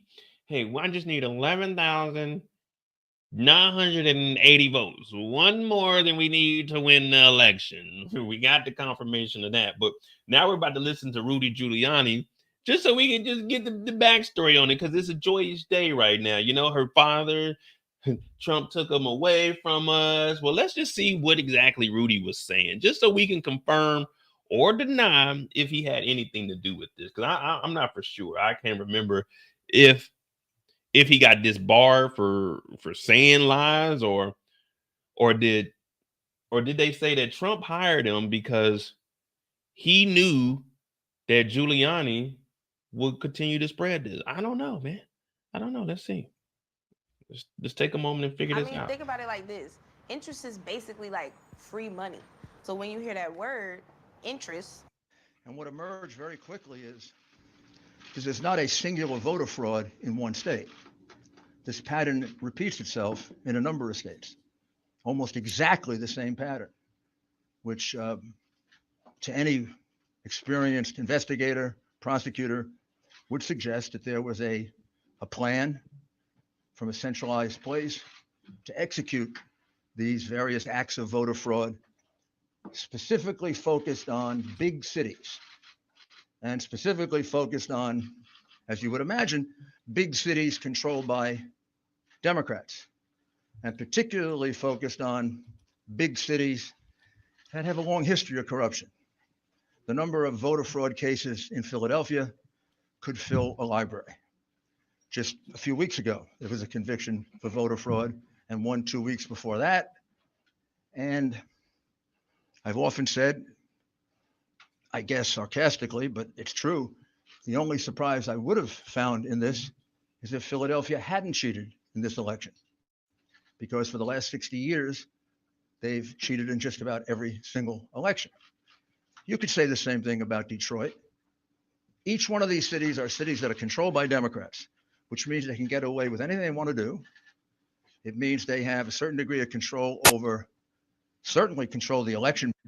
Look at this lady back here just trying to keep a smile. She don't know what the fuck going on. Lock her ass up too. Board completely. And they control law enforcement. And unfortunately, they have some friendly judges that will issue ridiculously irrational opinions just to come out in their favor.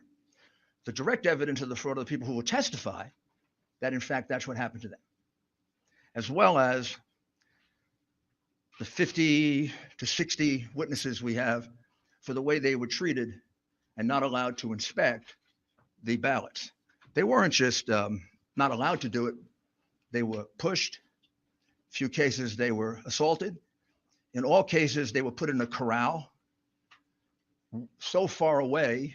Probably the closest they got is from here to the back of that room. We could do like a, did you all watch My Cousin Vinny? You know the movie? It's one of my favorite law movies because he.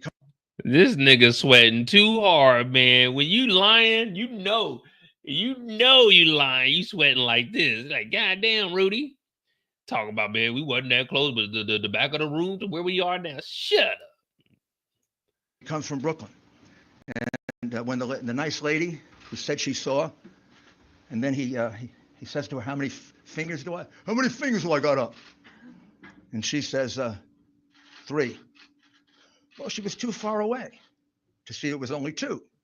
These people were further away than my cousin Vinny was from the witness. See, that's how you know these two are in cahoots. They always talking about some shit.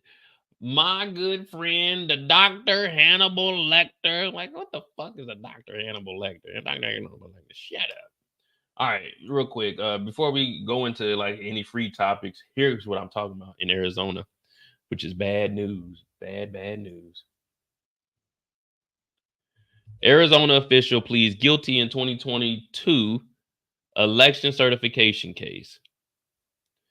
Peggy Judd, the Cochise County supervisor, had tried to delay certifying the 2022 midterm election results.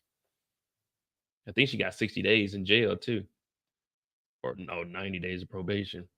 A Republican county supervisor in Arizona pled guilty Monday after she tried to delay certification of the 2022 midterm elections, State Attorney General Mays announced. Peggy Judd, the county supervisor, pled guilty to failing to perform duties as an election officer, a misdemeanor. She acknowledged that she failed to canvass the election as required by law. The Attorney General's office said, judge to be sentenced unsupervised probation for 90 days and pay a maximum of $500 fine. The Attorney General's office said she did not immediately respond for a request for comment. Any attempt to interfere with elections in Arizona will not be tolerated. My office will continue to pursue justice and ensure that anyone who undermines our electoral system is held accountable. Mays, a Democrat, said in a statement. Mays also added, today's plea agreement and sentences should serve as a strong reminder that I will not hesitate to use every tool available to uphold the rule of law and protect the integrity of Arizona elections. Now, I used to live out in Arizona in a place called Glendale, right across the street from the State Farm Arena where the Arizona Cardinals play.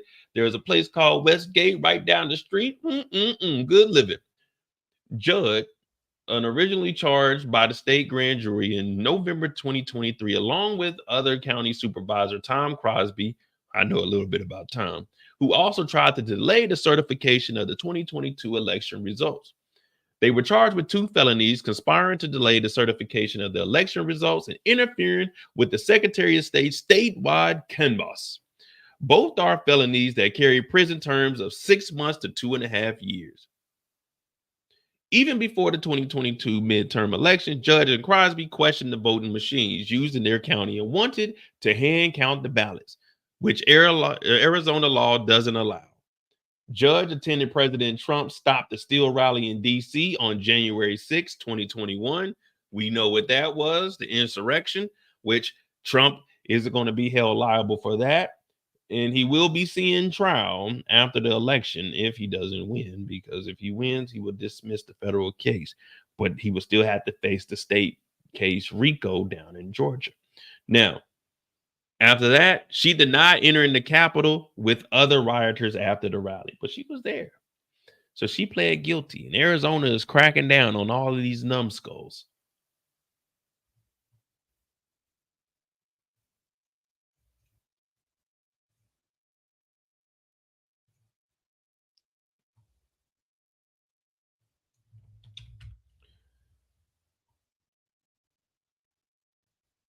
All of these people have that look to them. They have a particular look to them. You kind of already know what they're on when you see them, but they all have that look. It's like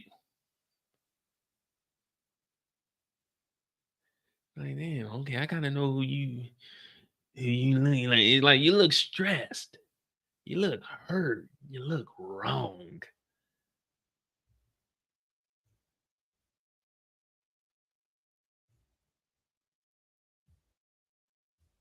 Torian said they look like stale dough. They all got that look. It's like old burnt plastic.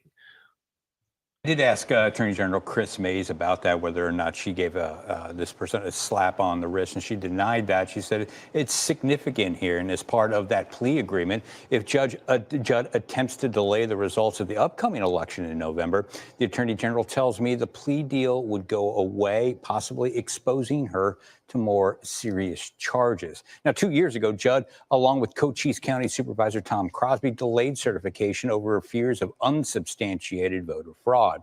A grand jury would later indict both Crosby and Judd on felony charges of conspiracy and interference with an election official. By pleading to the lesser misdemeanor charge, Judd will be allowed to remain on the board. Attorney General Chris Mays called the agreement a significant development that sends a warning to others.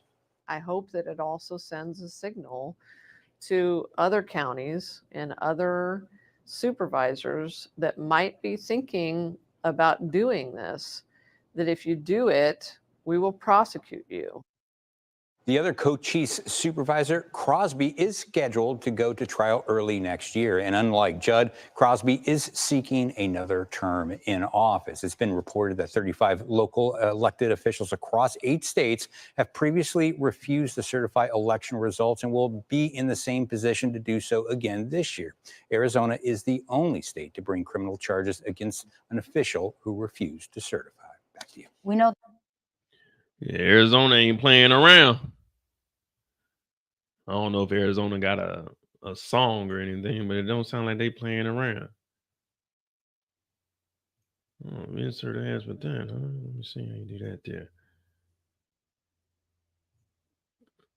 Let me see. All right, well, there we go. 4 hours. We got all of our topics out the way. Got a little bit of free time. I mean, anything y'all got pertaining to like the news, we could just go there. I was gonna get on the Mo.J's channel, but tomorrow for sure I'm gonna do a live on there. What's it, Thursday? Basically, like, are we ready? Friday, we're gonna do another pop the balloon. I guess you guys want to do that Friday night. Saturday, what I got Saturday? Saturday, I might. Oh no! I gotta go to run to the mall. I seen this jacket. I gotta go ahead and cop the one I told y'all that I seen over in the UK. Yeah, I seen it. I seen it online. I might buy it online, but I might go to the store because I might want to wear that mug on Saturday. Ooh wee. But yeah, we got a little bit of free time, man. There's a lot of shit going down. Again, November 6th, I'm taking off. So we will be streaming probably like 8, 10 hours, 12 hours. We're going to follow the election again. I don't care who you vote for. I mean, like, it doesn't make me a difference. I'm voting for who I vote for. I already mailed my ballot in. I mailed my ballot in. We'll probably do that. We'll just follow it. See who wins the big states. You got Wisconsin, Michigan, Pennsylvania. Whoever can control those, they're pretty good. Ohio might flip. I'm thinking Georgia will probably stay blue. California is going to stay blue. New York is going to stay blue. So it's really those big ones, Pennsylvania, Wisconsin, Michigan. Whoever can get 2 out of those 3, well, nah, because even if you get 1, Wisconsin would really drastically change it. So if you can win those 3, you pretty much won. Because we already know what all the other states are going to be. Yeah, so also, shout out to Kendall. We learned a lot today. We found out about the Budapest Memorandum and why the United States of America has to send military aid. It's not because we want to. It's not because we're forgetting about the American citizens. We also know that it plays a huger part in the world economy with Russia starting this war. So when you think about inflation, don't think your president is the reason that gas and groceries are going up. Why is the gas and groceries going up? Well, you're sending all this money. Can you bring this down? Well, listen, they're trying to win this war because we have to take care of Ukraine. If this handles itself, money will go back to where it was. But also, it is a lie that inflation is at an all-time high. Actually, inflation as of September is as low as it was in February 2021. Guess what happened in February 2021? It was the first month after Joe Biden took over after the insurrection. So if we got it back to those levels, which were lower than Trump when he left, then why is it such a bad thing? But they won't give you the facts on that. Also, what is it?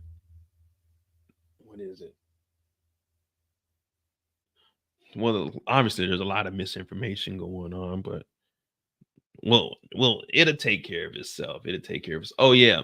Also, Trump is walking around. You remember when Trump allegedly got shot? Well, he really didn't get shot. It was a piece of glass. But when he got shot, that board, that sign that he keeps showing, talking about immigration, well, not immigration, but the migrants are crossing the border at an all-time high. Well, that spike is actually during his term, but no one looks at it close enough. But if you go back and look at the spike, it's actually during his term, and the lower spike is actually once Biden took over. But they're putting the highest spike and saying that's the moment that Biden took over. But that's not the facts on that thing. So the board is telling the truth. They're just lying about the results of the board. So don't believe that either.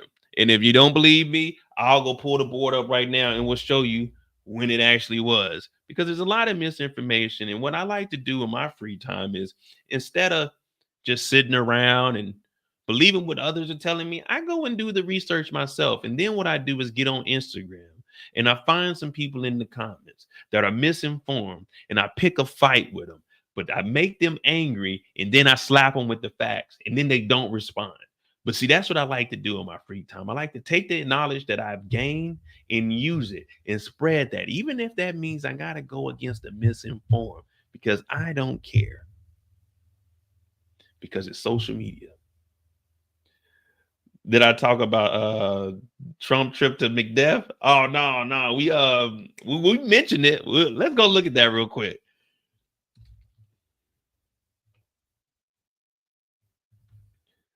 Oh, yeah. And we found out Donald Trump was sending money to the Ukraine also. Plus, he was trying to quid pro quo. Hey, I'm going to send you this aid if you give me information on Biden. So whenever you hear these fucking Donald supporters talking all, hey, they're sending all the money, we're going to be weak as hell. Shut the fuck up. They're doing the same thing Donald was doing.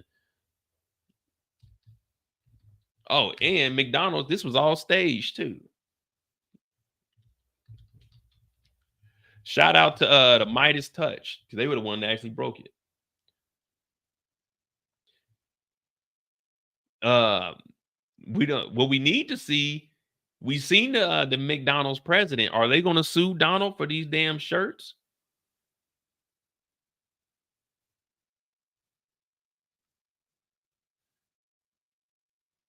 Here we go.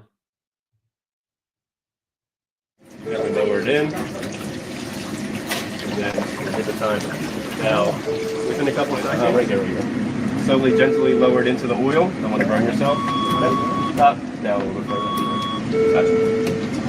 There you go. She specifically worked at the French fry, where they make the French fries, and she talked about the heat. It was so tough. She never worked at McDonald's. And then bottom.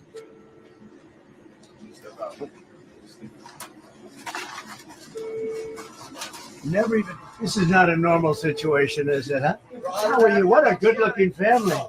How did you produce those good-looking kids? Can we go to the Trump store? They have a Trump store. I don't know. People open up Trump stores all over the country, and they're beautiful. What is wrong with this dude, man? Derek B says, I follow Midas Touch. So if you guys want some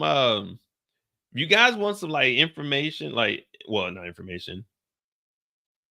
Well, I mean, they do have information, but if you want some like informal channels to watch, like where I get some of my news, but then I also cross-reference. So I go on, believe it or not, I do watch Fox News also, because I like to see what they got, and I like to get different sources of when I get my information. Now, I know I typically go to like CNN, but that's because CNN will put together a good presentation. But you know me, I do my own digging. We'll go to other articles outside of, I always like to watch a video on it, but then I like to go and do my own research on it. So it's never like, okay, he's just being biased. No, I'm going out there. I'm trying to find information from different sites. It doesn't matter if it's a right-leaning side or a left-leaning. I'm going to read that and I'm going to take the information for myself and I'm going to compare and contrast. And I'm going to try to come to a conclusion of what's the truth. But Midas Touch is one. The Young Turks is another one. BTC, Brian Tyler Cohen.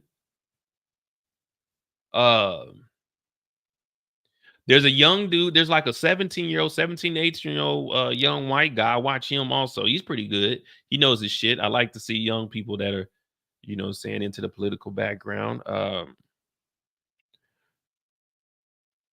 Legal AF, Brian Hopuck, Chris Kirshner, he's pretty damn good. He knows Chris Kirshner, he'll give you a breakdown of everything.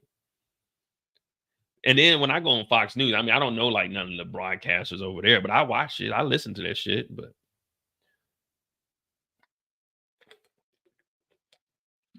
if you want information on the black community, shout out to Torian Rain Reloaded. That channel is pretty damn good over there. You get live shows, you get a video every day. You also get True Crime Sundays. Go check it out. So this is a random fact. The Young Turks, that's the first monetized channel on YouTube. That's the first monetized channel on YouTube, the Young Turks.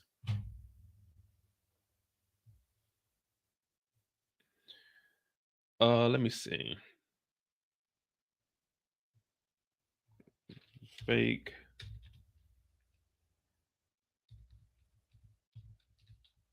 Oh, I spelled that all the way wrong.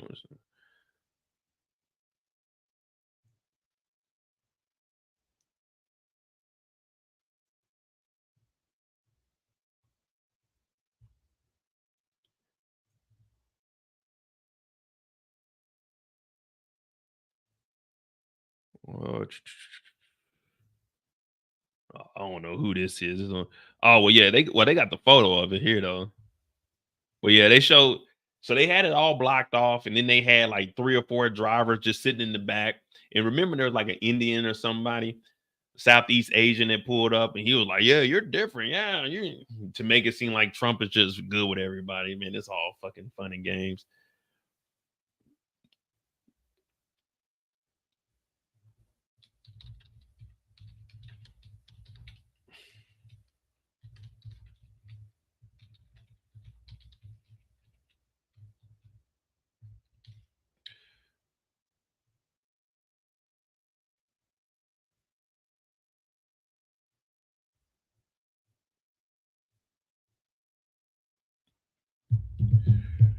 I can't find it, but the Young Turk breaks 500 million views, $1 million in revenue. That was in 2011.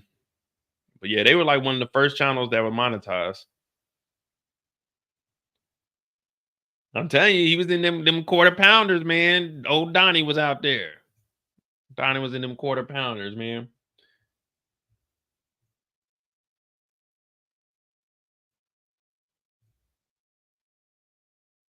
Display your stream. Your account. Oh, okay, I'm gonna have to check that out. All right, what else we got, man? I got some time, man. Tomorrow we'll definitely be on. We'll probably talk about some power stuff. I've seen an article about Tommy. I might do something on the Penguin also, some Easter eggs. We'll see. Depending on when I get off. What else we got in the news going on today? Rudy Giuliani, McDonald's, Budapest Memorandum, North Korea. I thought we was gonna talk about what's the name. Let me see.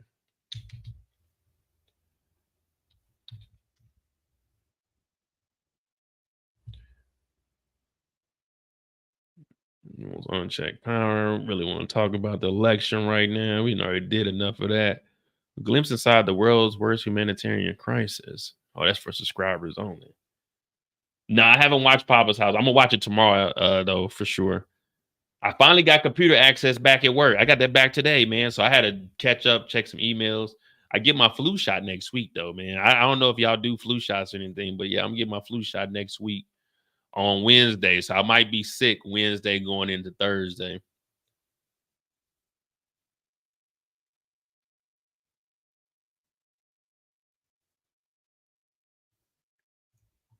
Four charts. Let me see what these charts look like, though.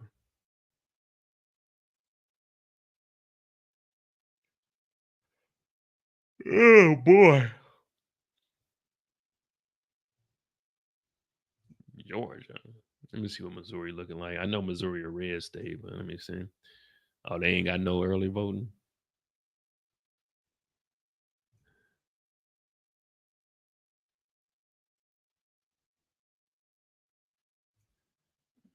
I don't even know what I'm reading here.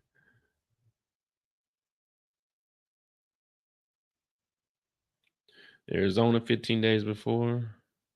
36-43. Cast smaller share of violence. We're gonna see, man. They say that this is like 1 point away. It's like one of the closest elections in years or decades or some shit like that. A goldfish is changing its name. Man, ain't nobody trying to buy that shit. How to protect a family member with dementia from ruining their finances. Okay.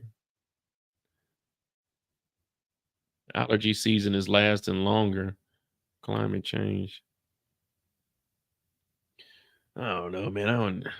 Let me go to the world news.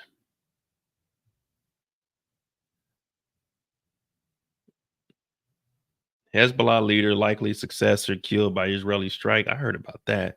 Chinese blockage would be an act of war, Taiwan says.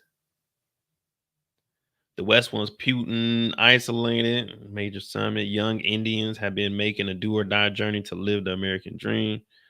She survived the October 7th terror attack. A year later, she took her life. Oh, man, damn. We don't want aid. We want dignity. Airdrop aid kills 3-year-old pounds. Damn. It ain't nothing but all you hear in the news. All you hear in the news is like some unaliving.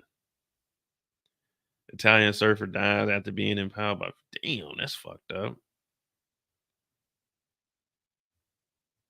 I know if we click on the news, man, they're gonna be talking about the damn election. Give us something else. Oh, this is I stopped taking flu shots. I just take my gender. Well, I work for the Department of Defense. There's no not taking the flu shot. You got to get influenza. So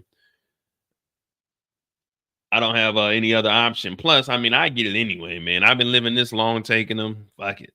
I'm going to keep it going. Hell, I got a yellow fever shot and shit. I ain't even go to goddamn Africa, man. I wish, though. I do want to go to Ghana, though. I want to go to Ghana one of these New Year's. Well, New Year's or Christmas.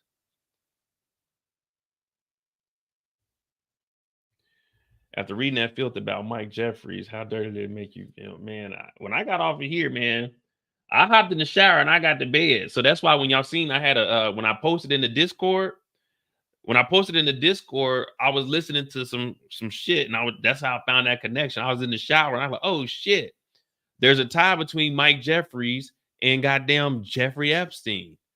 Matter of fact, we here now. We say we're gonna do a little more digging. Well, I continued to go down that rabbit hole, and I got off the live at 2:30. I didn't go to sleep till 3:50, almost 4 o'clock. And I woke up at 6:30. I was like, golly. But I wasn't even tired though. What up, Trill? Hey, Trill. Hey, I was telling them the story. You remember when they shut down the post office and I had to go over there and respond? Man, Trill will tell you, man, it'd be the most random days. While we was in Germany, I was getting called the anthrax shit at the damn at the post office, the bomb at the building, the plane crash, the Ebola. Man, I was on all kinds of shit. I was really an all-American, but they didn't give me no recognition, man. They treated me like scum. Rabbit hole explorers. Hey, we going in. Here we go. OSU professor interviewed in Abercrombie documentary on former. Oh, interesting. Hey, what I tell y'all? That post office was trash because it was after work. They like shut the post office down. I told you it was like 3:30, 4 o'clock or something. It was like 3:30 because we get off at 4:30. They called me into the office. Then they're like, yeah, we got to go over there. Man, I was there till like 5:15, like 5:30 or something. I was just sitting over there. I'm like, come on, man. That shit was trash. Oh yeah, Lex Wexner. All right, so let's find out who Lex Wexner is. The former CEO of Victoria's Secret. All right. This is a continuation.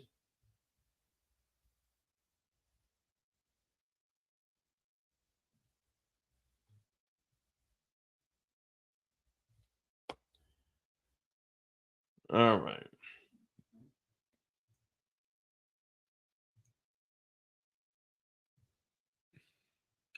So we got Les Wexner. He's an Epstein victim, says the Ohio billionaire. Now, Lex Wexner was the CEO of Victoria's Secret. He's also a Bed Bath & Beyond, the Wexner Foundation. Now, him and Jeffrey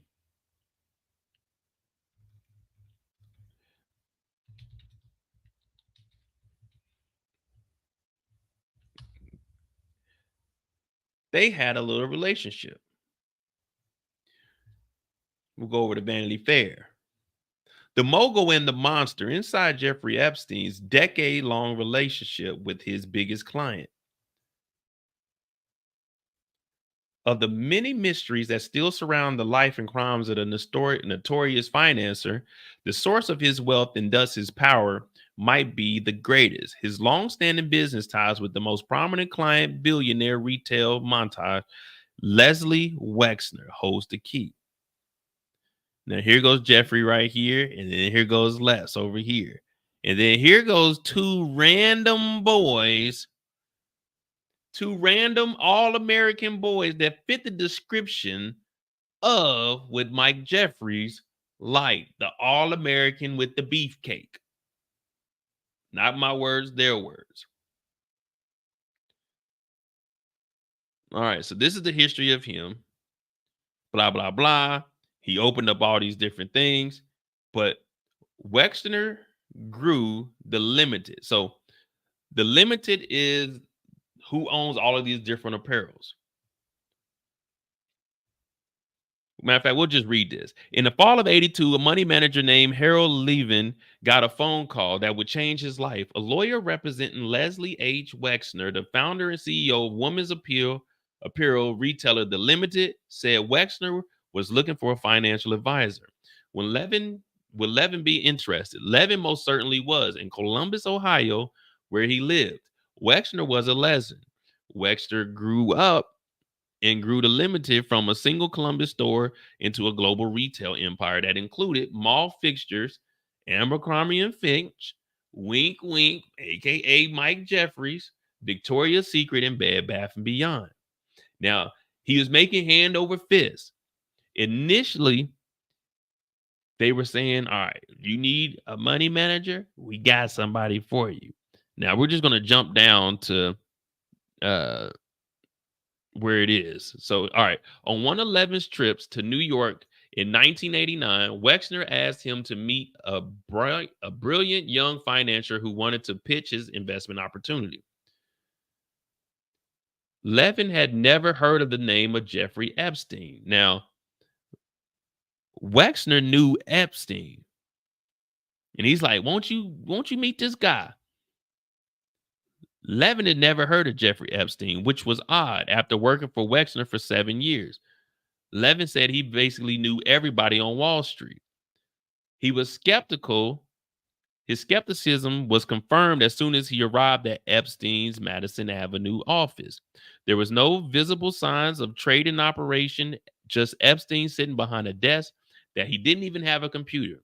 Epstein was trying to explain a currency trade he wanted to do. I have an MBA from Ohio State, and I didn't understand a word the man said. He went back to Columbus and reported that Epstein was a fraud. I told Les, stay away from him. He remembered. Wexner agreed not to do the trade. Levin was shocked that Epstein showed up in Columbus a few months later and announced Wexner had put him in charge of his finances. Levin had protested, but says Wexner wouldn't take his calls. He said he couldn't have Epstein. He couldn't stand having Epstein as a boss. He was an asshole, the most arrogant person I ever met. So this is going through all the fraud. And if you know about Epstein, he was a fraud. He didn't go to school. He didn't do all of this, but he got all of Les Wexner's money. But anyway, we're trying to do the ties. So we know what Epstein was going through. We got Epstein Island. We got this rich guy that was doing all this trafficking with the young girls. But we also know that in 92, Wexner hired Mike Jeffries to be in charge of Abercrombie & Fitch, which is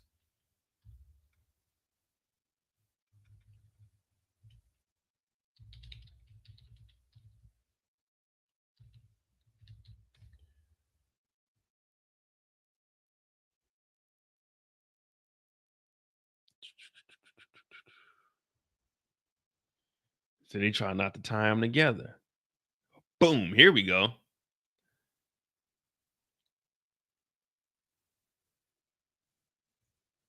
Mike Jeffries led Abercrombie's meteoric rise. He also oversaw his downfall. In 92, retail mogul Leslie Wexner hired Michael Jeffries to lead Abercrombie and Finch as the brand's architect. Wexner, who purchased the brand name in 88 for $47 million, wanted to evolve the brand. Jeffries' vision of Abercrombie, we already know what he wanted: California cool, all-American quarterback meets beach babe. The preppy pop collars, pre-ripped jeans. We know all of this. We went through the creep yesterday. Well, I didn't go through the creep. We went through the creep story. So now we have Les in the middle, the creep Epstein on one side, managing all of Les's finances. And then we got the new creep in 92, Mike Jeffries. Now, remember, we were trying to find where this starting point was, and we found out that there was articles in 93, 1 year after taking over the company, because that article was in 96. Epstein was doing this for decades. Did Mike Jeffries find out about this through Jeffrey Epstein? Did he learn the ways through Epstein? Because he has a very similar story, the same as Epstein, the same as Diddy. And if Epstein was the financial advisor to remember, Epstein stole money from all these people too, but Epstein was in charge of Wexner's finances, which means he talked directly to the CEO of Abercrombie and Finch, because you're one of the major brands that's up under his control. Interesting. So now you have Les in the middle, and you have one that goes after young girls, and then you have another guy on the other side that goes after young boys. So it's, in a sense, the best of both worlds for all of these creeps.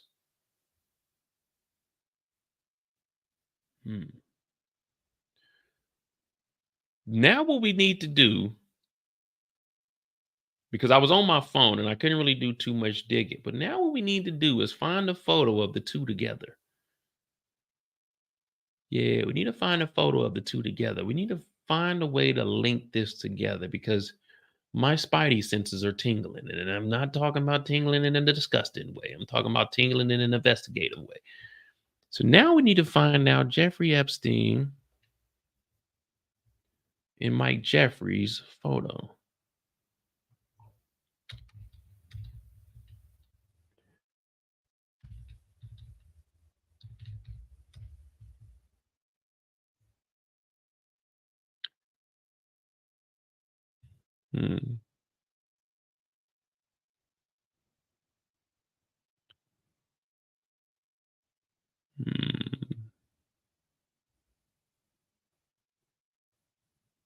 Wait a minute.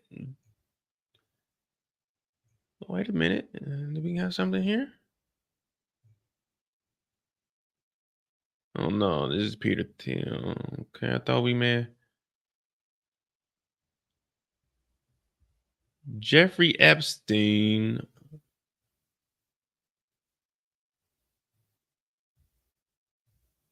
Dark world. Jeffrey Epstein. Over.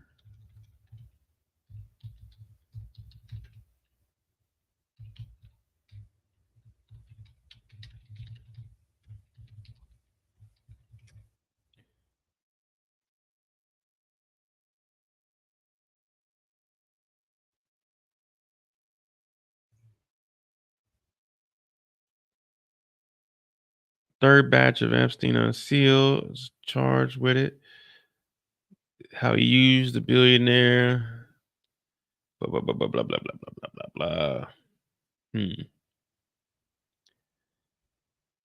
Seeming like they wiped a few things off the website. Former becoming offender charged as CEO. I'm pretty sure we're going to find something. Something's going to come out in this trial. Plus, remember,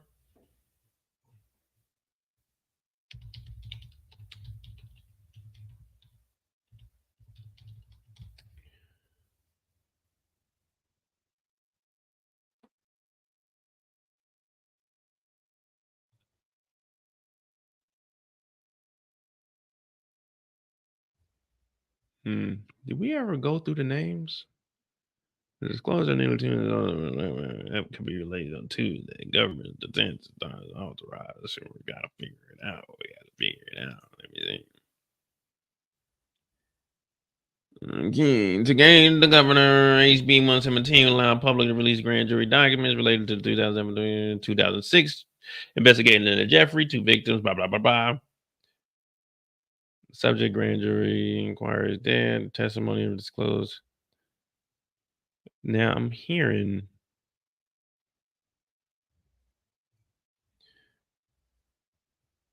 additional docs. 6 of the biggest names released in the first unsealed. Let me see. Oh, that's sponsored. We ain't going over there. Oh well. It's still early. It's only been what, 1 day, 2 days? 2 days now. We're gonna get all the information we need, man. But I'm about to get off of here. We got a good 4 hours in. Jeez Louise, 4.5 hours.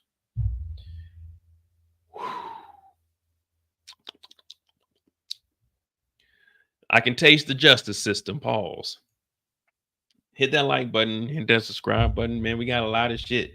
Every day we wake up this year, it's been something surprising. Like, wow, really? We still haven't even went over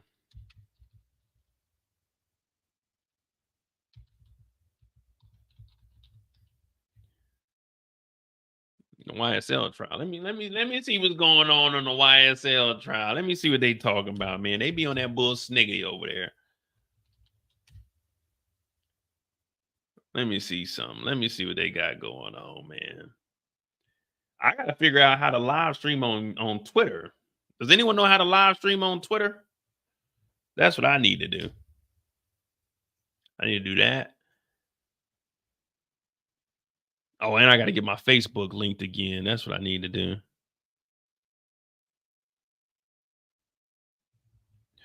Why is they on trial? Let me see what they talking about over there, man. I'm pretty sure they're on some bullshit.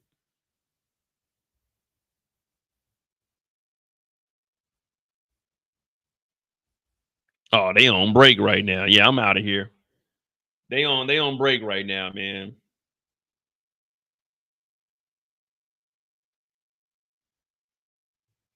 Yeah, they on break, man.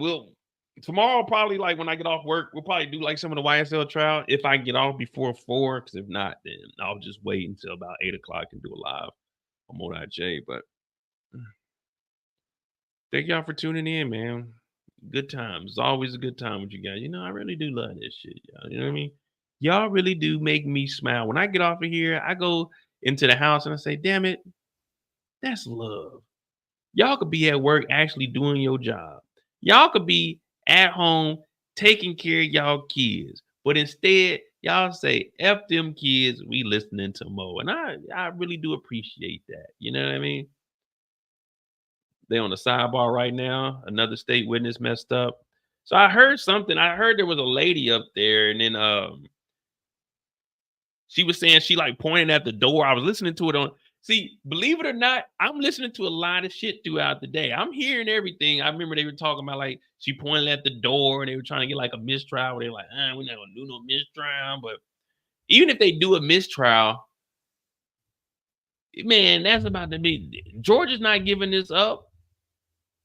They about to run this shit back. It's gonna be another 2 years, 3 years. That means Woody got to come back on the stand. They got to get old boy out of jail and have it. Well, well, nah, they're gonna keep his ass in jail. Oh man, that's just gonna be a shit. If they, I'm be honest with you. If they do a mistrial and they got to do this, I'm not gonna pay attention to this shit at all. If they do a mistrial, I already don't really give a fuck now. But trust me, if it's a mistrial and they got to start this, I'm not caring. I'm not listening. Maybe to be a little more organized, which is kind of unfair to the defendant because now all this shit that they fucked up on, the state kind of has, okay, now we know we messed up. We can be prepared for all of this time. But I don't know, man. This trial is just taking too long, to be honest. And it's just, I'm interested in it because there's always something new. But at the same time, it's like, if these niggas did it, lock them up. If they didn't do it, we got to go through the trial. I don't know. Me, I'm a realist. If you commit the crime, then hey, man, if I think you did it, you did it. But you got to prove to me you didn't do it. You know what I mean? I don't put nothing past these young, dumb niggas. Because I don't know, man. I just don't understand. Like, I've done some dumb shit. Some stupid shit and some dumb stuff. But I just couldn't see me making millions of dollars. And I mean, I know all of this is before he made millions of dollars. He was on his way to making millions. He may have had $1 million, but it's just like dumb stuff, man. Like even being in a gang, like that's just and Young Thug's my age. Well, he's a couple of years younger, but it's like, no, a gang nigga, really? But Mo is the environment. Nigga, you ain't lived in that environment in a decade. Like, why are you still doing the ignorant shit? Why you still got these goofies around you, man? Just hire some real security, man. We don't care if you tough or not, man. At the end of the day, if you look at since 6ix9ine went to jail, snitching. No one cares if anyone's snitching anymore. Yeah, it sounds good when we're talking about TV shows, but in the real world, no one's risking their life over a snitch. This isn't the 80s and 90s where you can get away with unaliving a snitch. You're going to get caught, you can go to jail. Most people have some common sense. I mean, of course, you got these young, ignorant mofos. I'm not just going to say black folk, but just in general. But no one even cares anymore. Like, am I going to tell on somebody? No. Am I ever going to take the stand? Probably not, just because I don't want to be in none of that shit. But, hey, man, call the police if you need the police. I keep telling you, everyone says fuck the police till they need the police. You forget that the police's number is 911. When your house catch on fire, you calling 911. The police's brother. Hey, is the fire department in right now? Can you tell them to come to the crib? You still got to talk to the dispatcher who is a part of the police department. So I don't want to hear none of that. Fuck the police. It sounds good when we talk in TV shows and we immerse ourselves in the characters. But in the real life, man, come on, man. We're too old for this shit, man. We're like, let's be real. And I always tell you guys, I'm nobody's role model. I'm not a model citizen. I'm not somebody you should look up to. I'm gonna give you some sound advice. I'm gonna joke around and bullshit, but for the most part, man, I want the best for everybody. I'm not a hater. I do hate though. I do have a lot of hate in my heart, but I wouldn't consider myself a hater. I just hate when need to. We all hate on certain things, and it's a part of life. Because if we all would agreed on stuff, then it's like life would be boring. We gotta have somebody go against each other. But geez Louise, Young Thugger, Jeffrey, you're sitting here for our entertainment. Yeah, we're making dollars off of we're content creators. And that's why I tell all of you guys, if you got a YouTube channel, push that motherfucker, push it. Why you think I'm doing 4-5 hour lives, doing double lives? Man, it's the end of the year. Your boy needs some money for New Year's. Your boy needs some money to go to Brazil in March. Man, your boy needs some money to do stuff, man. Your boy going to Amsterdam on the 11th. I need some money in my pocket. Now, all I ask for you guys to do is hit the like button, the subscribe button. The Cash App is always going to be pinned in the chat if you would like to donate, but we don't care if you don't donate because I enjoy doing this and I'm living pretty comfortable. Now, I'm not rich. Don't ever try to rob me because I've never got cash on me. All I got is my debit card that as soon as you take it, you're going to have to goddamn verify on my phone that you made that purchase. So that's not going to get you anywhere. I'm going to be able to call my bank and get that shit cut off very, very quickly. So, hey, Don't even go through that, man. Just get you a cool little job. Go out maybe once a week. Be all right. It's not how much you make, it's how you spend the money you do make. And live within your means. Don't eat out every day. Yeah, sometimes I do get lazy. I come home, I say, let me order some food. But then I look down and I see that food was $30. And you know, I have a strict policy, very, very strict policy that I don't spend more than $50 a week on food. So if I drop a 30 piece on one day to get some food delivered, that leaves your boy with about 20. And you know, $20, if I'm going to work, I'm like, damn. But luckily for me, I make my food most of the time when I take it to work. And, you know, you just got to look at what you got. Yeah, I'm very, very frugal. I'm never going to change that, no matter how much money I make. And I'm making some of the most money I've ever made in my lifetime on a monthly basis. And I still live the same way I was living when I wasn't making this much money. I mean, of course, I spend a little more if I go on a trip or something. For the most part, I'm just here at the house, man, you know? But it's just, come on, guys, do the right thing. Like Spike Lee say, do the right thing. I'm begging you. I'm asking you. I'm challenging you. Do the right thing. Do the right thing. Like this week I can't spend that much money. Why? Because I'm supposed to be getting my hair washed and retouched on Saturday. That means that's $70 out my pocket. Well, only 60 because I already put 15 down. That's $60 out my pocket. That exceeds the weekly amount of money I spend to eat. That means I gotta chill out this weekend, but it is the holiday weekend. It was Halloween weekend. I might have to step out Friday and give me a little drinky drink because it's been a while. And then Saturday, I might have to step out again and give me a drinky drink because it's been a while. I know sometimes I do things I shouldn't do, but guess what? During the week, I try not to spend no money. So on the weekend, I can spend that money because I had to go buy that jacket. Jacket nice too. Ooh, it's great. I seen these Air Forces I'm gonna get with them too. Oh Lord, I'm talking about styling and profiling. But let me get on out of here, man. Y'all ain't trying to hear that. Y'all ain't trying to hear that.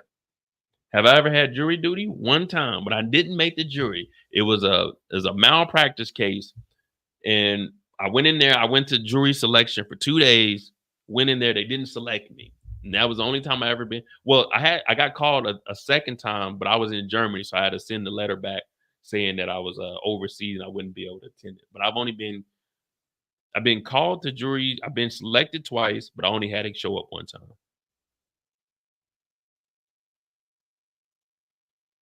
Yeah. Yeah, I was in Amsterdam. I went to Amsterdam in January, and then this will be my first time back because my brother will be here next Friday, and then that's Veterans Weekend. Since we're both veterans, of course, we got to go celebrate a little bit, so we'll be in Amsterdam. Yep, and that's where I'm at, man. I'm gonna leave it here, man. I know I'm supposed to get off here, but you know, you get me to talking about one thing, I'm gonna go talk about that thing over there, and then we're gonna talk about that thing over there, and then we might bring it back to this thing, but then we're gonna go talk about that thing. Wait a minute, what is that? We never seen L in Power, did we? We're gonna talk about that tomorrow. But all right, I'm out of here. Oh yeah, it rained last time I was in Amsterdam. Rain down on me. Did it rain? Yeah, it rained last time in Amsterdam.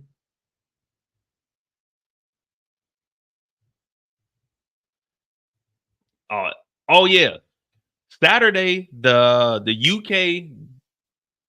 UK tour will be up. I only got probably like 5 more minutes I got to edit on that. The UK tour will be up, just riding around the bus. And then the football game, I'll probably have that up by next week. And I'm going to go back. I got the Eiffel Tower. I'm really about to put all this stuff together. And then once a week, I'm going to have something drop until like the end of the year. But that's it, man. I'm out of here for real, for real. Hit that like button. Hit that subscribe button. Y'all, thanks for tuning in. I love y'all. This is the Mo You Know. And I'm Mo.J. And I'm signing out.